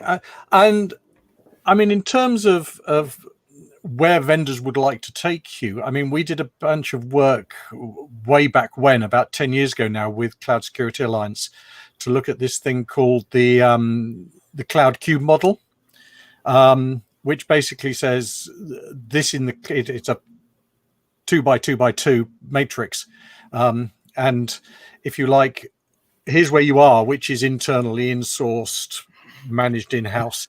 And where you want to get to in cloud is outsourced, totally open, whatever. And interestingly, in that model, we had certainly one block of the cloud queue, which we nicknamed vendor lock-in, which is where the vendors would like to take you. Yes, of course. Get you into a place in the deal where you have no choice, but the only way from it is to reverse right back to do it in-house and then outsource again.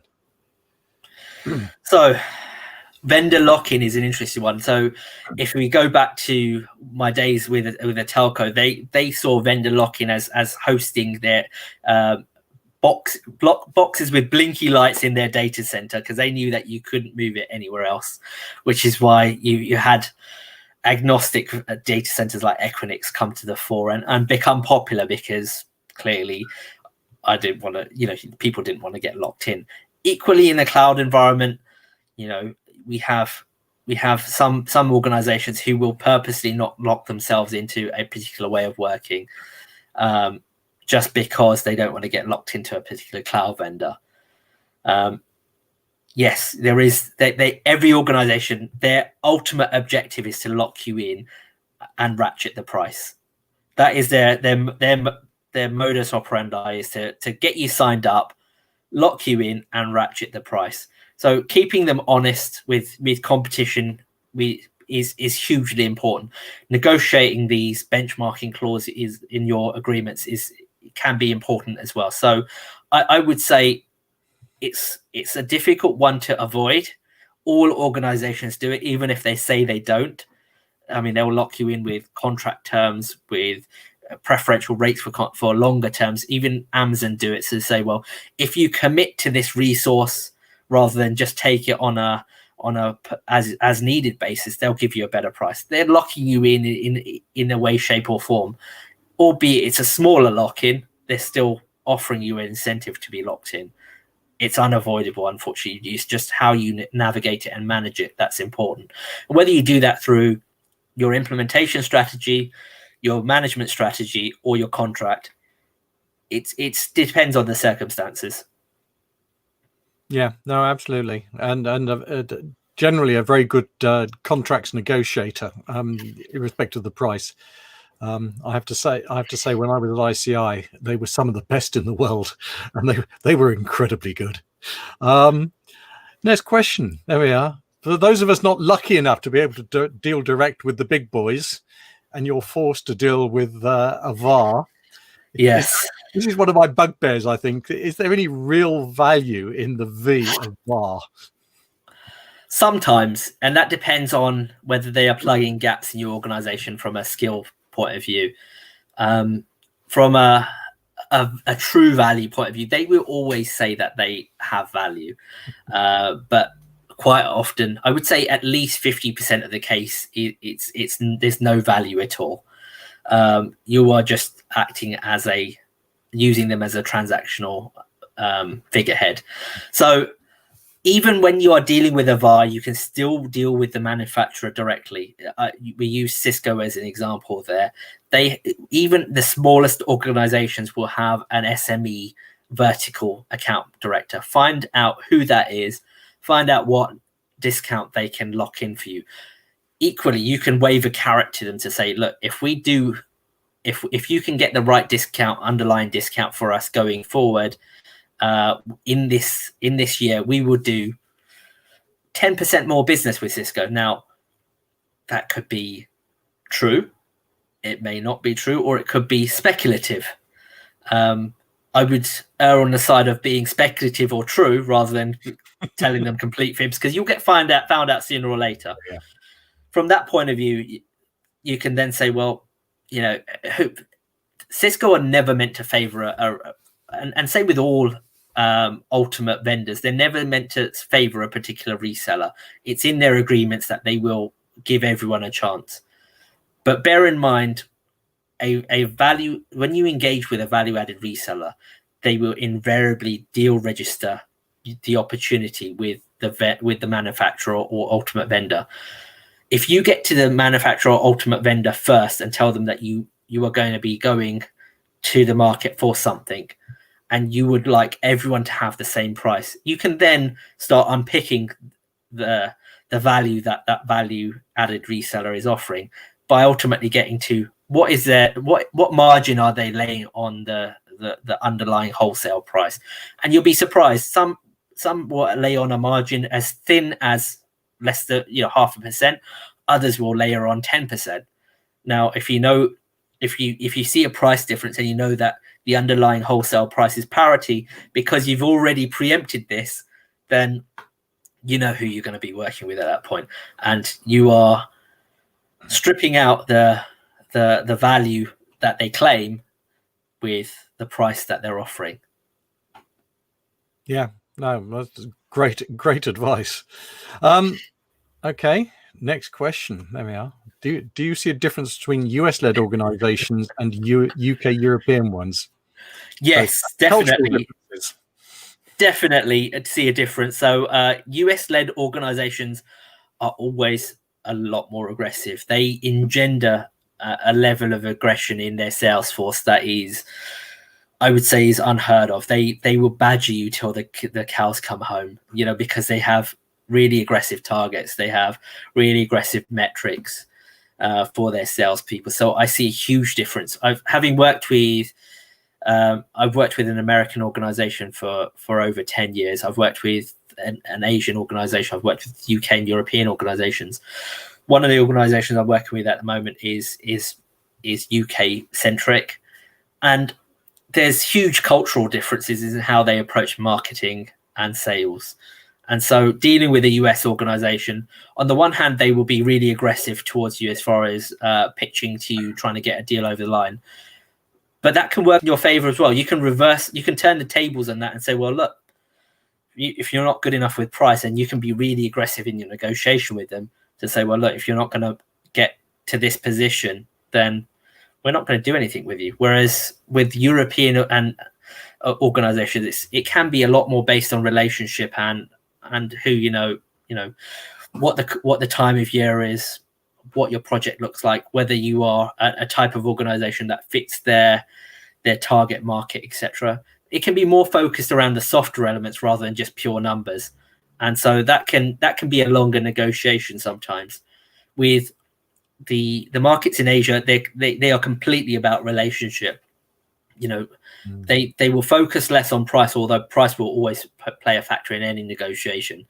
It is always about respect, being respectful through the negotiation, being having the right mentality, the right relationship, progressing in the right way. There is a lot more of that in Asia than there is in Europe, for example, and in North America, it's completely cutthroat. Yeah.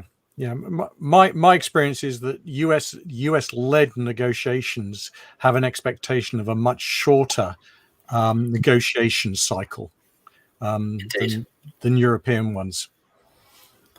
And US organizations tend to target their salespeople not just on an annual or quarterly basis, but on a monthly basis as well. So what I've seen with US organizations is if the salesperson misses their monthly quota 3 quarters in a row, they'll be put on a performance improvement plan. So that will drive their behavior to say, well, look, I don't want to be on a performance improvement plan because I'm going to get basically fired. So I need to be really aggressive and targeted. And that comes down to how they map their organization, your organization as well. What I spoke about before, to say, well, they're going to use some of this methodology to work out, am I wasting my time in the first place? Do you have money to spend? have you just done something in the marketplace that will mean that you'll buy from me? Am I talking to the right person? They'll quickly realize whether they're talking to the right person or not, and they'll use that organization map to try and go around you as well. That's really that's when I talk about US organizations being more aggressive, they will more aggressively seek out members of your organization than European or Asian ones. Yeah. Okay. Finally, there we are. The what if you can tell us, what would you regard as your biggest win when negotiating? My biggest win is probably my most recent. So there's a client I'm working with at the moment who their procurement was, I think it took about a year and a bit to work on. I was there as their technical specialist for the procurement, but equally they realized that they could leverage me in a commercial and negotiation scenario as well. Along the way, I believe we negotiated something like, from a monthly price point of view, a discount of 150,000 a month over 5 years. So it was a decent amount of money off. The contract itself was worth about 30 million over 5 years. So clearly, if you do the numbers, the ultimate value after discount and negotiation was about 30 million over 5 years. So it was a decent win, but we did it collaboratively, and we approached the negotiation in a positive way to explain what our internal challenges were. The challenges were real. They were not made up. We had an incumbent vendor that had thrown in an unsolicited bid, which spooked the rest of the company to say, well, should we just remove the risk from this procurement and just stay where we are? Because if they've put in an unsolicited bid of a really low price, should we just do that? And actually, you can use that scenario. You're being open and honest with your vendor to say, this is what's happened internally. It's a challenge. It's not ideal for us, because it wasn't. But it is what it is, and a vendor won't be alien to this. This is quite common practice for an incumbent to throw in an unsolicited bid because they already have the relationship.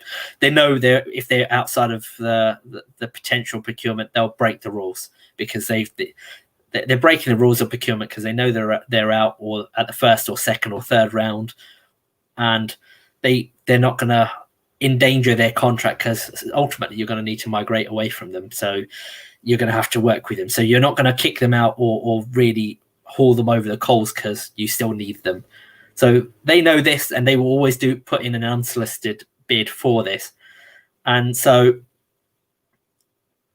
you work with your vendors, you explain your situation, you ask them to step up to the challenge.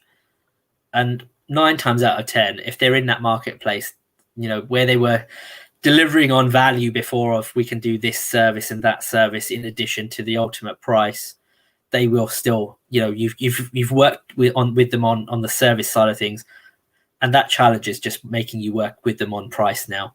And you come back to them and say, but one more thing. This can be one more thing that you're coming back to them and saying, well, this is one more thing.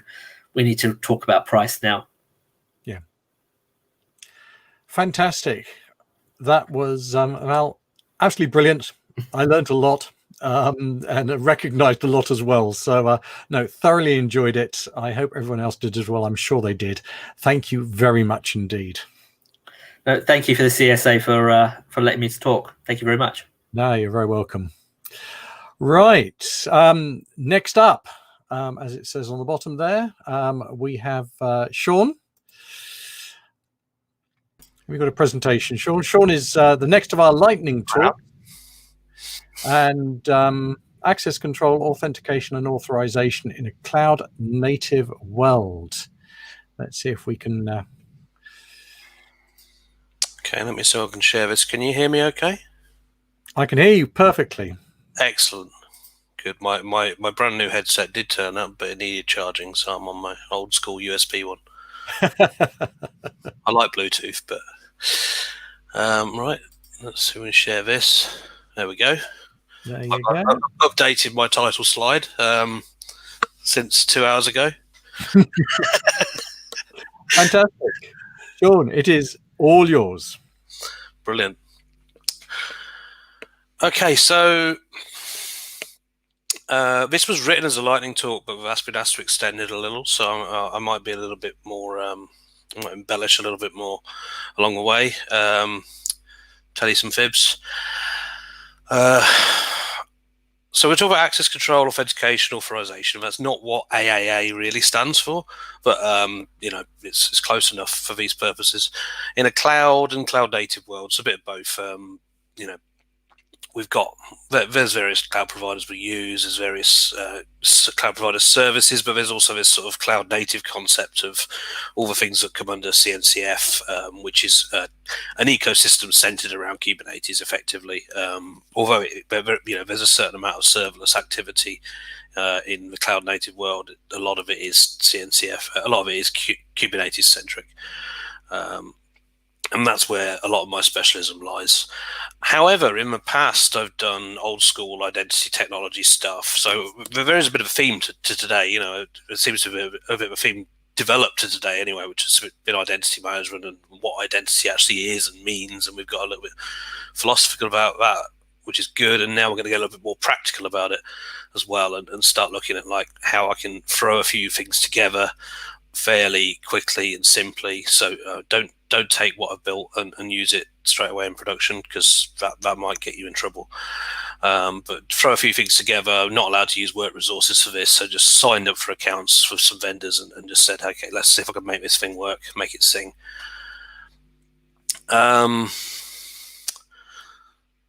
So yeah, let's take you on to the next one.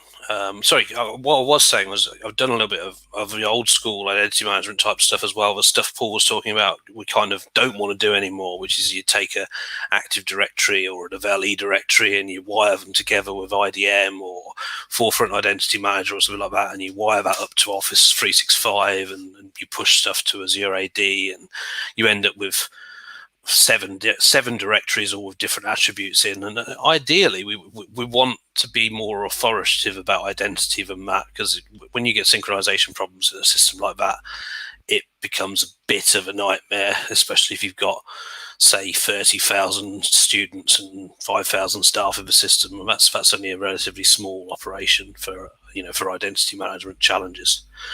Okay, so bit of a catch-all slide, but we talk generally about managing identity and you know what we mean about an identity and in a corporate environment. So we might take it slightly out of scope the whole who you actually are, and for our organization we do need to do that. I mean, I'm not allowed on a public broadcast to say who I work for, so we do need to separate to a certain extent our sort of workforce identities from our personal identities. It's not security by obscurity. Some of it is, but a lot of it is just, you know, it's more what we call sort of anti-baseball bat protection, if you like. People not knowing who does what function in the business, so that, you know, so we don't become targets. So yeah, generally managing identity, we do it with usually do it with some sort of directory service. We do it with some way, you know, a corporate identity normally lives in some sort of directory service, unless you're very, very small. But even if you are very, very small, some of this technology is applicable anyway. And so we come up with some requirements for sort of, you know, if we want to authenticate to the cloud, we want to authenticate to services that are exposed on the public internet themselves. Then the identity service needs to be sort of cloud-based or sort of somehow cloud available. So although we can bounce things between people's browsers and have shared secrets, you know, from someone's browser to a to a service and share the secrets there, and never the back-end services actually talk other than share a secret. We may want more robustness from that when it comes to accounting and authorization and making sure that things expire properly and stuff. There are lots, you know, there are several industry standards for single sign-on, so there's not really an industry standard by the definition of an industry standard, but there are several different ways of doing single sign-on. There's your SAMLs and your OIDCs and various bits and bobs. And we sort of want it to support some of those, in a meaningful way. We've graduated a bit past. We've got a bit past shibboleth now. We've got various different mechanisms here that are becoming quite normal. They're pioneered and championed by people who are interested in our identities for good means or otherwise. So your Googles and your Microsofts of the world, and then implemented by other people who are interested in our identities to make money, as they all tend to be. We want it to be provisioned by some authoritative source, and that might be a HR system. Typically, in a larger organization, it is a HR system. In a smaller organization, it might be a spreadsheet. It might be that somebody just loads the individuals into the identity management system, or they might be pulled from some directory somewhere, and the intention there might be to use the directory as a provisioner and take the identities and pull them from a directory and synchronize in some way. Or it might just be to take us kind of one hit. This is what was in our directory. This is now the authoritative source. We're going to throw that LDAP based thing away and use this as the authoritative source again, which is probably nicer. And then you can, if you need an LDAP type directory or an AD, you can provision that out of this authoritative system. Although, see vendor lock-in, but let's say we've got a decent relationship with this company, we want to go down this route.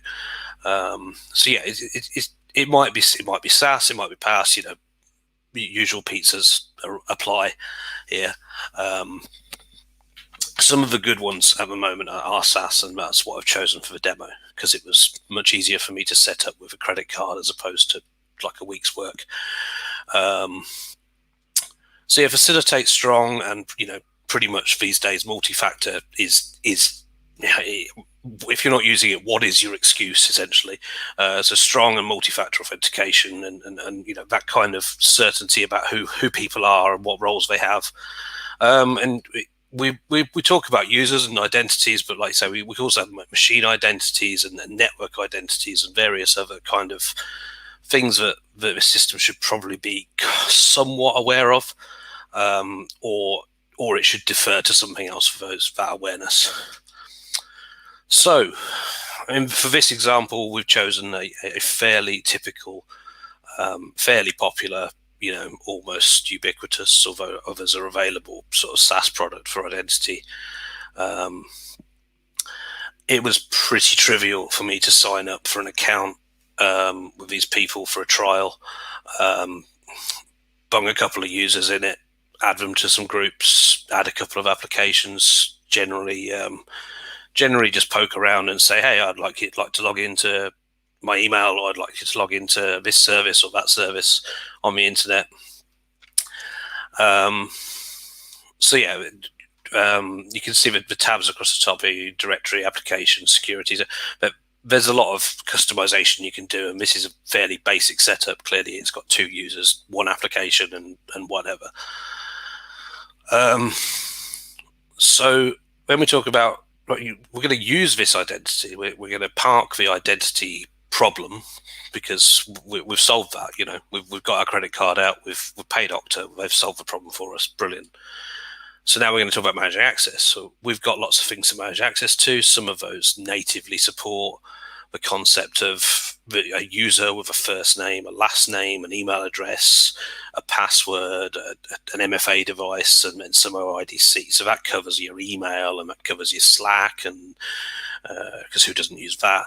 It covers all of your kind of messaging services. It probably covers some sort of authentication to corporate resources, whether that's to your workstation itself or to, just generally some way of accessing something. It might cover your VPN. Most stuff out there has some sort of integration where we can make this kind of unified identity thing work. But we're interested in this behind the scenes cloud native hosting world where we've got maybe one or more cloud providers, and we've got some Kubernetes clusters, and we've got some serverless stuff, and we've got some Lambda functions, and we've got a CI/CD system. So whereas our CI/CD system probably understands me as a Sean at whatever logging in and having an account, some of the other cloud provider stuff is a bit more interesting in terms of how I get permissioned and stuff. And even with something like GitLab, it's actually quite hard to make the roles and stuff map across nicely and get the groups right. So that's something else we're working on, but that's slightly out of scope. What was in scope here was essentially I needed to do this as sort of a POC anyway. For work, I couldn't really use work resources because I wanted to present it for this. So I've gone and signed up for an Amazon account. I've gone and built a Kubernetes cluster, and then I'll sort of show you sort of how I made those things talk to each other. So what we've got here is essentially so from my Okta screen before, we're still in the Okta application here. Can you see my pointer? Yeah. So we're still in the Okta application here. And we're integrating with Amazon's identity and access management, but actually they have another service called SSO. So it's Amazon SSO, but we're integrating with initially via this sort of SAML integration. And to be honest, to get this to work, I had to click a couple of things on the Amazon side, follow some instructions in Okta that said, put this URL here and this URL there. You're welcome to try and hack this account using that information. It will be deleted later. And then, yeah, like I said, there's lots of other settings here. There's probably loads of stuff I've missed, but essentially it got to the point where, hey, I could click a button and go from Okta to Amazon and be logged in as something. Initially, like, you know, sort of an admin user. But an IAM admin user, not the root account user. The root account user stays very much out of scope of this.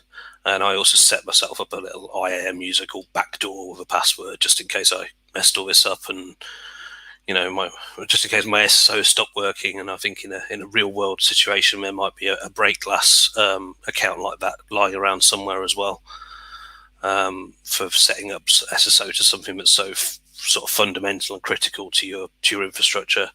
What do you do if your SSO provider's down, really?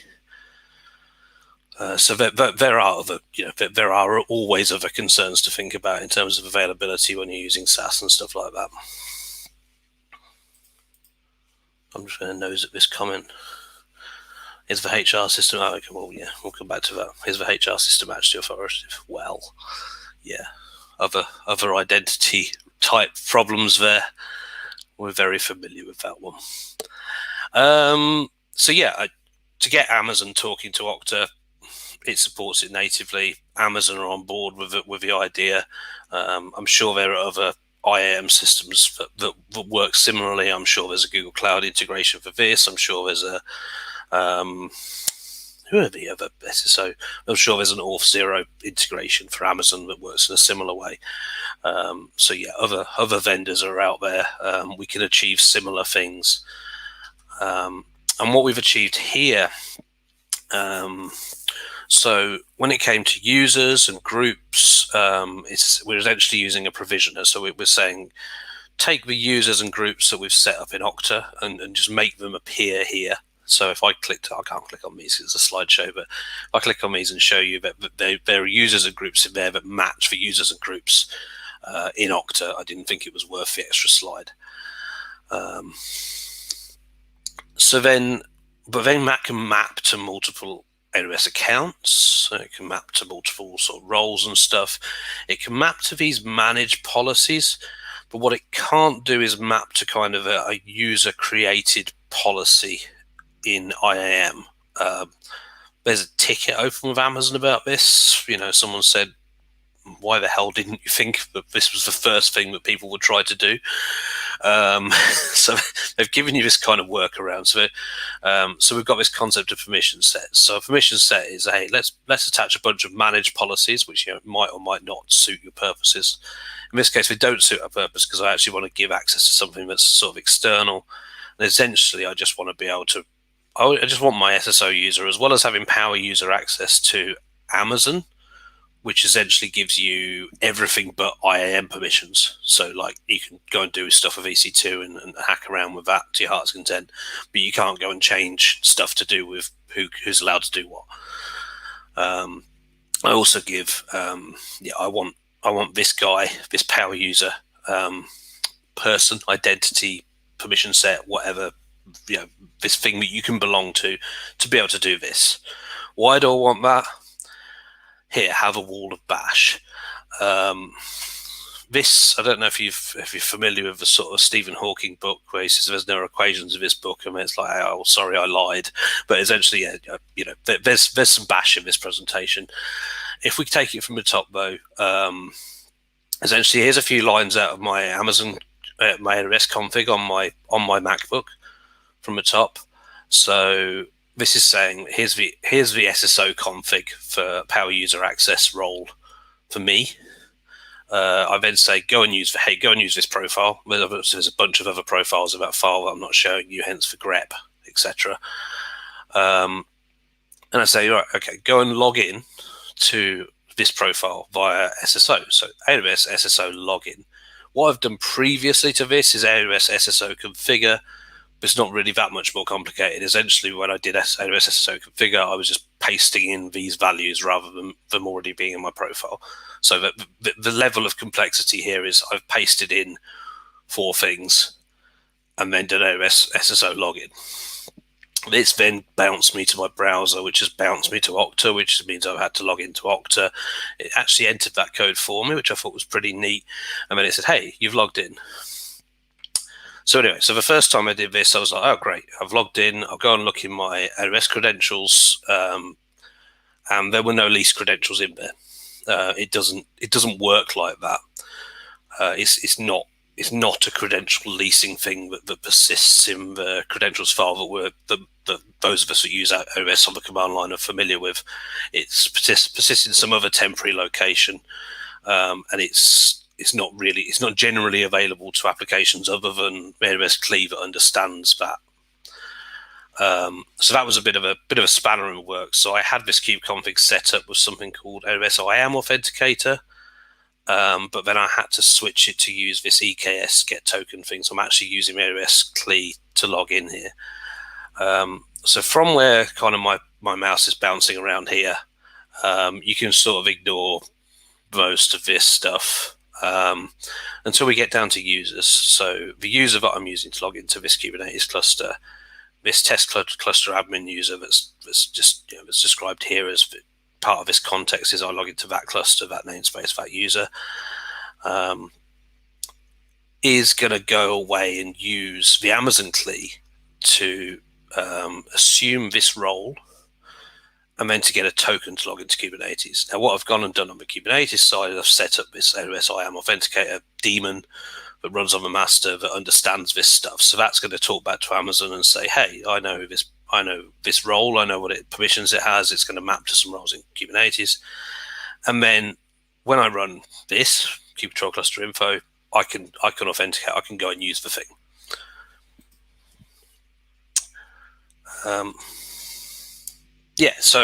So what we've achieved so far is we've integrated in the space of, we've copied and pasted a few things around. It's taken me a few hours, put my credit card into Okta and into Amazon, built a Kubernetes cluster, which is totally out of scope of this exercise. And it could be a COPS one or an EKS one or any other kind of how you deploy the thing. It's actually our own sort of custom installer. So got and done all that.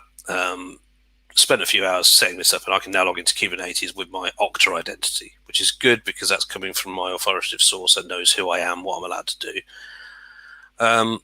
So now I've got to run an application on the cluster.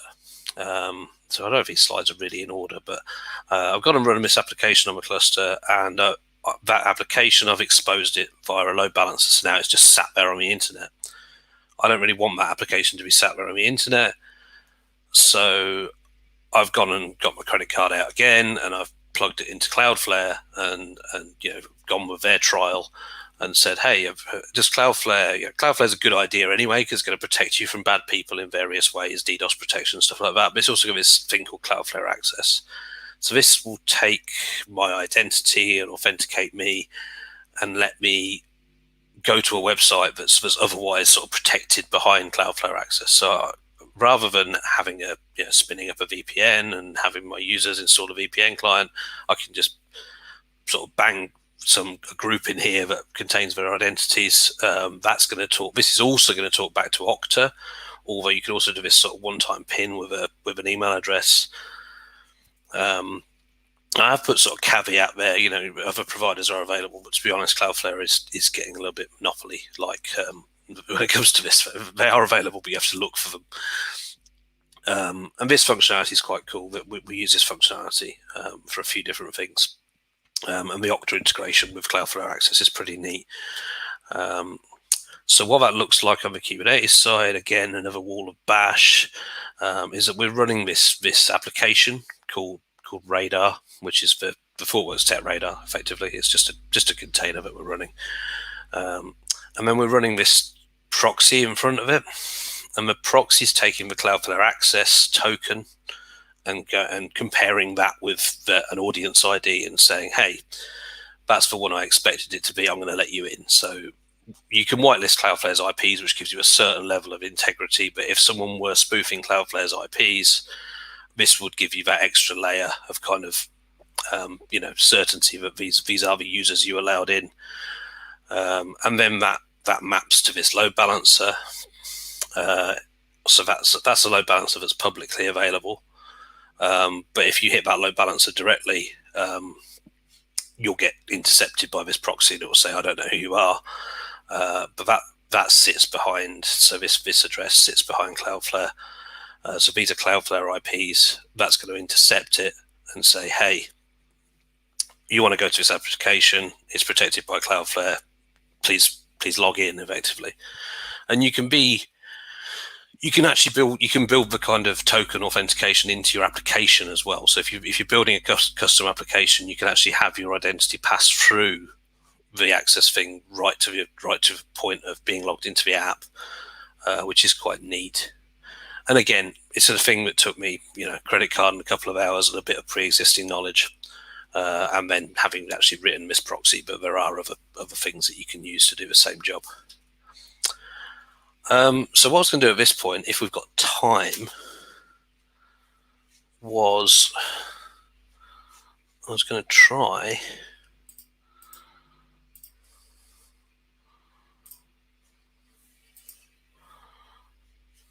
to sort of share the whole screen and just show you these things. Let's see if this is timed out.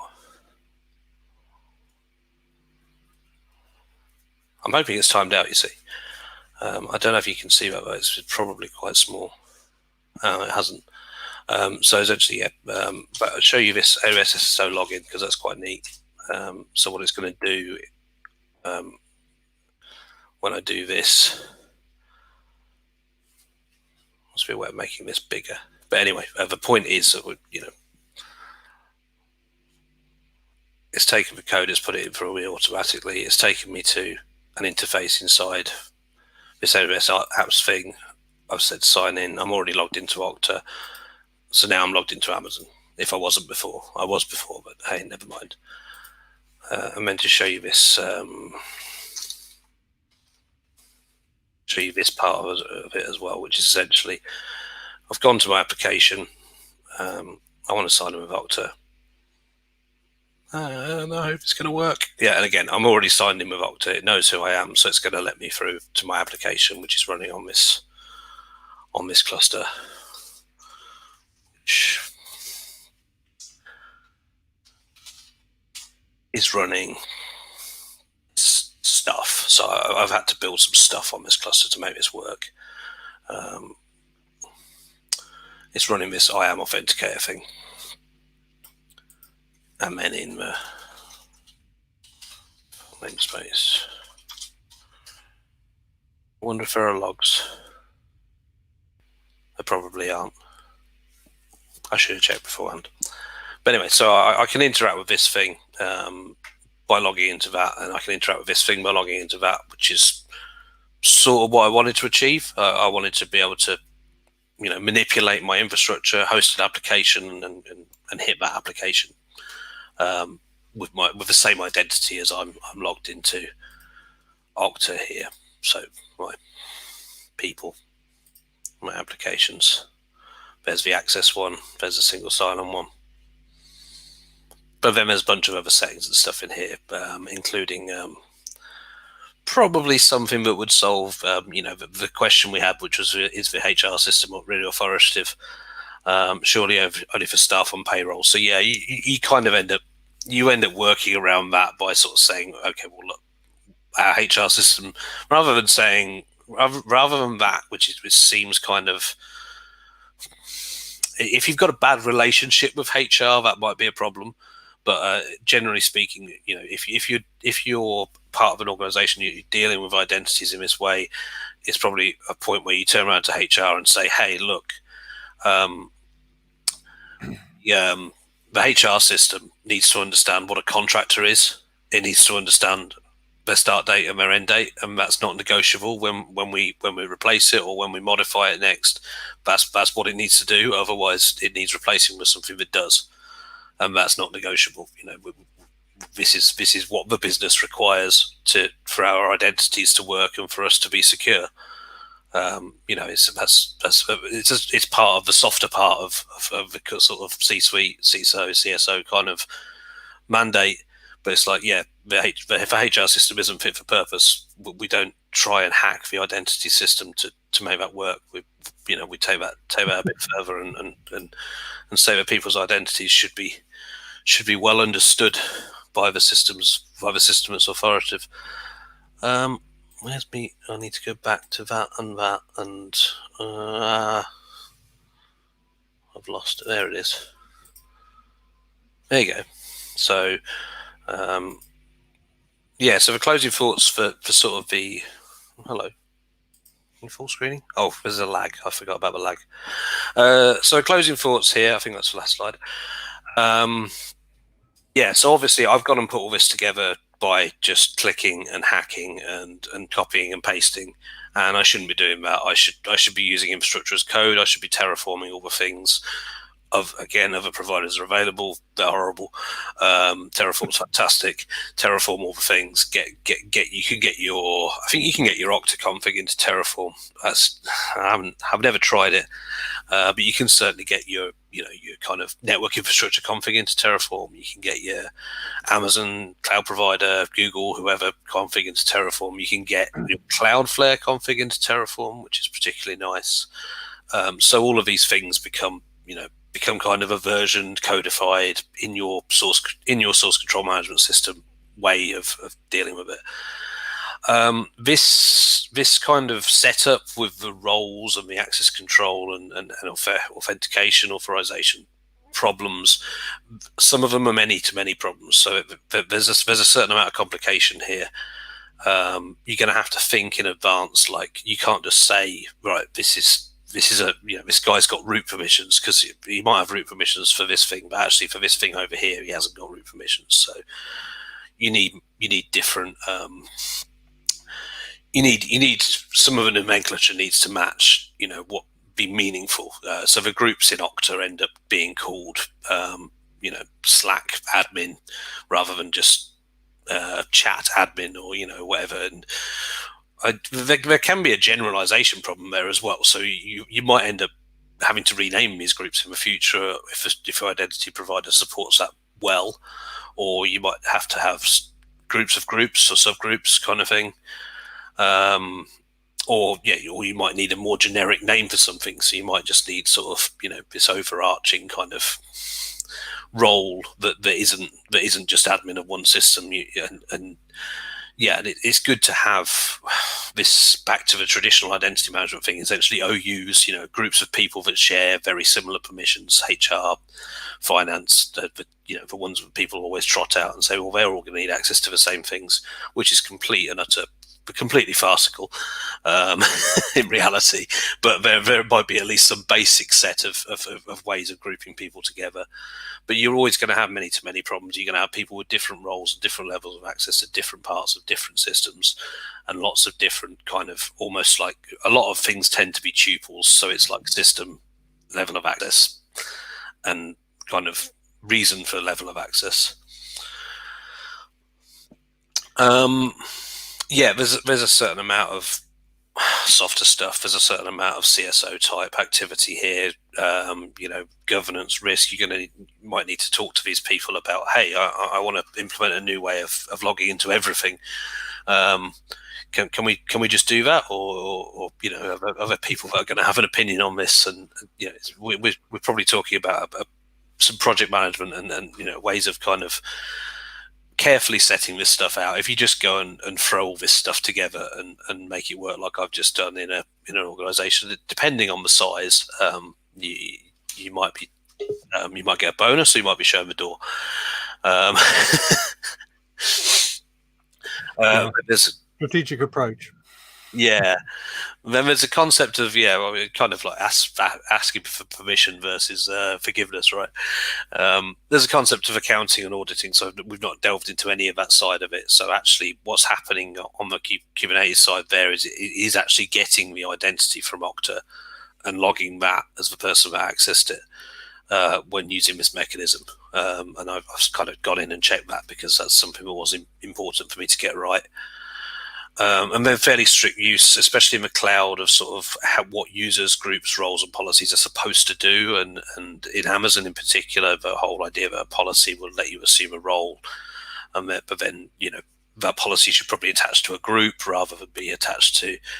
Unfortunately, these permission set things have come along and thrown a bit of a spanner in the works, but hopefully Amazon will fix that sooner or later when they realize that people actually want to use it like this.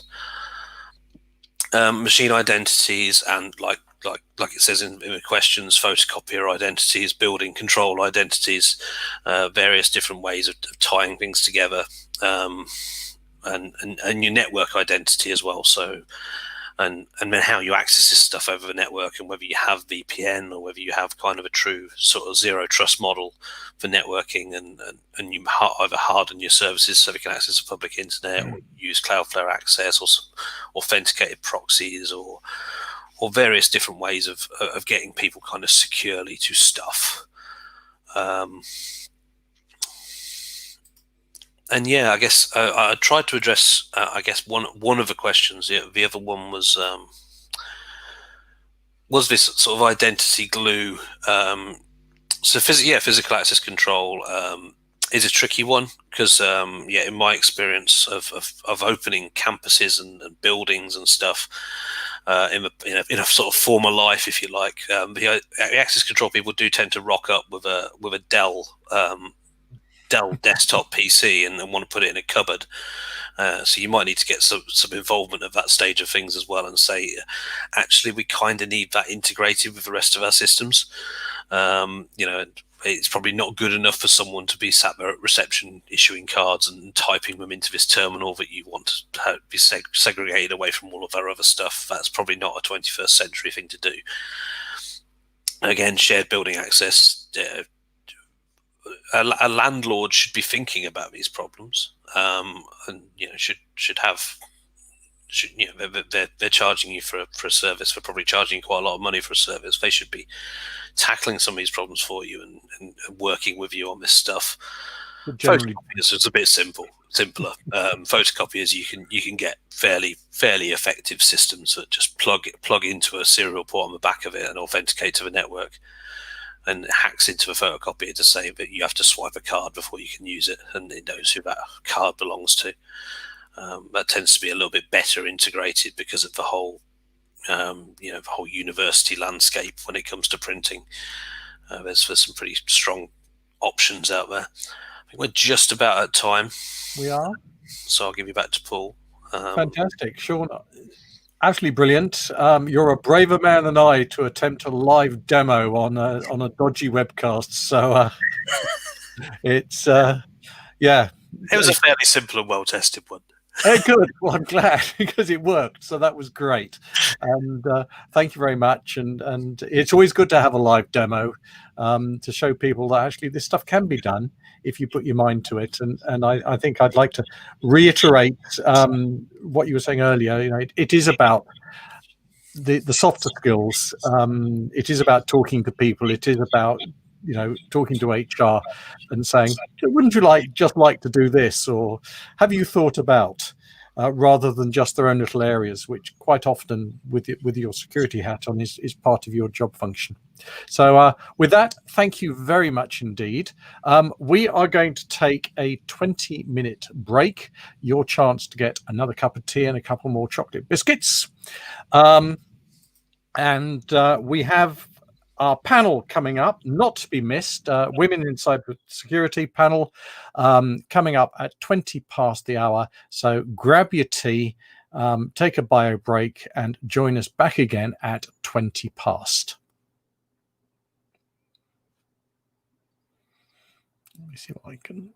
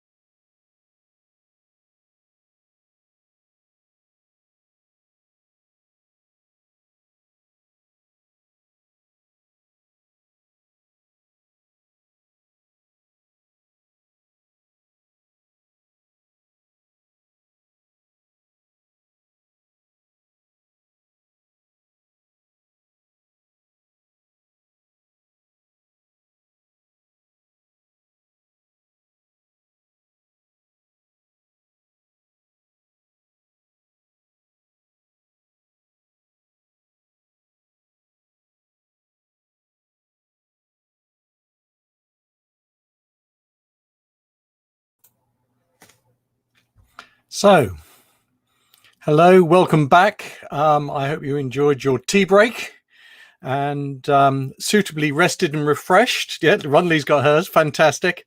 So, it's now time for the Women in Cybersecurity panel. It's going to be moderated by Shireen and Runley. Let me unmute your mics, ladies. And, oh, can't unmute yours, Shireen. There we go. Can you hear me now? There we go. Fantastic. There we are.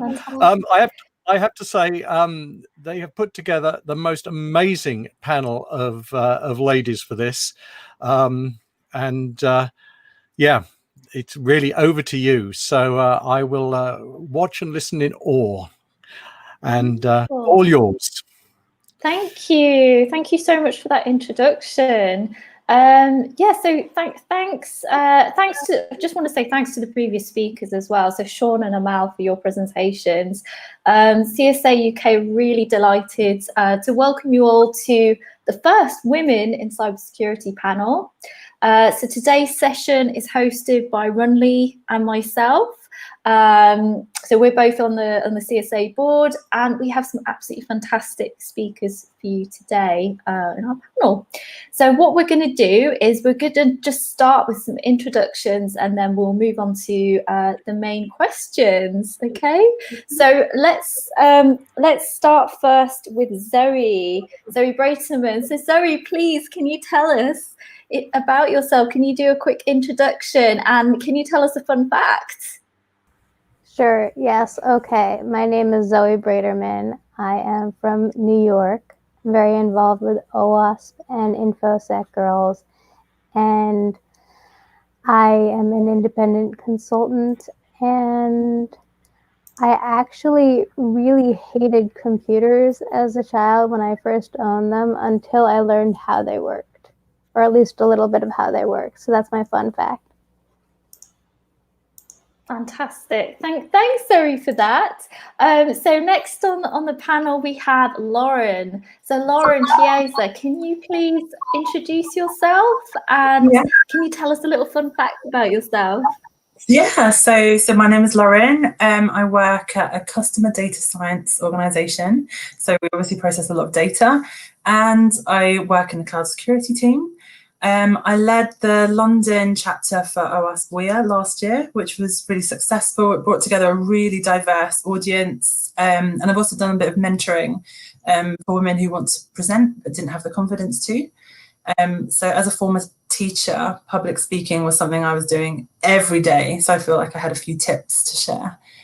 Fun fact, so I'm not only a security geek, I'm a maths geek. So as a mathematician, at least studied maths at my undergraduate degree, unfortunately, I don't get to do too much maths in my day job, but I'm content with my monthly brunch with my friends, where we take it in turns to bring a maths problem and sit there in silence with our heads down, working through the solution on our paper napkins. And I just love looking over at the waiters and waitresses to see their faces when they just see all these beautiful, intricate maths all over these napkins. So yeah, that's my fun fact. Happy to be here as well. Fantastic, thank you. We're really lucky to have you, so thank you for that. So next on our list is Catherine Lagarde. Please, can you introduce yourself and let us know a fun fact about yourself? Sure. Hi, everybody. I'm Catherine. I am a DevSecOps engineer for CloudReach in Edinburgh in Scotland. Similar to Lauren, myself and a small team run the Edinburgh Women in Tech Scotland chapter, which is a lot of fun and has been very eye-opening for myself to see all of the backgrounds of different women who are coming into the industry. I also do a bit of mentoring as well. And a fun fact about me is that I have a giant African land snail named Optimus Slime. And I'm pretty obsessed with them. That's brilliant. Thank you so much, Catherine. Lovely to meet you. So next, can we speak to Monica Verma? So please, Monica, can you introduce yourself and tell us a fun fact about yourself? Sure. Hi, this is Monica. I've been working with cybersecurity risk management over 14 years, and I started my journey as a developer and an ethical hacker. So I've hacked everything from applications to products to trains. And in the last years, I have led a lot of, I've held leadership positions in cloud security and risk management. And today I lead security, risk, and business continuity in the finance sector. I have a fun fact about me, or actually there are kind of like two examples because they're kind of related. So one fun fact about me is that I love Marvel. I am absolutely crazy about Marvel comics and the movies that come out. So what I did was, I don't know if you know anything about Marvel comics and the in the Marvel universe, there's like the 6 Infinity Stones, and I got so obsessed with it that I actually created something known as 6 Infinity Stones of Cloud Security. If you're interested to know what they are, then you can check it on my blog, monicatalkscyber.com. And another example is that I actually love driving fast, which is only possible in Germany and German highways. So I'm German, and the max I've driven is around 240 kilometers per hour, which is, I think, approximately 150 miles per hour. And yeah, and trust me, no matter how fast you're driving on a German highway, there's somebody faster than you always. So you will know you're not the fastest one ever. And so because of that, that's also where I got very interested in the whole aspect of enabling business, because if you connect that to cybersecurity, I would never be driving if I didn't trust the German technology and the brakes. There is no way I would be going that fast. So with this digitalization and DevSecOps and everything going on, we want to enable it, and we can only do that if we do it properly with embedded security and privacy in place. Those are the fun facts about me. Thank you so much. It's so interesting. And yes, yeah, I agree with the. I like Marvel myself, and yeah, driving fast where I can within the speed limit. But yeah, don't speed. Don't do yeah, exactly. Right. Say that I love your article. It's amazing. Thank you. Fantastic. So next on our panel, we have we're joined by Vandana Verma. So Vandana, please introduce yourself and tell us a fun fact about yourself. Sure. So about me, I am working as a security solution architect with one of the multinational company. And apart from that, I root for pro bono work. And I'm one of the global board of directors at OWASP. I run InfoSec Girls in India to bring more diverse candidates in cybersecurity along with students. And like we work with a lot of students and professionals so that we can have more people in cybersecurity and we can have more such panels that we have today. The fun fact about me is I really love traveling and I'm a big foodie. So whenever I travel to any country for work, I make sure that I spend at least 3 days and travel around the state. So I've been to Disneyland 3 times, and every year I go there, and everybody asks me that you're going alone.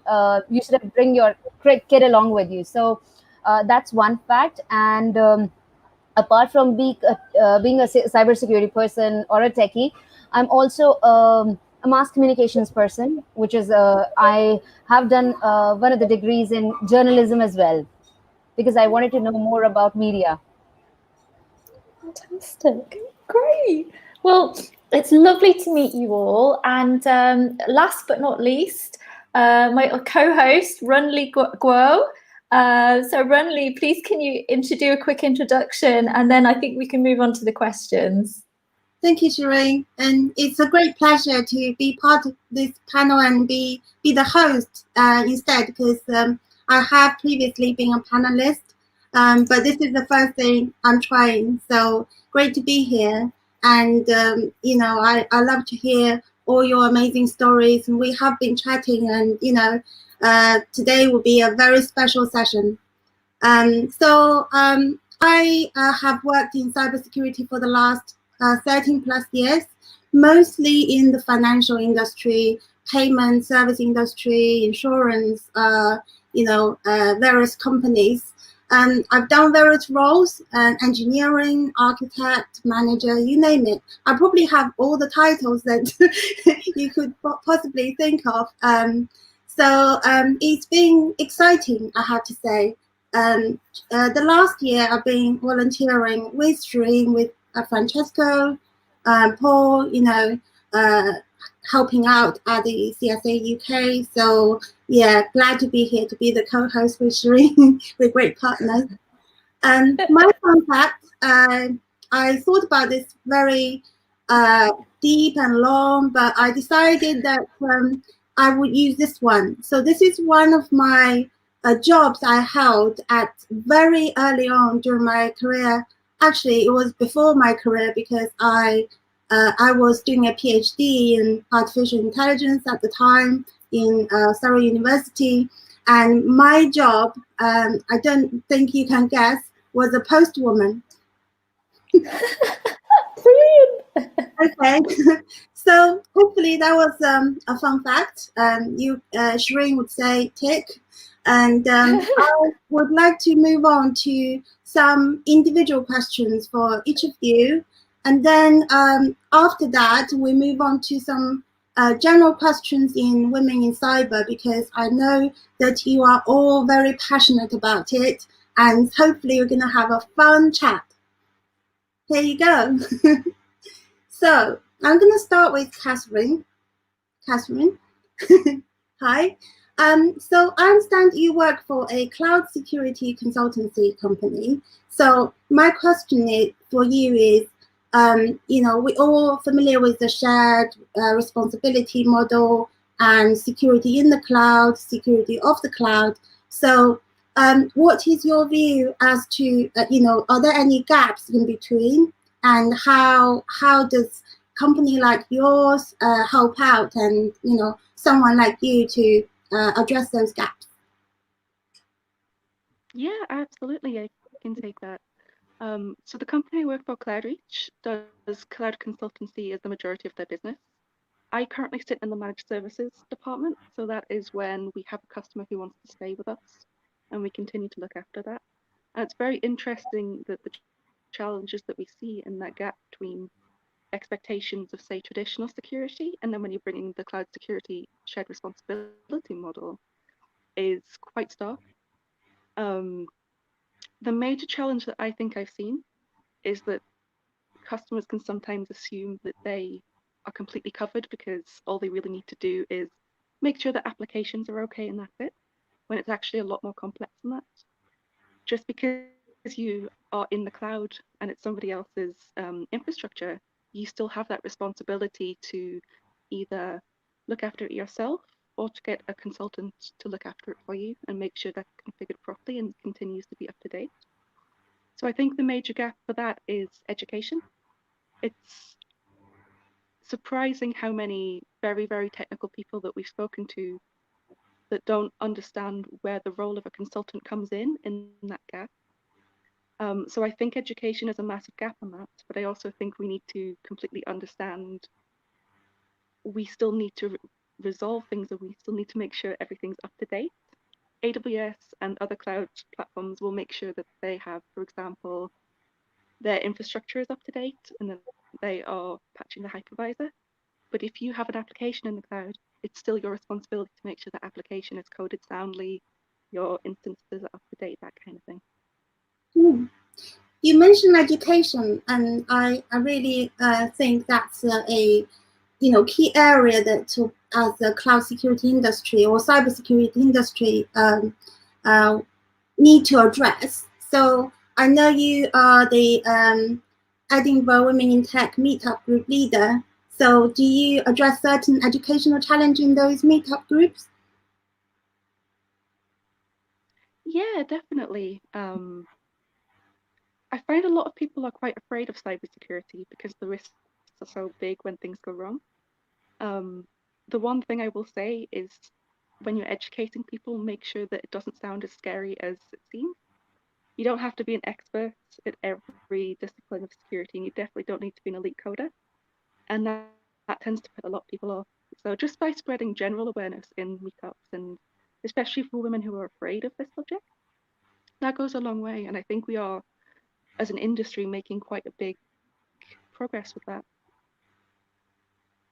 Thank you. Yeah, that's great to hear your advice. May I move on to Zoe? Hi, Zoe. Hi, Rumi. Thank you so much for joining from the US. I know you are based in New York. Is that right? Yeah, this is a truly global panel discussion. My question for you is, I understand you are a researcher and a consultant. So you've helped numerous startups to secure their cloud environments.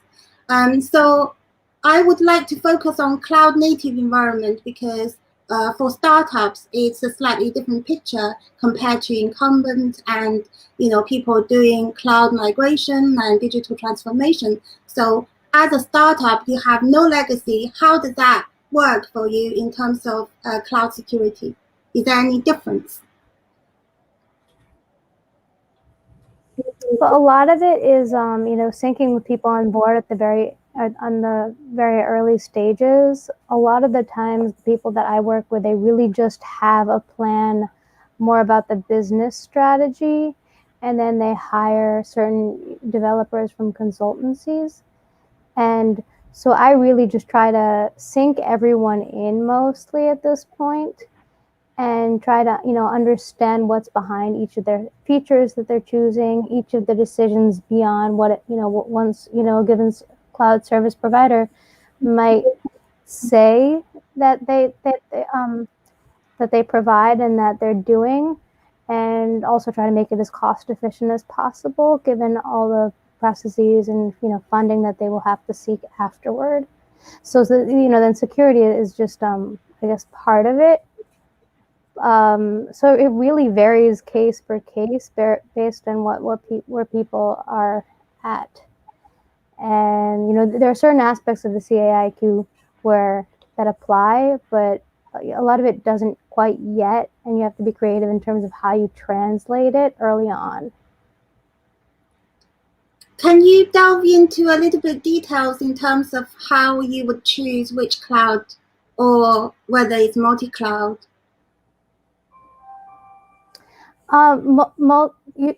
It varies, as are mostly so far.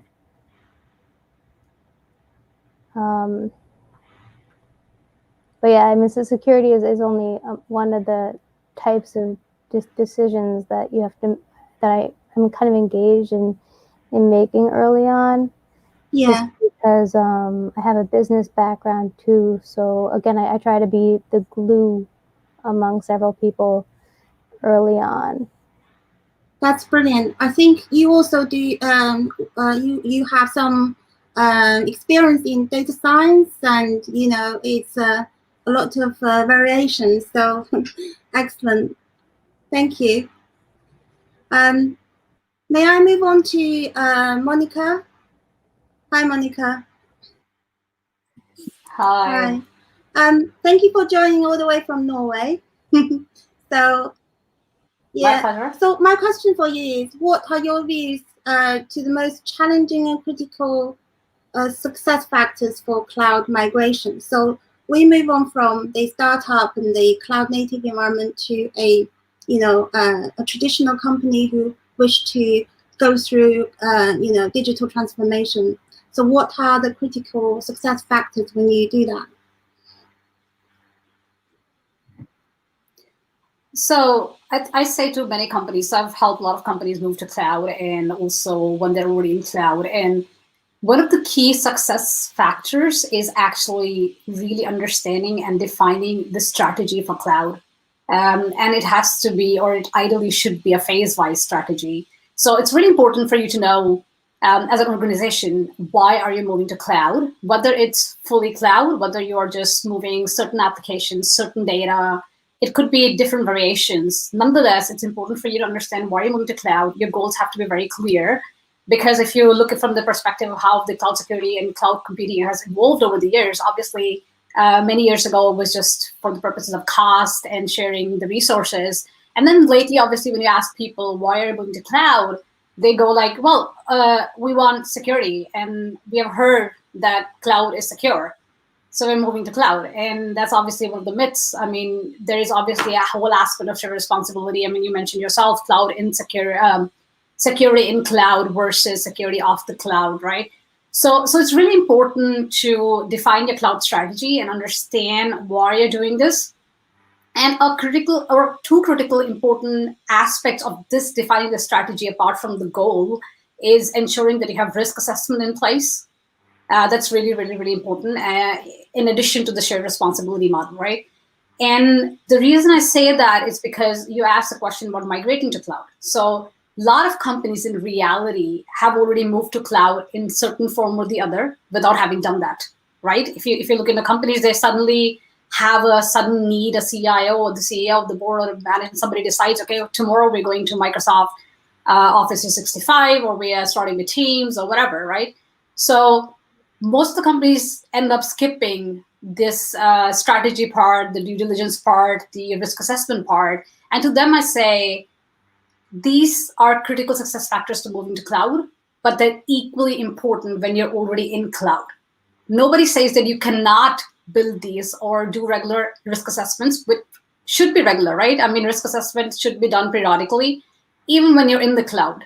So I think that's really critical. And how often you do risk assessments will also depend and vary on how fast your environment is, your company, your changes that are happening, and so on. So these are some of the critical factors which people skip in most of the cases, and or believe that should be done only in the beginning.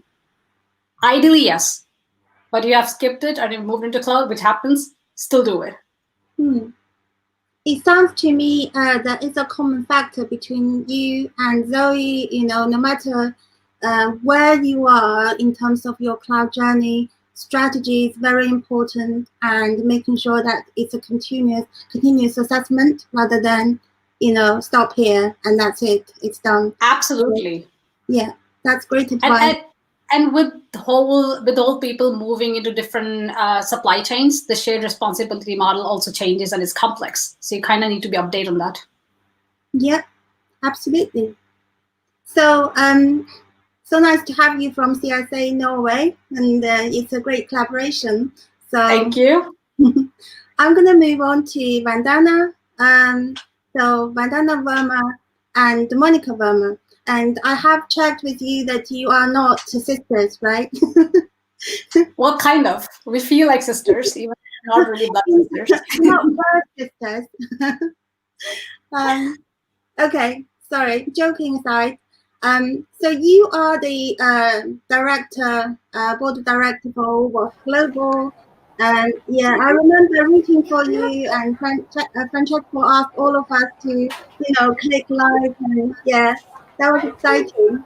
And you also president for InfoSec Girls. So later on, we'll ask you a bit more about that. So I'm going to ask you a more in-depth, kind of question that a lot of people are struggling with. That is IAM. So we all know IAM is a critical part of cybersecurity, and particularly for cloud security, is a very big challenge. So my question for you is, how is it different from on-prem and cloud? And another question is, what are the idiosyncrasies between the different types of clouds? Sure. So when we talk about identity and access management in cloud, in a way, we have more responsibility, and on the other side, we have less responsibility. I'll give you an example. When we talk about identity and access management solutions on-premise, on-prem, they have been all the rudimentary systems that we had. We are managing everything at one place, and if for God's sake, nothing goes down, but if something goes down, all the identities are gone, or if there is a malware attack, then the identities are gone. Sometimes I've seen the backup systems also are going down for some reason. But in cloud, the identity management is easy, scalable. Now, why I say easy? Because you have the structure defined. You just have to implement it right. I have seen the cases wherein people know that they have to manage those identities. Still, they're using those main account, root accounts over some applications. Now, if somebody gets those credentials, what's going to happen? Anyone and everyone is going to have access to your account. So which means it leads to a point, we need to have right groups, we need to have users, and we have to have policies and group them together as the right fit for an organization.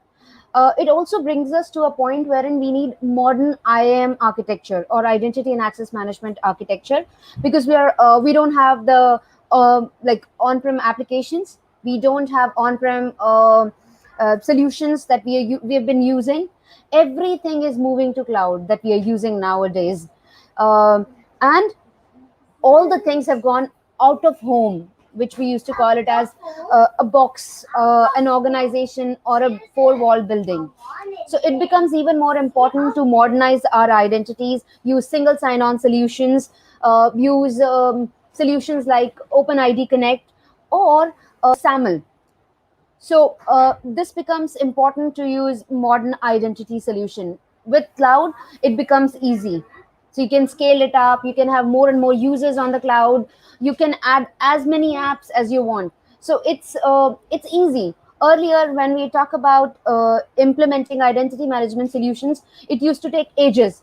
You have to have the right policies. Like, there were similarities, but then with cloud, it has become more scalable, easy, quick. I would say the way we want with agile, we want to fail fast, but we want things fast, and we want to have as many users as we want.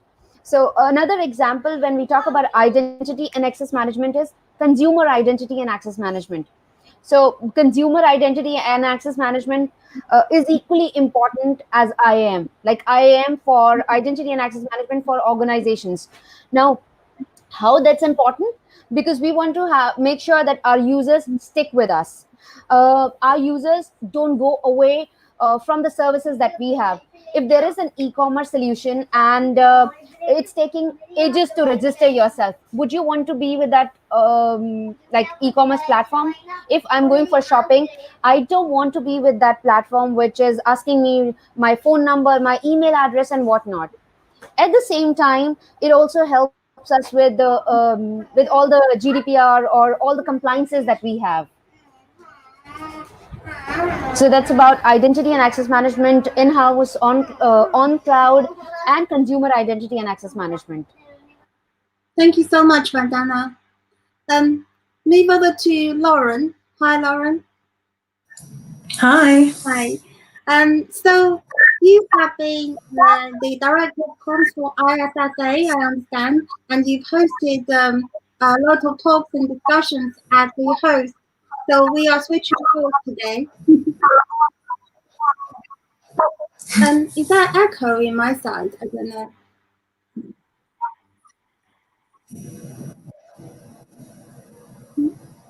There was an echo for sure, but not sure on your side or Lauren's side, because you two are on unmute. Okay. I do need to talk to Lauren though. Then I think you're gonna say the question and go on mute. Yeah, let me finish the question first. Yeah. So my question for you is, what cloud security misconceptions have you come across when you, in your work experience, and also talking to other people at panels? Yeah, sure. Hopefully it's not echoing. It's okay now. So yeah, I want to talk about kind of one comment in particular that I have actually heard quite regularly, and I'm not too sure if it really is a misconception, to be honest. So it would be really interesting to see if anyone else on the call kind of has any comments on it. But the misconception or comment that I hear regularly is like, security is so much easier in the cloud. So to be honest, I don't have that many years of experience of security prior to the cloud era. So when I hear this, I'm certainly very curious as to just how much harder it was, security was on-prem, because I mean, the work I'm doing, that I'm involved in, is certainly not easy. So the comment really intrigues me. In terms of like trying to break this comment down, I think it comes down again to the shared responsibility model. So indeed we do, so as cloud consumers, we do have a few less responsibilities with regards to securing the whole stack. Now, because we have less responsibilities, and I suppose because the scope of what we need to do to secure our data is reduced, does that imply that we have an easier task? I think absolutely what is easy about the cloud is that it allows us to build complex environments. And then obviously, of course, it makes it hard then for us to secure, even with these reduced responsibilities that we have. But I also think there is a perception that because there are so many like user-friendly features and tools that the cloud providers roll out to us that are designed to support us with ensuring our cloud estate is secure, I think the perception is security is made easy for us. I mean, I don't think that's the case. It's just simplified for us. And I think that's the heart of the issue. We all know security isn't easy. And I think these features make cloud security simpler, but simple doesn't mean easy. And yeah, there are some features that can just be turned on. And again, that gives the perception that cloud security is easy because it's a new security control that can just be done with a click of a button. But that's often not the case. And I know, like in my experience, I've like followed a really exciting feature that I followed through alpha, through beta, and it's finally in general availability. And I'm really excited to like get down to the detail and understand how to configure it and implement it, because I've considered it as something that would mitigate a few risks. And then I get really frustrated when there are lots of restrictions and limitations, and when there are services that aren't supported by those features. So again, it's not easy. Like it might appear easy. So I guess in conclusion, I argue definitely that security isn't easy in the cloud. It's different. And I agree that it might be simpler, but it is complex. And I think that needs to be understood. But I'd be really keen to understand if anyone kind of doesn't agree with the fact that I thought that was a misconception. I would agree with you. And, you know, I have a similar experience, something that people feel that it's simpler because a lot of part of the controls are taken away from you, but it's not so in reality, because you don't actually, you know, without the visibility, you don't actually have the certainty. So I think that's the area that, you know, I can completely relate to.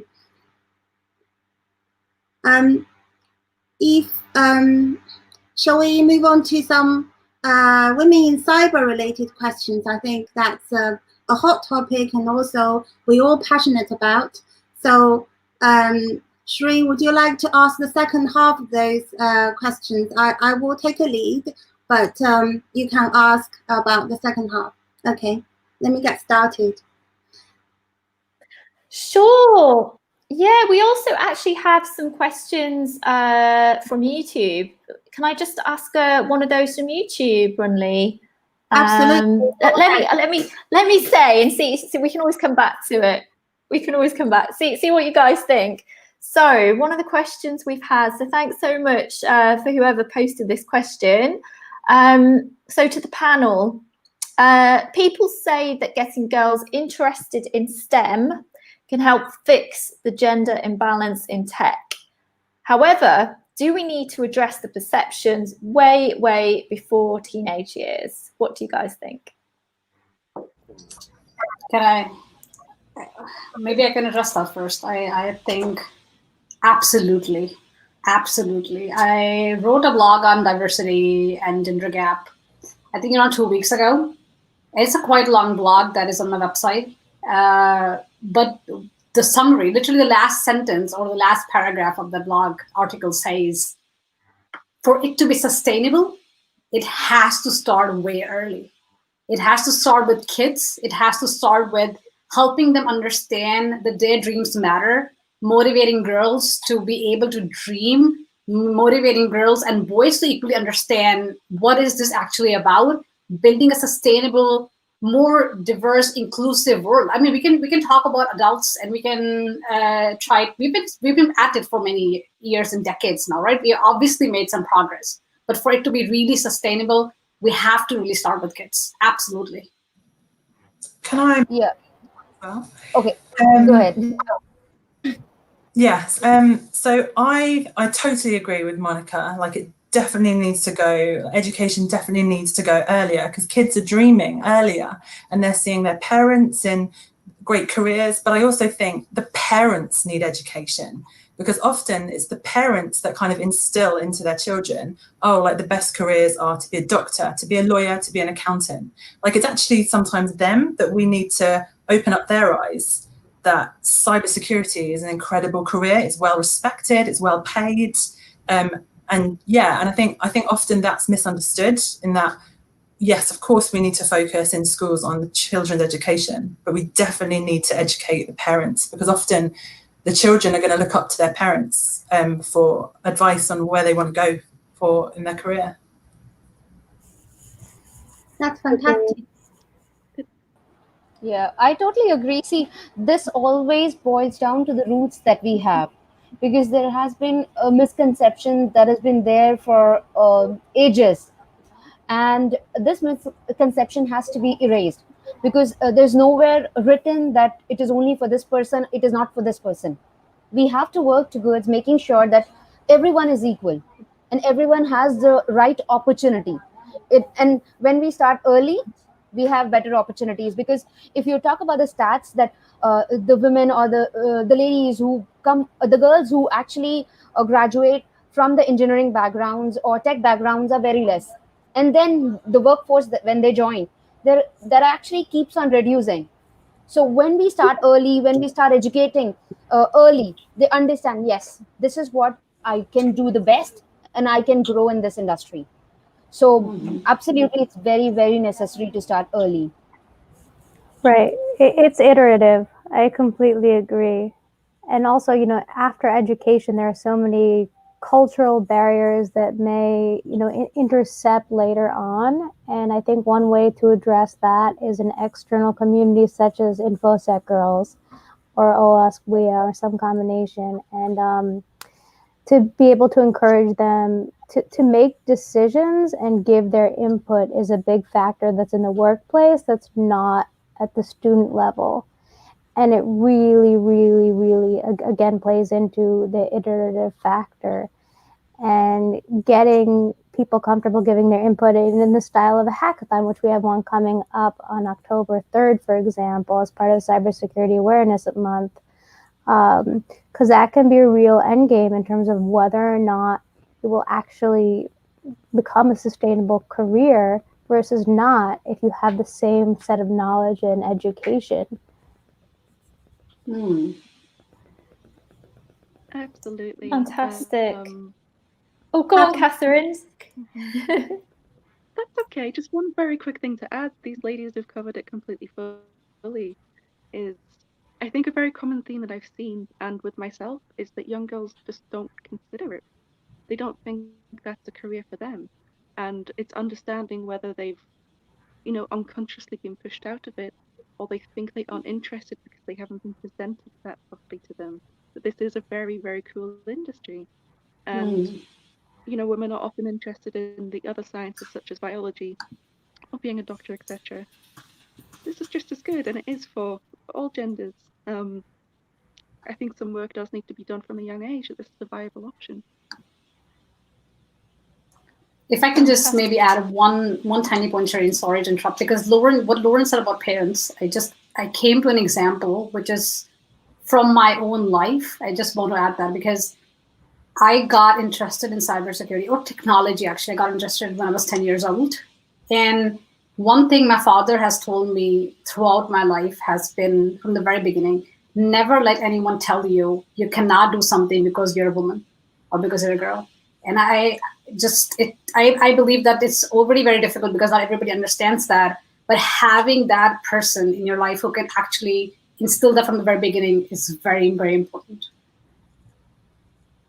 That's a really important lesson as well, Monica. Thank you. That's something really nice to finish on as well. With the when you're growing up, it's your parents who have that biggest impact on you. So that's that means a lot. Great, fantastic. So we'll move on to a couple more questions. I think we're still good for time. So I'm just going to pop this up initially so you can see as well, and I'll take it down shortly. So here's another question we've had. So thank you so much for this question. The question is, depending on where you are on your cloud journey, you have a different learning curve.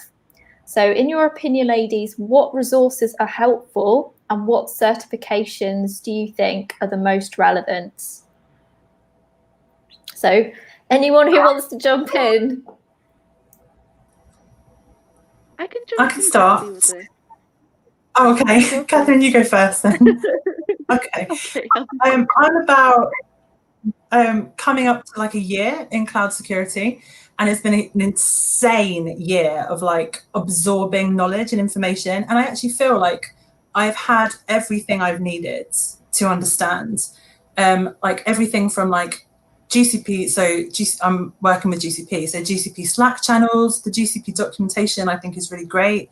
The fact that they give you, I think, $300 of credit to spin up your own environment and learn from actually hands-on activities. Coursera and Udemy also have really, really great training courses which involve like hands-on labs. And then the community has been really great. So whenever I have a question or I need to like find a filter for a script, I'll throw it out to like Stack Exchange and I get a response back in a couple of hours. So I feel like the resources that have helped me learn have been extensive. Yeah, that's just my 2 cents. Absolutely agree with you, Lauren. It depends what you're looking.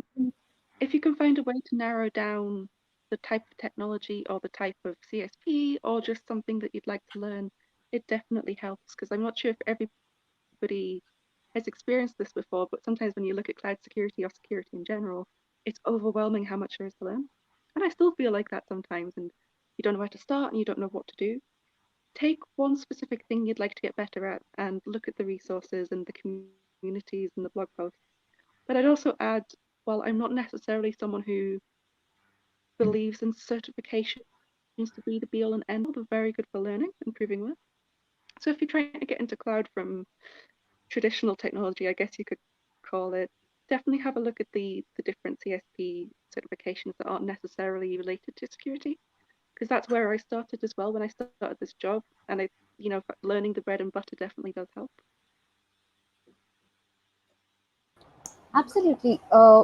Getting to know the right thing, like what you're looking for, is very important, because there are so many clouds that are there. So you need to narrow down on what you're looking for, or you might be looking for the simple architecture, that what cloud is all about.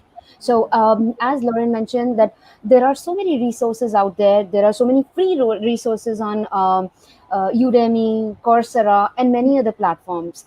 Every cloud provider has given a lot of free resources, and you can actually go through them. You can experiment. I got to learn IBM Cloud, AWS, GCP, and Azure using the free credits that are there while you're learning all of that. So you can actually get benefited out of it. And certification, I wouldn't endorse any, but based on your requirements, you can actually go for the certifications which are there in the market. There are actually a handful of them, and there are certain vendor certifications, and there are certain certifications which are provided by Cloud Security Alliance, and there's another one by another vendor. So based on your requirement, you can go for it. But first, you should get your basics right, that what you need, and then go for the certification. Mm-hmm. If I may add to that, because I think the ladies have said it very perfectly, you definitely need to, or there are 2 ways I see you can go towards it. One is you go specific, right? You're learning about AWS or Azure, and you go to their architecture reference diagrams, and that helps you really understand. And the free resources, which has been already told.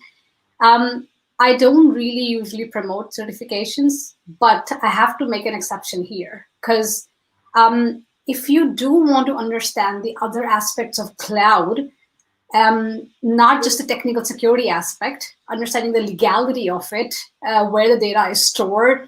There's so many different aspects and domains of cloud that you might need to know and understand based on your job, your role, your enthusiasm, your interest. The CCSK certification from CSA and the CCSP from ISC Square is actually really good. And I don't say it from a certification perspective that you need to get it check off, but really from the knowledge. I mean, and CCSK is the beginner's level. It gives you a very broad understanding of what cloud security is really about, and it has a lot of domains. And I didn't do that one, but I have the ISC Square CCSP, which is the higher level, which is more advanced. And it goes into also all the details of really the understanding the legalities, the risks, the architecture, infrastructure, operations. And the reason I promote them is because it will help you understand the basics of cloud independent of the vendor. So if that's your gig, you can always do that. But then obviously there are these certifications that are very, or the labs and the different documentations from different service providers that you can look into. We have 5 minutes left. Sorry, Shireen. I was just going to say we have 5 minutes left, and I really want to ask one question. It's regarding, your career and as a woman in cybersecurity. People often say that, we have to walk a tightrope because of the likability penalty that we often face. So can you relate to that? And if you have, and can you give some advice how you, overcome the challenges?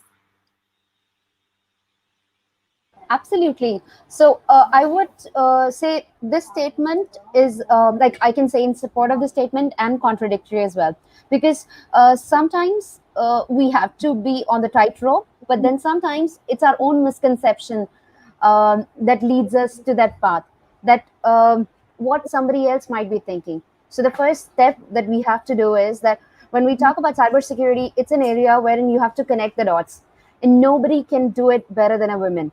Or like you have so many thoughts, you can be there is a saying that a woman can be a best CBI agent if she wants to find out something, so better than a CBI agent or an FBI agent. So there's no career that actually chooses that it has to be a man or woman. You can join any career. It's just that if you want to do it, you will be part of it for sure. And we just have to say it out loud that yes, I'm here and I'm going to be here. Yeah, I can absolutely relate to that. And how many times I have heard in my career that I'm ambitious, and not in a good way. And I feel there's nothing wrong with being ambitious. If you don't have clear goals for yourself, if you don't have clear goals for what you want to do for your customers, how you want to help the business, I mean, how do you lead? How do you help? And I feel that I agree with Vandana on that some of these are misconceptions. And to be very frank, if I can be very frank, nobody in this world has a clue of how to live the life perfectly. So if you don't have the answer anyway, you might as well just live it the way you think is right for you. So that's great advice. I'm so sorry. Go on. I said that's great advice. Did you want to add anything? Yeah, personally, I had kind of a weird opposite of it. This role that I'm in now is my first public-facing role, and I didn't have any consultancy experience, and I came from a very small company that felt like family. So I really struggled with almost being too nice, because I thought talking to everybody as if maybe overcompensating on my part to make sure that they know that they're respected and I'm listening to them. It actually ended up, I believe, not getting me far enough, because if you're talking to a customer and you sound nervous and you sound like you're doubting yourself, which is what I was doing, they're not really going to trust you. If you're in cybersecurity, you're the one who has to stand up and say, I'm listening to you, but I think we need to do this, and act very quickly and confidently if something goes wrong. So I guess my advice would just be exactly what these ladies have said. Just be yourself, but don't be afraid to take up space in the room. That's well said. I feel like the cautious, detail-oriented side of me had to go in order to actually kind of succeed. And there's still, I think it'll always be something to kind of figure out the combination of, nice and determined. But I really think that when you're doing what you love, then the right combination just kind of comes naturally. And over time, you realize how much better you get at that combination coming naturally. Thank you very much. We'll see Francesco joining, and maybe it's time to close.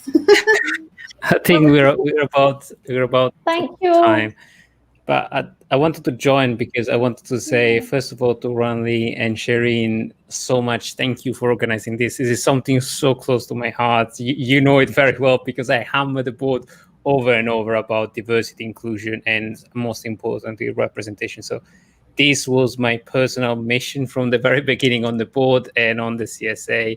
And thank you for making it happen. It means so much for me. And this panel meant so much for me. So thank you for everybody for coming here, being an example, a leadership example, because we need more and more of that. I mean, I probably can't say it enough, but I'll shut up now. I'll let you guys talk. Wow, that's really great. And just to say thank you so much, Francesco, because you're a champion for us. You really are. And yeah, really appreciate that. And it's been great meeting you all. And to the ladies today, thank you so much. So Zoe, Lauren, Catherine, Monica, Vandana, Runley, pleasure to hear from you all. Thank you so much for your time. And hopefully we can do some more events like this so we can get you back to speak. I think we could have a whole day, couldn't we? At least.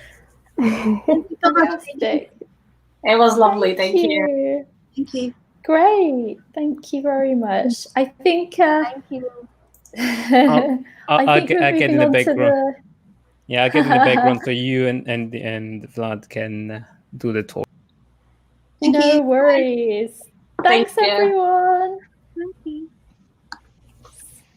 Okay. Bye, everyone. That was a really good session, Shireen. Can you hear me It's okay? great, wasn't it?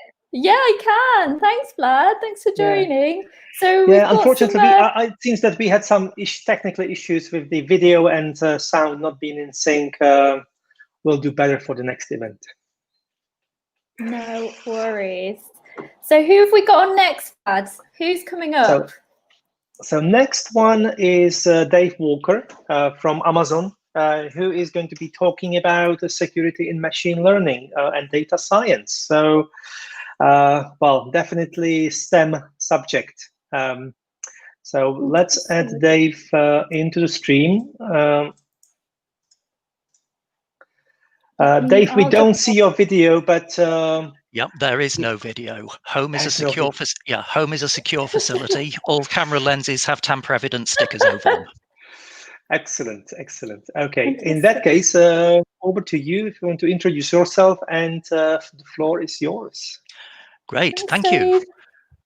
Hi, folks. I'm Dave. Some of you might have seen some of my sessions in previous years, but I would expect you're probably asking, why would I be talking about machine learning at a cloud security conference? Well, there's a couple of reasons, really. I mean, first of all, lots of machine learning gets done on cloud environments, primarily because that's where there's a whole bunch of compute to bring to bear on compute-intensive machine learning requirements, but also there's an interesting relationship of a dual nature between machine learning and security, I think. So some people look at it from the point of view of machine learning for security, so actually using machine learning to add power to the security practitioner's elbow by doing things like initial data analytics and so forth. But the other angle, which is the one I'm going to be focusing on today, is security of machine learning environments. I mean, machine learning models are workloads too, and they therefore need securing themselves. And from the point of view of actually looking at security of machine learning, as well as the usual confidentiality, integrity, availability aspects, which I'm also going to be talking about, there is the matter of accuracy. And this is something I think perhaps is something that hasn't been paid as much attention to as it deserves. There have been historically certain embarrassments in the world from various people running machine learning experiments. Classic case of these is Sybil attacks that you may remember from the Tay chatbot. But there is an article that O'Reilly put out on their ideas blog a couple of years ago, which is well worth a read. It's one of my favorites just as an introductory article, and it's called "You Created a Machine Learning Application, Now Make Sure It's Secure." So that's one I'd definitely recommend reading. I've had to cut the session down to try and fit time here. So I am going to be taking this at rather a gallop. Let's see how we actually get on time-wise. So in terms of actually characterizing machine learning, you really have a base set of 4 kinds of machine learning models. You've got your classic normally weighted linear regression for actually just doing analysis as to what side of a derived line a particular data point sits on. You then have tree-based, which is your classic human-style decision trees, although with weightings on them. Neural networks have been popular with machine learning ever since the 60s, and there's the actual Wikipedia page on them has a decent explanation. And then finally, you have clustering models such as word2vec, where you wind up taking properties of specific elements, plotting them on a graph, and then seeing what relationships of affinity they may have to each other, and then determining whether a new data point fits within the scope of influence of one cluster or another. So these are normally for categorization. When you look at how people go about building these models, this is a diagram we'll come back to on a few occasions during the session. Once you've defined what your problem is and got a body of data, normally a very large body of data if you want to have an accurate model, what your data scientist actually spends most of their time doing, and this is something I found surprising when I first learned about this from a friend who is a data scientist, is they spend most of their time taking their data and cleaning it up, actually preparing it for analysis rather than actually doing model training and then model testing. So there's a lot of work gets done in data hygiene to both take out points that are outliers and might otherwise unduly influence the overall model when it's clear that they may have been captured in error or something went wrong in their capture. There is also a technique which is a bit controversial, I think, called imputation, which is where you have elements of data missing and you wind up going and synthesizing them from the data you've got and plugging it in. Some people may consider it to be making stuff up and calling it data. I leave it to you to decide. Feature engineering is, again, one thing that is a bit more art than science in a lot of cases for machine learning. It's where you take the fields in your data and determine which of them are significant and which of them you can get rid of. So it's a matter of what you actually want your model to learn. There was a classic case from the 80s. Yes, machine learning's been around for the 60s, since the 60s, and maybe even a little earlier in theory, where the military were trying to train an image recognition system to recognize tanks hiding in forests. It turned out that the model they created was an arborealist. It was great at recognizing different types of tree, but it couldn't spot a tank if you put one right in front of it. And then you get into the training, evaluation, and go around the cycle again. Now, there is a lot of hype around machine learning, and I have heard people even go so far as to say, the answer's machine learning. Now, what's the question? You need, first of all, to think of where you really want to be making use of this. And the most obvious case in point is where you can't construct a finite state machine or by writing a traditional program in order to solve your problem. And there's this paper at NIPS that really sums it up, I think, where the desired behavior can't be effectively expressed in software logic without dependency on the data. So it's where what you're doing is actually data dependent. And this is where machine learning can come to the fore.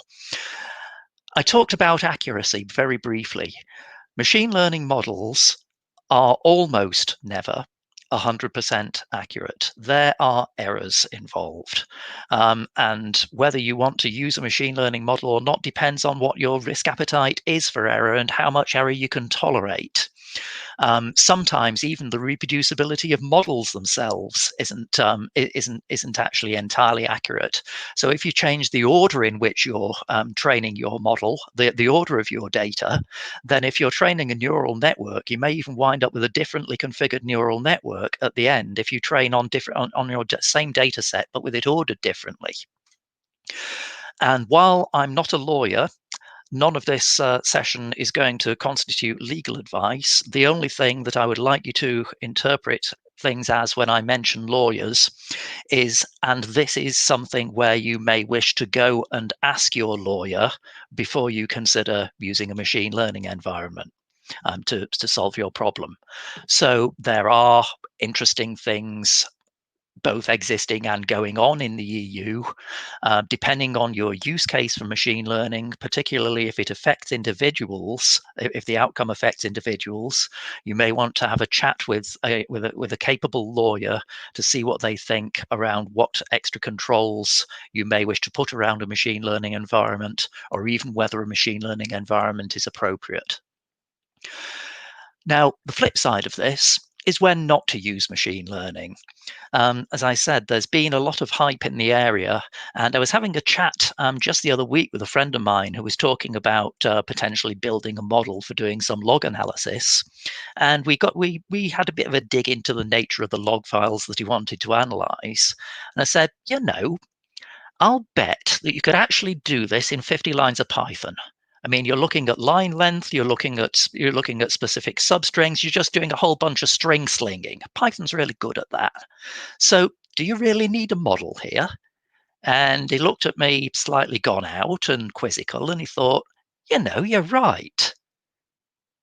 I don't need to gather, you know, gigabytes of log data and try and teach a model what it looks like. I can just do the thinking myself and write something to sling the strings for me. It's probably going to be more reliable too.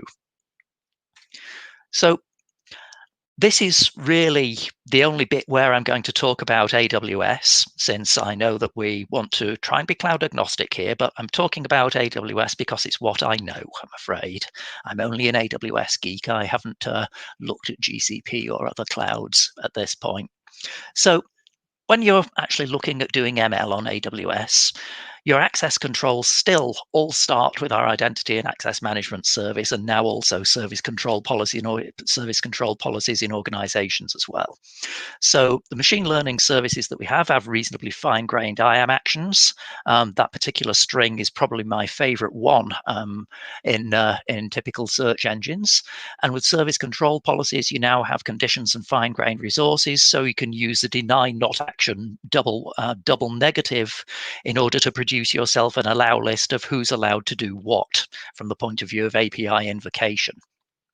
This also means that you can use SCPs to make your training and test data and indeed your models immutable if you want to. So this potentially solves the question of models and data being interfered with in an authorized manner once they're up and running.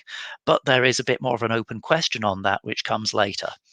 So we've got our SageMaker service, which is kind of what a lot of our build it and run it yourself machine learning model training revolves around. And there's a bunch of security controls around this service itself. It lives in a separate VPC that we manage, which actually has a useful benefit I'll talk about later. Each job and notebook gets its own EC2 instances. They're segregated from each other, and there's further intercluster segregation from the point of view of segregating entities within a cluster. You also have a VPC endpoint so that you don't have to go accessing your training and test data across a world routable network. You actually got a private back channel network that you can send all your data across. And we can also now isolate the network interfaces that you talk to in order to access that data, and also to send algorithms to. So again, you don't have to go poking the environment from the world at large, except through an API authentication server that comes up on the diagrams next. So routability to the internet's optional, and all your logs actually go into our central CloudWatch logs service. So if you look at how you go, for example, running a Jupyter notebook, which is our preferred mechanism for actually getting your model code in, and lots of people, lots of data scientists like Jupyter notebooks, you wind up talking to an authentication proxy service, which then enables you to access your notebook from your notebook instance, which is running in the SageMaker account, which is one of our accounts rather than one of yours. You extend a network interface into your own account to then be able to talk to VPC endpoints and talk to the environments where your data is and so forth.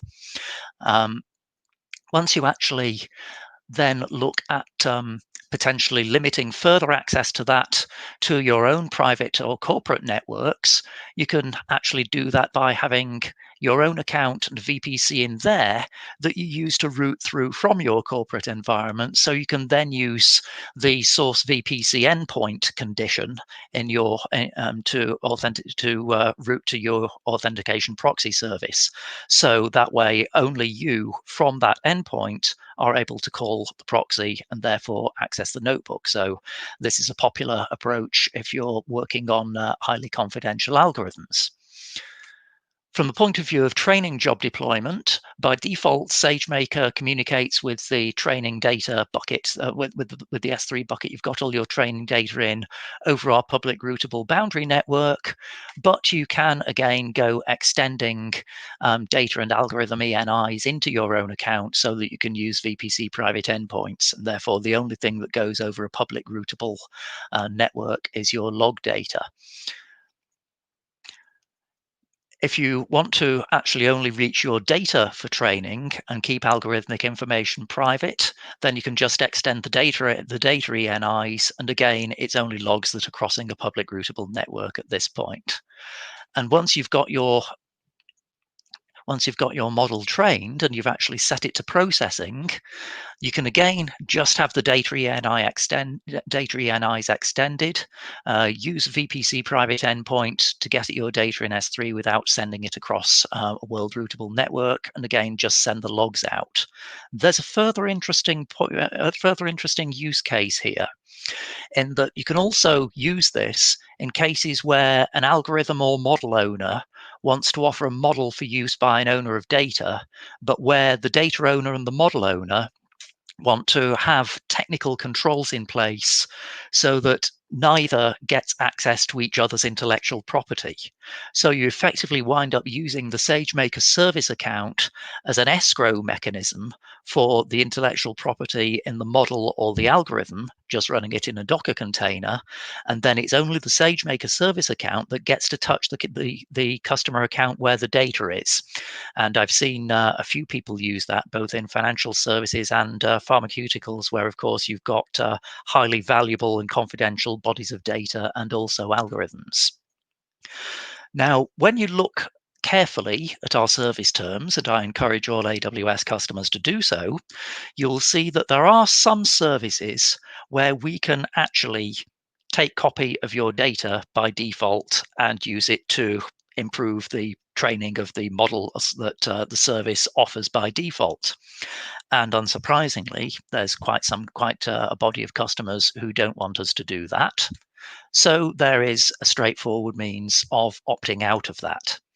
And Personalize and Forecast and SageMaker themselves, they not only keep your data explicitly private to you, they also keep it in the same geographic region where you are using the data.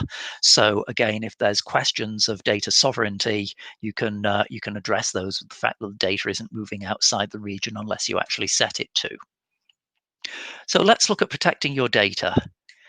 And it's grand that the ML service teams all decided that when it comes to handling large bodies of training and test data, hey, we've already got S3, let's use it. So all our favorite S3 protection mechanisms apply. You can ensure that your buckets are never made public. You can, in fact, actually set things so that your bucket policies are immutable. I'll show you how to do that. You can use the VPC private endpoints I was talking about earlier. You've got access logging. You've got independent logging on S3 for access to the buckets. You've also obviously got all those API calls going into CloudTrail. So you can have your training and test data and so forth in non-production AWS accounts where your data scientists live.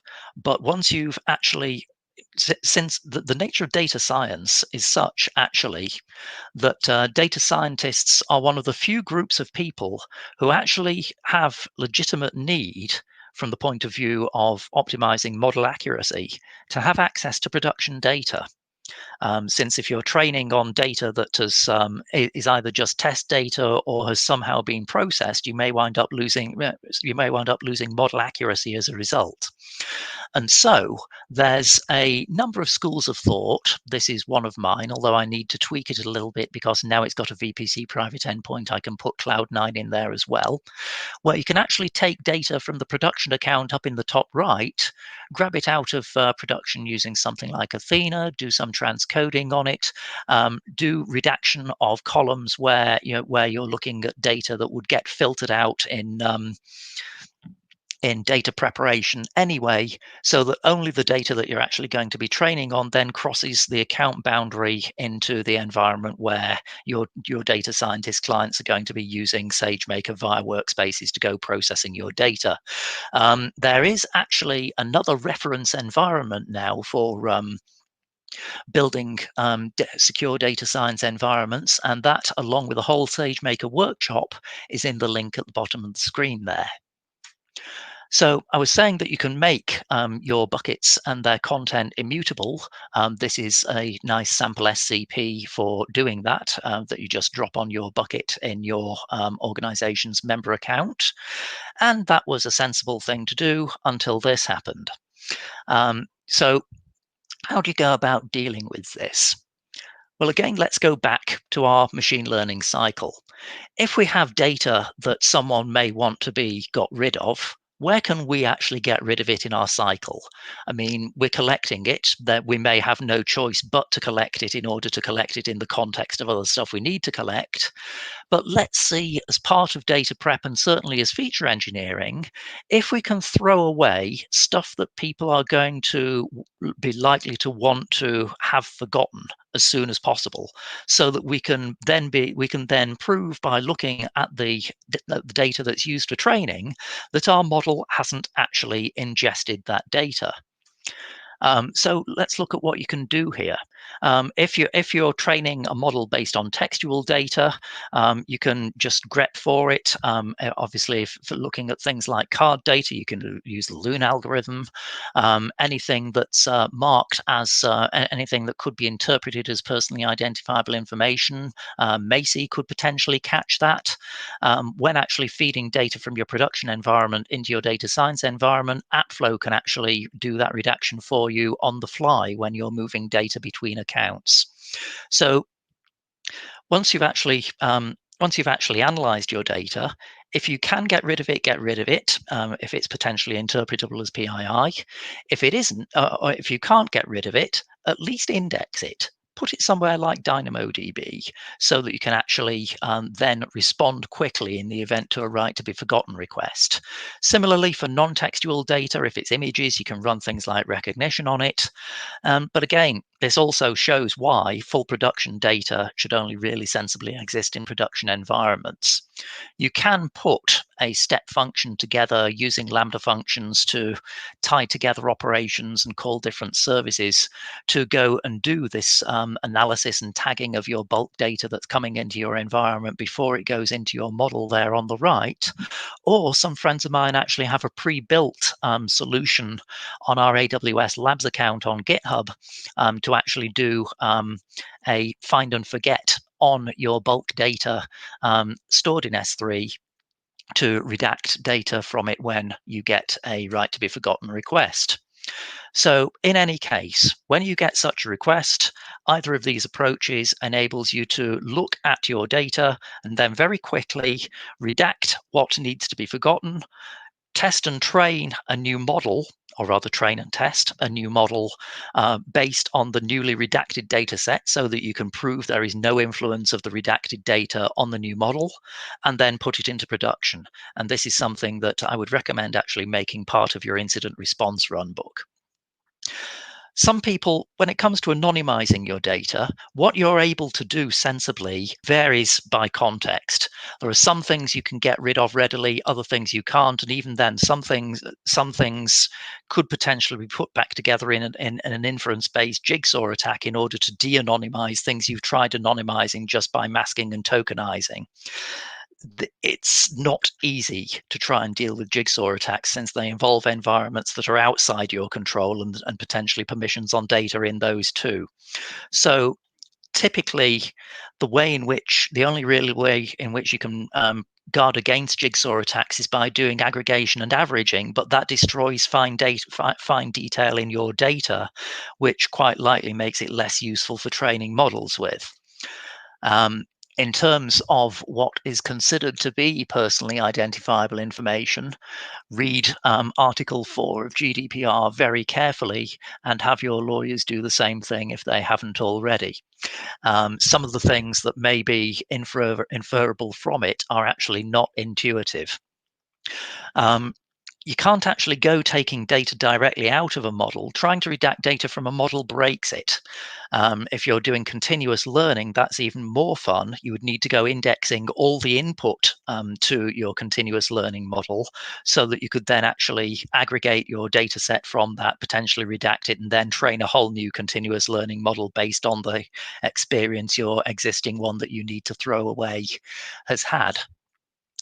An alternative approach, which is something that we're exploring actually, is differential privacy. And this is really rather interesting in that one of my favorite recent XKCD cartoons talks about error propagation. And you can almost apply the same kind of principles to differential privacy. What you do is you take your data, you feed it through a filter, and what comes out is data that is still fine-grained but inaccurate. Normally, there is some quality control on how you go about introducing the inaccuracy. Normally, you wind up having controls to ensure that you've got the same statistical distribution on the output as the input. But we've found experimentally that models trained on differential privacy process data, they're still less accurate, but normally only by a few %.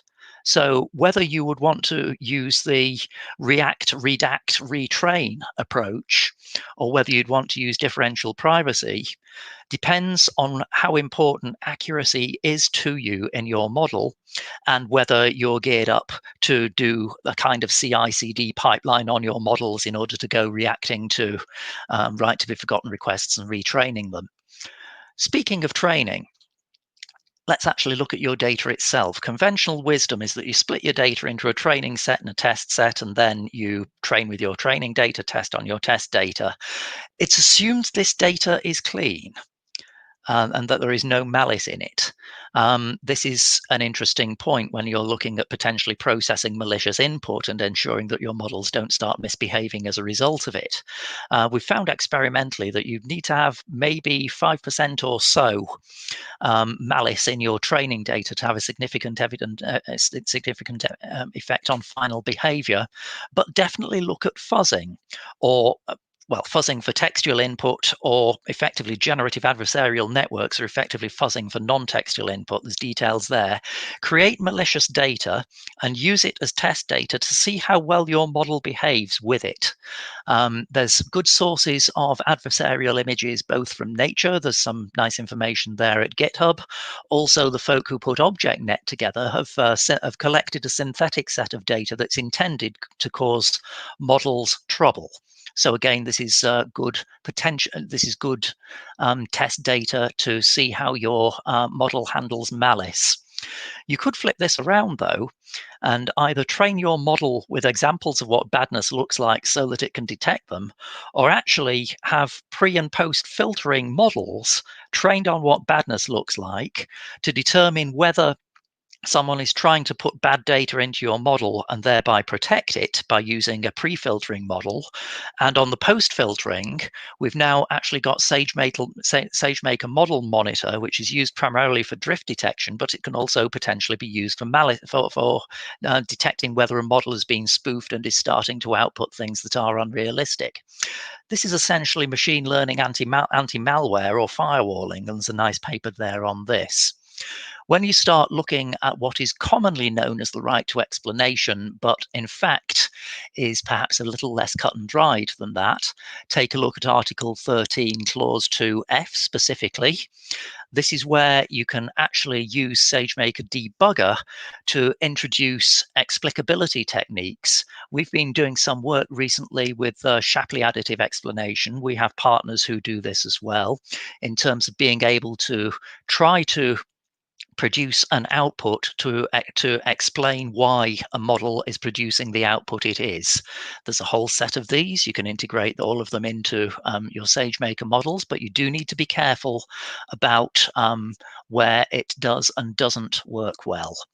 From the point of view of model protection, a working model is a valuable asset. It takes a lot of time and effort to actually put together and has non-trivial intellectual property. So you want to stop people either subverting it or walking off with a copy of it. Simple models, particularly in a regression environment, if they output a confidence as well as a result, they can potentially be reverse engineered. It's very much like doing cryptanalysis of a weak cipher. Does a small change in your input produce a large change in your output? There are things that you can do to slow this down. You can either rate limit your API to your SageMaker model, or if your model is expected to be high throughput, you can potentially confound people by putting randomness in the confidence of your output. So you could do that by having an API gateway and Lambda function up there on the top right to input noise into the response returned by your model when it then gets returned. Stopping your models getting swapped is easy. There's that can readily be done just with a service control policy to make your models themselves immutable. But what about model accuracy? We've already talked a little bit about drift detection, but can we successfully detect poisoning here too? So let's look at wrong answers and how we can go deal with them. This is probably my favorite XKCD cartoon so far. I think it's so funny just because it's so accurate. But your code isn't just a machine learning model in isolation. You're calling a model in order to do something and then do something with the output it returns. So what can you do about robustness in your actual code? Once you've gone and propagated errors, which is a bit I had to cut for time, if you've got a low confidence, typically caused by poor input data or edge cases that didn't get ironed out, you want to have a threshold where you resample the data, see if you get different results. But if you've got wrong answers and high confidence, this is harder. One of the ways in dealing with this is model stacking, where you train multiple models using the same data set but different algorithms, test them till you're happy, and then send the same data to each in parallel, compare what comes back, and then effectively do a quorum voting to see whether any of your models are misbehaving or not, and whether they're actually returning the same things. In the context of continuous learning environments, there are ways of, again, protecting your data as to deal with attacks such as detailed in this paper here. But again, this also is where pre-processing and post-processing comes into their own, and that you can have a model trained on what badness looks like. It sends back whether there's whether an input is considered bad or not, at which point you can raise an alarm and not send it to your main model. If you don't get a badness alert, you send the data to your main model, you get your response back, you send it to another model to determine whether the output is sane. Again, this is where model monitor can be used, and only if you get a sensible sanity check back do you then respond. So, David, sorry, we are out of time, unfortunately. My probably main question, this is a really exciting topic, obviously, and probably requires a bit more dive in, and certainly more time than we allocated at this event. It would be great to have you back in for a longer event. But where can people reach out to you if they wanted to know more? Right. Well, this is actually the first public showing of this presentation. I don't think, unfortunately, I've managed to make it through the cut to get it accepted for reInvent, but I would hope to be doing the full version at some other public event in future, but I don't have the details of where. If this is a subject that you want to know more about in terms of doing these things on AWS, then if you are an AWS customer, have a chat with your AWS contacts, your account managers, solution architects, and so forth. They'll know where to find me. Okay. Thank you, David. Have a great day. Cheers. And without further ado, I would like to add to the stream Peter. Is it Hot? Yep, same as it looks. I'm not native English speaker, so apologies. So Peter is from the Museum of History of Computing at Bletchley Park, and we'll be talking about the, quite a lot of years, quite many of years of computing development. So I think this would be really interesting, especially for those that are younger than 20,000 years. I think we all are, don't we? Peter, if you want to something to share, share your presentation. We'll put it into the stream. Yeah, just bear with me. Okay, you should have that in the stream. Yes, we have. Fantastic. Thanks, Peter. Over to you. You're very welcome. Thanks ever so much, and thank you for giving me the opportunity to plug our museum. This will be a lightning talk. 20,000 years in 20 minutes is a push, I think. But so there won't be any time for questions. But let's see how we go. So let's have a look at how even some of the experts can get it wrong. I'll be taking you, once we've clicked through this, I'll be taking you through some foundation technology. This is just my route through the history. Everybody will have their own route through this. There are a million different ways of doing it. We'll then look at computing generations, some connections and influences who've affected all of us in the past. And I'll segue into Bletchley Park code breaking efforts and the technology behind that. And that will lead us into a very brief overview of the National Museum of Computing, where I'm a guide and education person. And that'll be a plug really for our virtual tour, which you can go and play with on our website free of charge. So let's have a look at a few of these quotes. Here's Thomas Watson. You'd think he'd know what he was talking about, wouldn't you? There may be a world market of maybe 5 computers. How wrong was he? How about this one then? Popular mechanics may weigh no more than 1.5 tons. Well, that's true, of course. Computers often don't weigh more than 1.5 tons. But actually, I think what he was pushing at was that you could expect them to weigh around that amount for the foreseeable future. Well, he was right in a way, because systems of the 1940s and 50s certainly were pretty heavy, up to the 1 to 2 to 3 tons level. Getting a bit more modern now, we will never have enough problems to work on to justify more than 1 or 2 computers. Well, even your lithium battery charger's got a processor in it these days, so that was wrong. Data processing is a fad that won't last a year. Well, that affects all of you guys, doesn't it? 1957, still going strong, data processing. Microchips, a senior engineer in IBM, what is it good for? Well, they're everywhere. Why would you want a computer at home? This is Ken Olsen, DEC president, goodness sake. And finally, and I expect a lot of people have heard this one, Bill Gates the third, 64K being enough for anybody. The bit that's missing out is, by the way, what's a network? That one doesn't often get quoted. So let's have a look at some foundation technology then. Going back 20,000 years, we have the Ishengo bone, found in 1960. Is it a tally stick? Is it some means of doing base 12 calculations? Is it a tidal calculator? All these speculations have gone forward about what this thing was used for. There's a more prosaic reason for it. It may have been that the grooves on this stick, this old bone, are actually just used to provide a grip with it. Maybe you could use it as a weapon. But some people regard it as an early calculating device. So that's my justification for going back 20,000 years. The abacus, most people have heard of the abacus, and many people will regard it as being originating in maybe Egypt or possibly China, maybe even Japan. But in fact, actually, we know the history of this goes back to Sumeria, back to the cradle of civilization, around 2700 BCE, I should say, these days, of course, not just BC.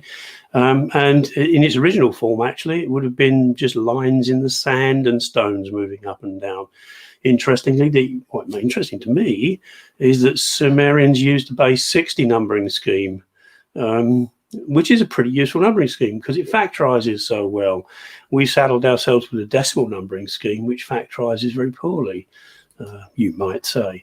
Here's the abacus then, much more recent and just 190 years into the current, or the first millennium, and still in use these days. What's this got to do with computing? Movable type printing press. Well, this democratizes learning. In 1439, this makes learning available to the masses, and look at the rate over the next few centuries. The number of books published goes up, 750 million or so in the 18th century. So learning is much, much more available to people. 17th century sees an explosion of theoretical effort. And anybody of my age, and I'm not sure how many of there are on the you are on the audience tonight, but we'll look at the left-hand item there. John Napier, a Scottish minister, who came up with the idea of Naperian logarithms, and from that, the idea of the slide rule was born. And those things were a bane of my life when I was a student. That's the only way you could afford to do calculations. Mechanical calculators then, by Blaise Pascal and the Pascaline, and Leibniz and the binary notation system in the late 1600s. So again, saddling us with all this sort of new technology we're familiar with these days. Moving into the 19th century, you have the Jacquard loom, arguably one of the early programmable machines, punched holes. And above the line there, you see the difference engine, Charles Babbage's invention, Ada Lovelace being credited with being the earliest programmer on record. Well, opinions vary about that. The analytical engine on the right-hand side was never really actually built. Below them, about the same sort of time, you've got George Boole inventing Boolean logic, without which the analysis of much hardware wouldn't be able to go ahead. Interesting, Charles Babbage was also a bit of a code breaker in his time, and he came up with a means of breaking the Vigenère cipher, which the French inventors deemed unbreakable. It was the indecipherable cipher system at the time. Babbage found a way of breaking into that, which was popularized actually by Friedrich Korzystki later in that century. Babbage seemed to sit back and not take the credit for that. Korzystki did. And Korzystki's method has a really important role to play in code breaking in the 1940s at Bletchley Park, although for all the wrong reasons, it turns out. But that's another story, which I might have time to come on to. To the right-hand side here, we've got the punch card tabulator, invention of Herman Hollerith in 1890 to solve the problems of counting the US census of that year. Previous years counts having taken so long, you're running up against the next census before you've got information out of the first or the previous census. So his idea of the tabulating machine, which of course lived on into the 1960s and to an extent into the 70s in the 80-column punch card. And again, I wonder how many people on the call are actually familiar with that technology. Below them is a bit of a curiosity. Friedrich Reinitzer, he discovered liquid crystals in 1888. Of course, he had no application for it. And these things have proven to be quite useful in display technology. Rapidly moving forward into the 20th century, a bit more foundation technology, the thermionic valve, 1904, deriving from Joseph Swan's efforts at creating an incandescent light bulb, an electrical light bulb. 1947 or 48 sees as the invention of the transistor. The integrated circuit in the late 50s, not in great production until the 1970s. CPU, very early CPUs, the Intel 4004 in 1971, and system on a chip as early as 1974, of course, popularized below it, you can see, by the Raspberry Pi, for actually considerably less than £35. Looking at along the bottom here at how the cost of things has accelerated, we've got the object on the left-hand side you may not recognize is actually an image of part of the Colossus system. I'll talk about that in a few more minutes. In the next one to the right is a 1960s machine from Elliott Brothers in North London. Current price of that, if you were to try and buy one there, would be £600,000. When it was made, it was £30,000. You could buy a house, quite a nice house in the UK, for £2,000. So that was equivalent to a street of houses. Quite sobering, really. And the deck machine in the middle there, I'll talk a bit more about that. Early laptops, about 10 grand to own an early laptop. Quite a lot of outlay. So let's have a jump into some computing generations. First generation, 1946 to 58, heavily vacuum tube orientated. Of course, these things have a reputation for being unreliable. They have to get hot to work. And the worst thing you can do to these is to switch the machine off. Once it's on, you should leave the thing switched on forever if you can, because that's the only way to make a vacuum tube really reliable. Vacuum tubes heavily used in Colossus. I'll talk about that a bit more. But here's ENIAC in 1946, product of the US, and for a considerable period of time, this was deemed to be the first electronic digital computer. The ENIAC in 1946, in actual fact, at a lecture at I think at Pennsylvania University, it was revealed that in fact ENIAC was the 11th computer, the 11th digital electronic computer, because there were 10 Colossus machines that predated this. And here's how you program an ENIAC. Fancy that? A few lines of our Python will probably equate to what those ladies are spending probably the best part of 2 or 3 weeks doing, plugging that thing up. And it could calculate a ballistics trajectory, which is pretty useless if you're in the field wanting to create or want to do that calculation. How do you fancy carrying an ENIAC with you on the back of your battle tank? Not really practical. Here's EDSAC. EDSAC stands for Electronic Delay Storage Automatic Calculator. There's actually a 7th variant of that in 1958. Look at the size of that plug-in unit. And that's full of vacuum tubes. Transistor comes along in 1948, Bardeen, Shockley and Haynes, and this changes the landscape. Packaged into this for volume, and that leads us to second generation computer boards. No integration yet in the mid 60s, but reliability is going up. Here is arguably the first desktop personal computer. DEC PDP-8, so-called straight 8. This would set you back $18,000 in 1965, so it wasn't for the likes of you and I.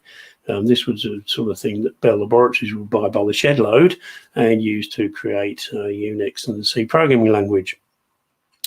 And this is the emergence of some female programmers, actually. Dina St. Johnston in the US and Grace Hopper, who's reputed to have coined the phrase bug when she found a fault on a machine that turned out to be a moth that had fried itself on the power supply. Proper integrated circuits, prototypes at least in 1958. The actual size of that shown there. And monolithic silicon chip, just one chip rather than being components connected together, 1961. So we started to move towards the future. And here's a 74 series chip. These were all over the place in the 70s, and cheap too. This gives rise to third generation computer boards full of integrated circuits. No CPU just yet. Third generation computer here is a different version of a PDP. It's PDP-11 in this case. So this is moving into the late 60s. Quick jump into Dame Steve Shirley here. Stephanie Shirley was credited with breaking the glass ceiling in computing in the UK. She created a couple of firms, one of which, in an attempt to I suppose in the UK we say show two fingers to the establishment, was to only employ women, because she had devil of a job getting a job in computing, and in fact that's why she was called Steve. She used to put Steve Shirley on her application forms, because at least that gave her a chance of getting a job. Disgraceful by modern day standards. She was a busy lady. She worked on programming the flight recorder in her company, at least on the Concorde. Sadly long gone. 1971 sees the 4004 CPU, and now we're accelerating into the future with the CPU board there, and the Altair, which is responsible, if I can call it responsible, for Microsoft, because Gates and Allen were sold their version of BASIC to the manufacturers of the Altair computer, and that was the foundation of Microsoft. So what happened next, accelerating now from 74 into the future, digital watches, if you could afford to buy them. Then we get a technological explosion in 1971-75.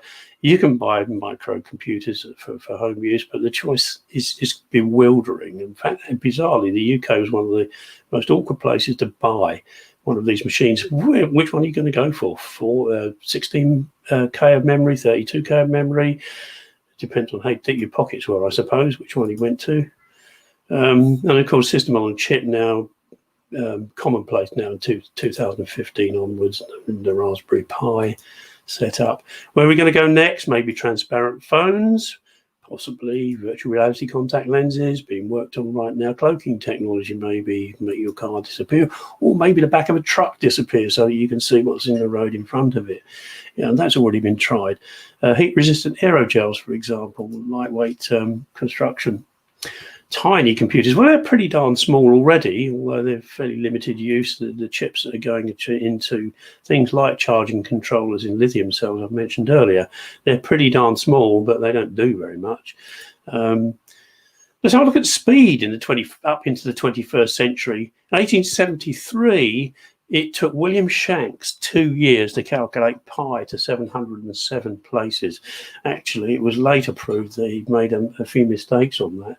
And it was only accurate up to a few hundred. But compare that with the current computer's attempt, when it takes about 0.01 seconds to calculate it, using the same formula that Shanks uses to 100,000 places. So things have moved on a slight amount.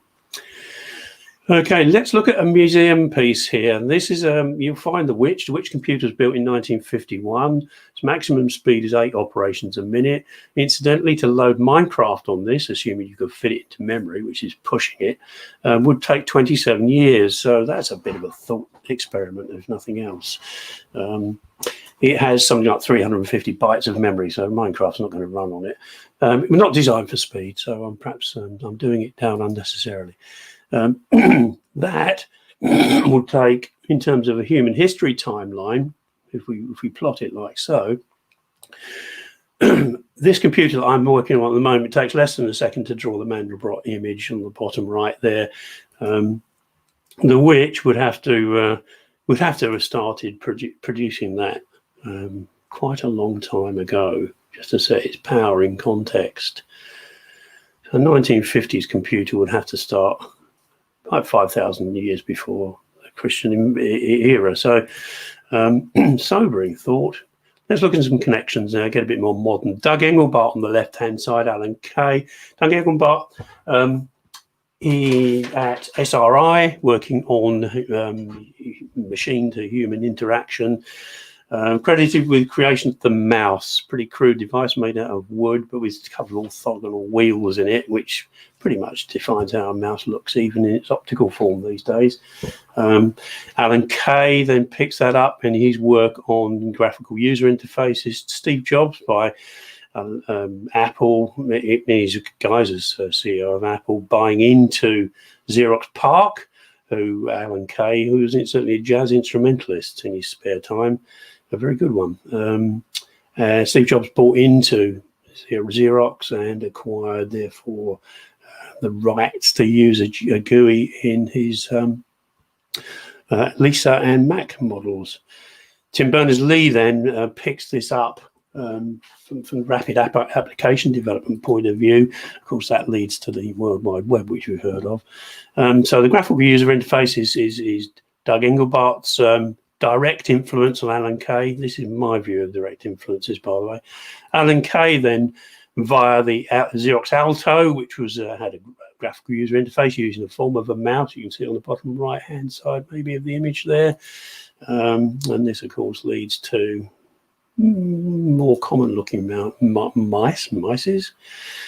Steve Jobs then picks this up for the Lisa and the Mac models, and there's a Lisa. We have a Lisa at the museum. And we have Macintosh working at the museum also. Steve then went to, when he left Apple, went on to form Next, and Next creates a rapid application development environment via the Next Cube. Of course, that's picked up by Tim Berners-Lee, and we all know what he invented. Through his use of the Next Cube, the World Wide Web is born. Of course, without the web, we would be not here having this conversation, because you guys wouldn't have anything to do in cloud computing. So let's have a very quick look here at Bletchley Park and code breaking. Most people have heard of the Enigma on the left-hand side there, used by I mean, there are thousands of these things made. They're used principally by the Land Army, but also by the German Navy in 4-rotor form. On the right-hand side, there is a stream cipher, the Lorentz key attachment. I'm not going to attempt to say the German word because I always get it mixed up, but SZ stands for key attachment. Quick look inside the Enigma. The rotor there is quite complex, and there are 5 to choose from whenever you set the machine up. The settings of the day, which is what you've got to find, this chart here, you've got to find the settings of the day. They change every day for every radio network that Enigma's being used on, is our challenge. And there are a lot of settings to work through. The theoretical number of settings on this machine is just short of 159 million in theory. And finding those out on a guesswork basis is pretty tough. What helped us crack it was a machine, not a computer, the Turing-Welshman bomb. That's a picture of a real one. The design of the bomb, of course, owes its origin to the Polish Cipher Bureau in the mid to late 1930s. The basic design of which was picked up by Alan Turing and further enhanced by Gordon Welshman. 36 Enigma machines, 3 banks of 12. Each of the rotors are represented by these drums. And what we're looking at actually here is parts of the rebuild, which you can see at our museum, working rebuild of the bomb, which took 12 years to rebuild. Quite a complex device. On the back of the bomb, you've got this so-called diagonal board. This allows you to plug up a menu. The menu is created by something called a crib, and a crib is a probable word, or we would call it known plain text or probable plain text these days. This whole process wouldn't work without known plain text. So long words, long compound German words like weather forecast here, well, were gold dust. If you could guarantee that would be somewhere in the message, here's some ciphertext. You can slide that word along the ciphertext, and in this position you'll see that's no good because I've got 2 E's. One of the features about an Enigma design is it cannot self-encipher a letter. It won't encipher a letter to itself. So you can sit there pressing a key all day on the keyboard. It will never light the same light as the key you're pressing. It turns out to be a fatal flaw of Enigma. And it's designed in as a feature to allow it to be easier to use. It's also designed in as a cost reduction technique. So I can slide the ciphertext further on, eliminating one by one the points that can't happen until I get to a point here where I've got no situations where there are any conflicting letters. So nothing's trying to encipher to itself. So that might give me an indication of where that enigma was set. And I can assign some labels to those, and arbitrary labels. That gives me the ability to create this menu, and that menu is what gets plugged up on the back of an enigma, of a bomb machine. The bomb machine then runs until it comes to a logical stop. And that might take forever. It may not stop properly. It may reach all possible combinations of rotor positions before you finally run out of steam. And the chances are you've got the wrong 3 out of 5 possible drums chosen. So you need to run the problem again on another bomb machine. And another bomb machine leads me to tell you that there were 211 of those things built during wartime. And that's just in the UK, and another 400 or so that were built and being used at the same time in the USA. Quickly jumping to the Lorentz machine here, much bigger prospect here. It has 12 fixed position rotors. You can't move them around. 501 cams that are generating bit stream. It uses an exclusive OR stream cipher, just like modern cipher systems do, although this is character orientated rather than bit orientated, but the basic principle is the same. Theoretical number of settings 10 to the 170, which actually is more than the number of atoms in the visible universe. Actually, it's getting on for the number of atoms in the visible universe squared. So even by modern day standards, that's quite a long cipher to break. I won't insult you with explaining how exclusive OR works, but a brief timeline leads us to this timeline here. 30th August 1941, a human error. 2 messages were transmitted, 2 different messages transmitted using the Lorentz system with the same key settings. And that, of course, is a fatal error in any kind of cipher system. In mid-February 1942, Bill Tutt, who incidentally was a chemistry graduate, was given this job to work on. And by mid-June 1942, he'd actually reverse engineered the machine without even seeing it. And in fact, actually, Bletchley Park don't get to see the machine until the war in Europe is finished. And he came up with what we would now call an algorithm, the 1+2 double delta attack. And then in mid-January 1943, Tommy Flowers begins to improve something called Robinson. And Tom Flowers was a post office engineer, a valve expert who came up with a design to improve a machine that had already been made. And that gives us the birth on the 5th of February 1944, the first operations of Mark I Colossus, which is a digital semi-programmable computer. I just want to show you something to do with what Bill Tutt got up with. This is what he plotted. These are 1s and 0s. Actually, they're dots and crosses. Bill Tutt plotted these. This is a key stream that's been plotted. It's actually bit 1 of a key stream that's been plotted over 41 columns, 41 being a prime number. And I'm sure you can see the patterns in there, can't you? Well, they're not easy to see, but Tutt, being a pattern expert, was able to see these patterns. And if you see you've got the red pattern there, those bit streams are repeated and they're perfectly vertically aligned. That told Bill Tutt that there is very likely to be a rotor with a period of 41 because of the alignment of those 2 bit streams. And if you look, you've got a green one here and you've got a blue one, and they are both perfectly vertically aligned with their brothers or sisters. So this further confirms Bill Tutt's idea. This is what he built up. It's a complex machine, as you know, because I've done 10 to 170 possible settings on it. And this gave rise to Bill Tutt. Then slipping into statistics mode. Military German has statistical characteristics. The teleprinter operations that drive this system also have a particular skew. Bordeaux code skews the stats also. And it turns out that 55% of the time that equation is satisfied if you've chosen the correct values of these two terms here. So you can scan all the possible versions of those 2 terms. There's your 1,271 of those. You do thousands and thousands of calculations, and you can then derive how that machine was set for any given ciphertext. So it's a zero knowledge attack on a cipher system. You just simply by processing ciphertext, you're exposing the settings on the machine. You can then play the message back. Not bad for a chemist, because Bill Tutt's first degree was in chemistry. So that led us to Colossus. There's a picture of number 10. And this is a question I usually give to people when I show them around the museum. They're very complex, often more than they need to be. Does that necessarily make them more secure? And there's a learning point here which I try to drum into students in particular when they come around, and that is complexity does not equate to security.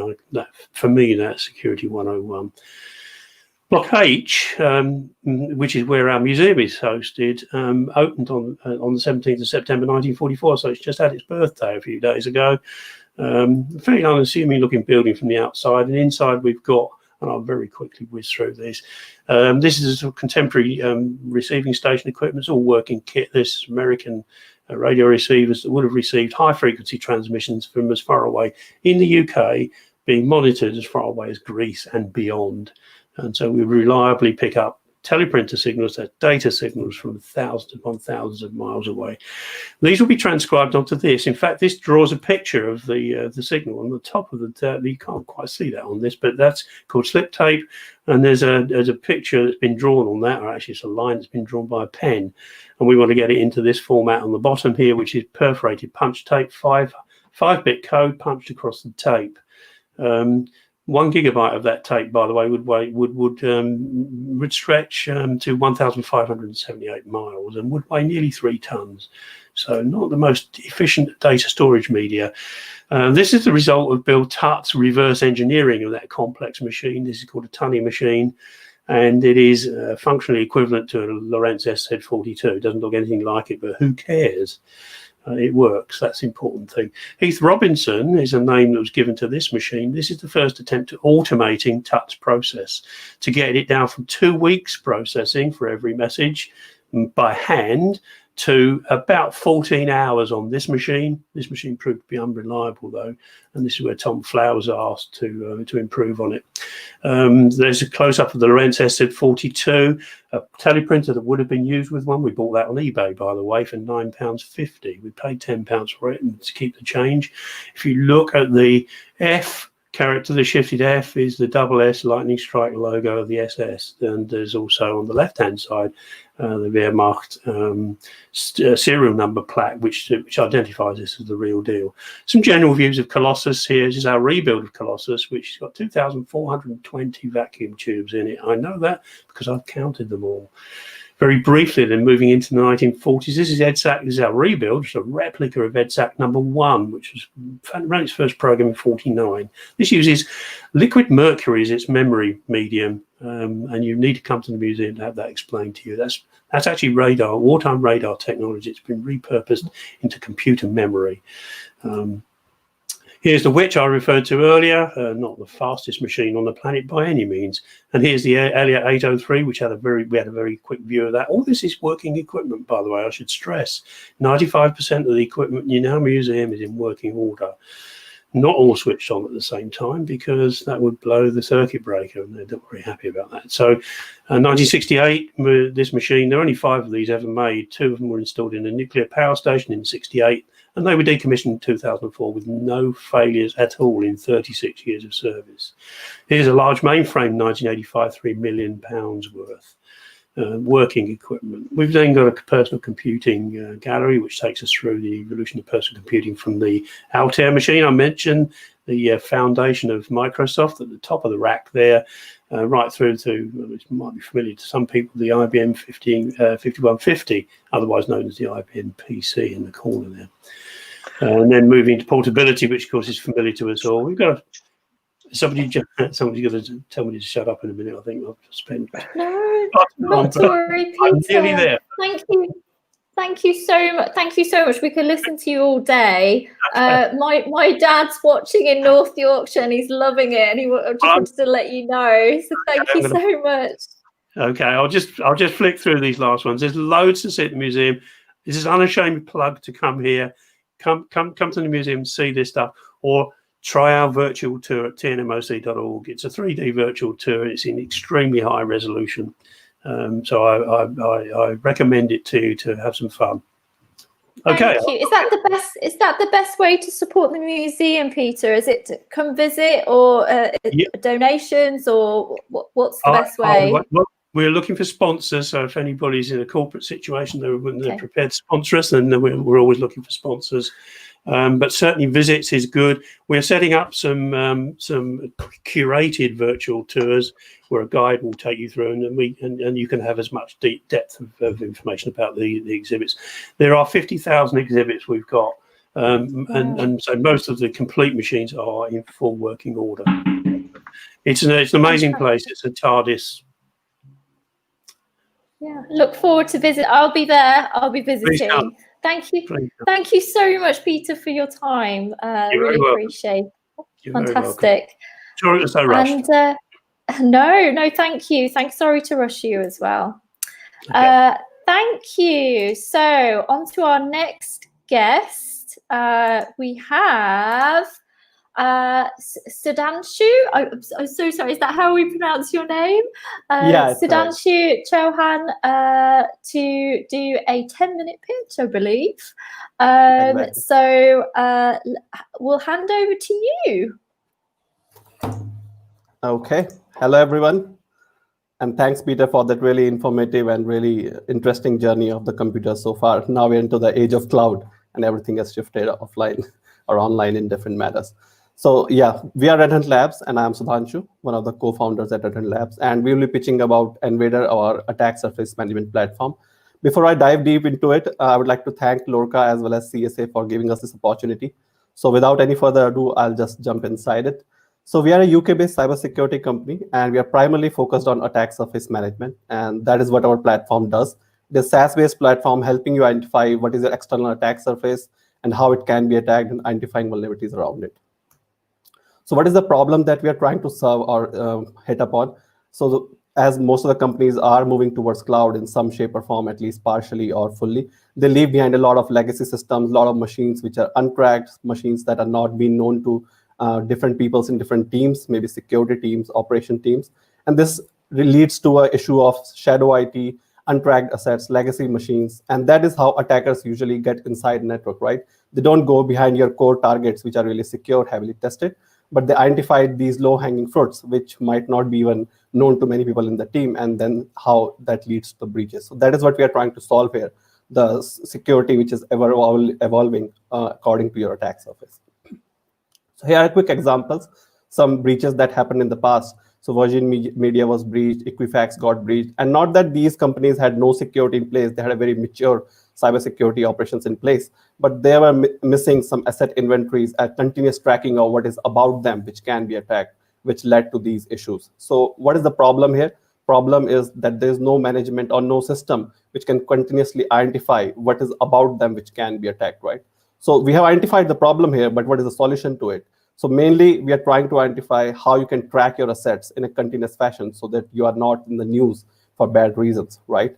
But that's the easiest statement to say that, hey, track your assets. It's not that easy when you do on the technical side of things, because there are multiple teams, multiple subsidiaries, multiple technology stacks that are being used. So it's really hard. So how do we do that? How do we solve this current problem? So that is where our solution comes into the picture, which is Invader. It is around attack surface management, and it helps you in continuously discovering your attack surface, which is exposed to the internet, keeping an eye on the data leakages which might be out there about your organization, and then doing security assessment on a periodic fashion.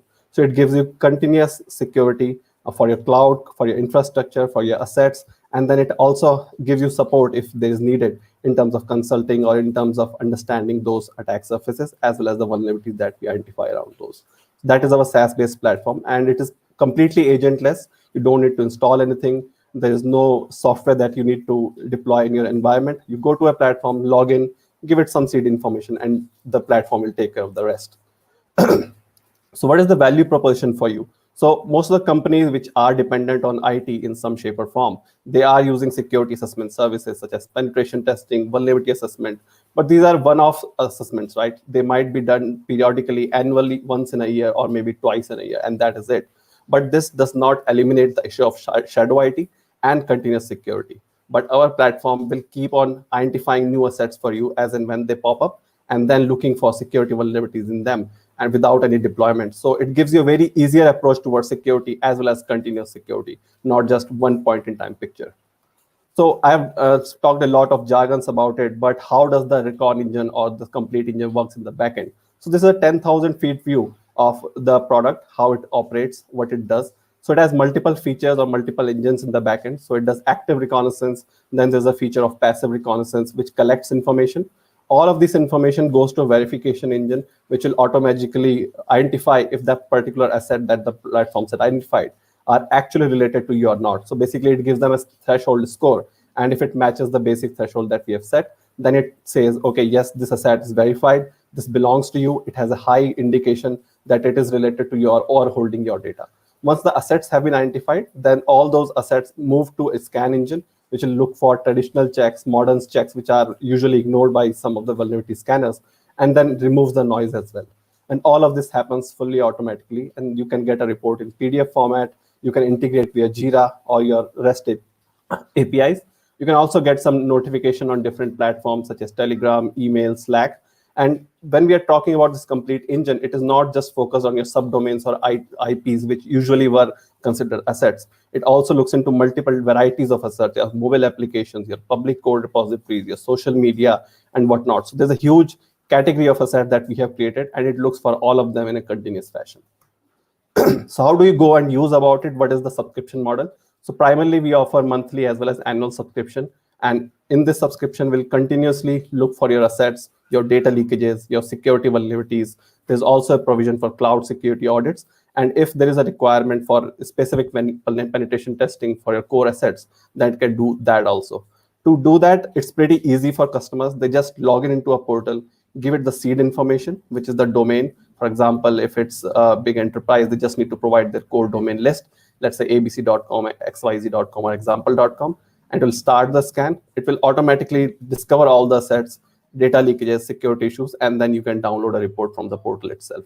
You can also receive notifications for the same in your different portals, such as Jira, Slack, or your emails as well. So this is all about the product. All in all, we are trying to solve the continuous security problem and also solve the assets which are hidden, such as your shadow IT or your legacy systems. So that is what the product all in all solves. And we are happy to offer a free trial or a free scan to all the people who are watching this presentation right now. So you can quickly scan the QR code or drop us an email at freetrial@redinlabs.com, and we'll be happy to give you a free report of your assets, your issues, without any obligation, no credit cards required. So thanks for listening to me, and I'm happy to take if there are any questions regarding the product or our company or just me in general.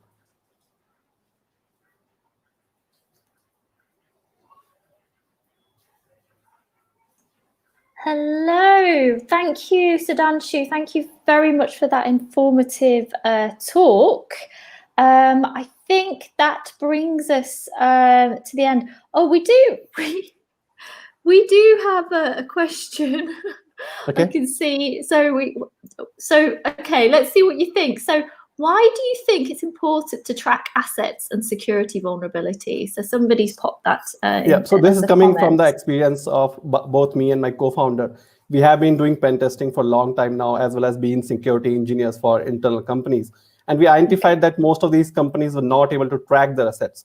So they were really securing their core targets. For example, if it's an e-commerce company, they're really securing their main website. But there are a lot of legacy systems, a lot of subdomains, a lot of applications which are not even known to the operations team or the security team. So how do you track that? As an attacker, I'll choose the path of least resistance and try to attack them rather than going behind your main application and identifying vulnerabilities there. And secondly, the main question is, if you do a vulnerability assessment or pen test today and you wait for another one in the next year, then what happens in the meanwhile? They're not going to be vulnerabilities are not going to stop, assets are not going to stop coming in. So we find those, we give them continuous security, so there's a peace of mind. It's a really easy interface to use rather than engaging with the team where you have to submit some multiple forms, then you get an email campaign done, and then you receive emails, send notification and things of that nature. So it basically eases and helps out your security process as well as makes it more mature to give you a mature cybersecurity posture. I hope that answers the question. Wonderful. Thank you so much. So I think we're ready to close out today's session now. I'm going to see if I can add Francesco back to the stream. Thank you so much, Sudhanshu, for your time. Thanks for having me. Thanks for having me. And It for was the lovely talking to you guys. information. Thank And you. Cheers, guys. Thanks again. Okay, so Francesco, I'm going to add you to the stream. And yeah, we're nearly 9 hours on air. Yes, we are. We are. It was a monumental effort. So I'll try to keep this as short as we can. It's very, very quickly. So, well, first of all, I'd like to thank everybody that participates and joined today, listened today, participate actively with the conference and asking questions. We had, I think this year it was very particular because we had a breadth of talks. We had very, very much focus on identity at the very beginning. I have to celebrate that we have more women than men in the conference. Finally, objective achieved, I guess. We had the refresh of the board. And we went from all the way down from a technology perspective to sales to a bit more generalist role, all the way back to the history of computing. So I think this year was super special. We saw a lot of breadth of view. We will share with Vladimir and the rest of the mailing list format to and a form to ask you which part did you like the best. And my question to you and my ask to you is if you enjoy what you saw today, because it took an enormous and monumental effort from Vlad, Shireen, Ranli, Paul, and the rest of the team, come and join us. We really need people. We really need all hands on deck to make these events happen and to do more and more of this, because it's our personal commitment to the community to do more and more of these events, more and more of these activities. So please come and join us, help us making cloud secure one white paper event at a time. So we are about 9 hours, just about a minute to 9 hours live. It has been a fantastic marathon. So let me bring actually Shireen and Vladimir back on the stage so we can celebrate all together the 9 hours of stream. I think this was the longest we ever been live. I think we had some trial run here and there of maybe an hour to 9 hours. I think it's a record. Previous conference has gone through half a day. So I really appreciate everybody that they came here. Please share the video, share the conference. We will share potentially the various video with the minute cutting in our social media so that you can review the various conference. And we are just about 3 minutes, 3 seconds to the 9 hours. Shall we count down? And we are at 9 hours. Fantastic. So I'd like to close on this fantastic achievement of the team, of everybody that participated today. And wow, it's been amazing. It's been a marathon. It's been trying, but we made it happen. So I thank everybody and I wish you to stay safe and yeah, come and contribute and help us out. Any last thought, Vlad, Shireen? Shireen, lady first. Oh no, just been it's a pleasure to be a part of this today. It's been a real challenge, a marathon.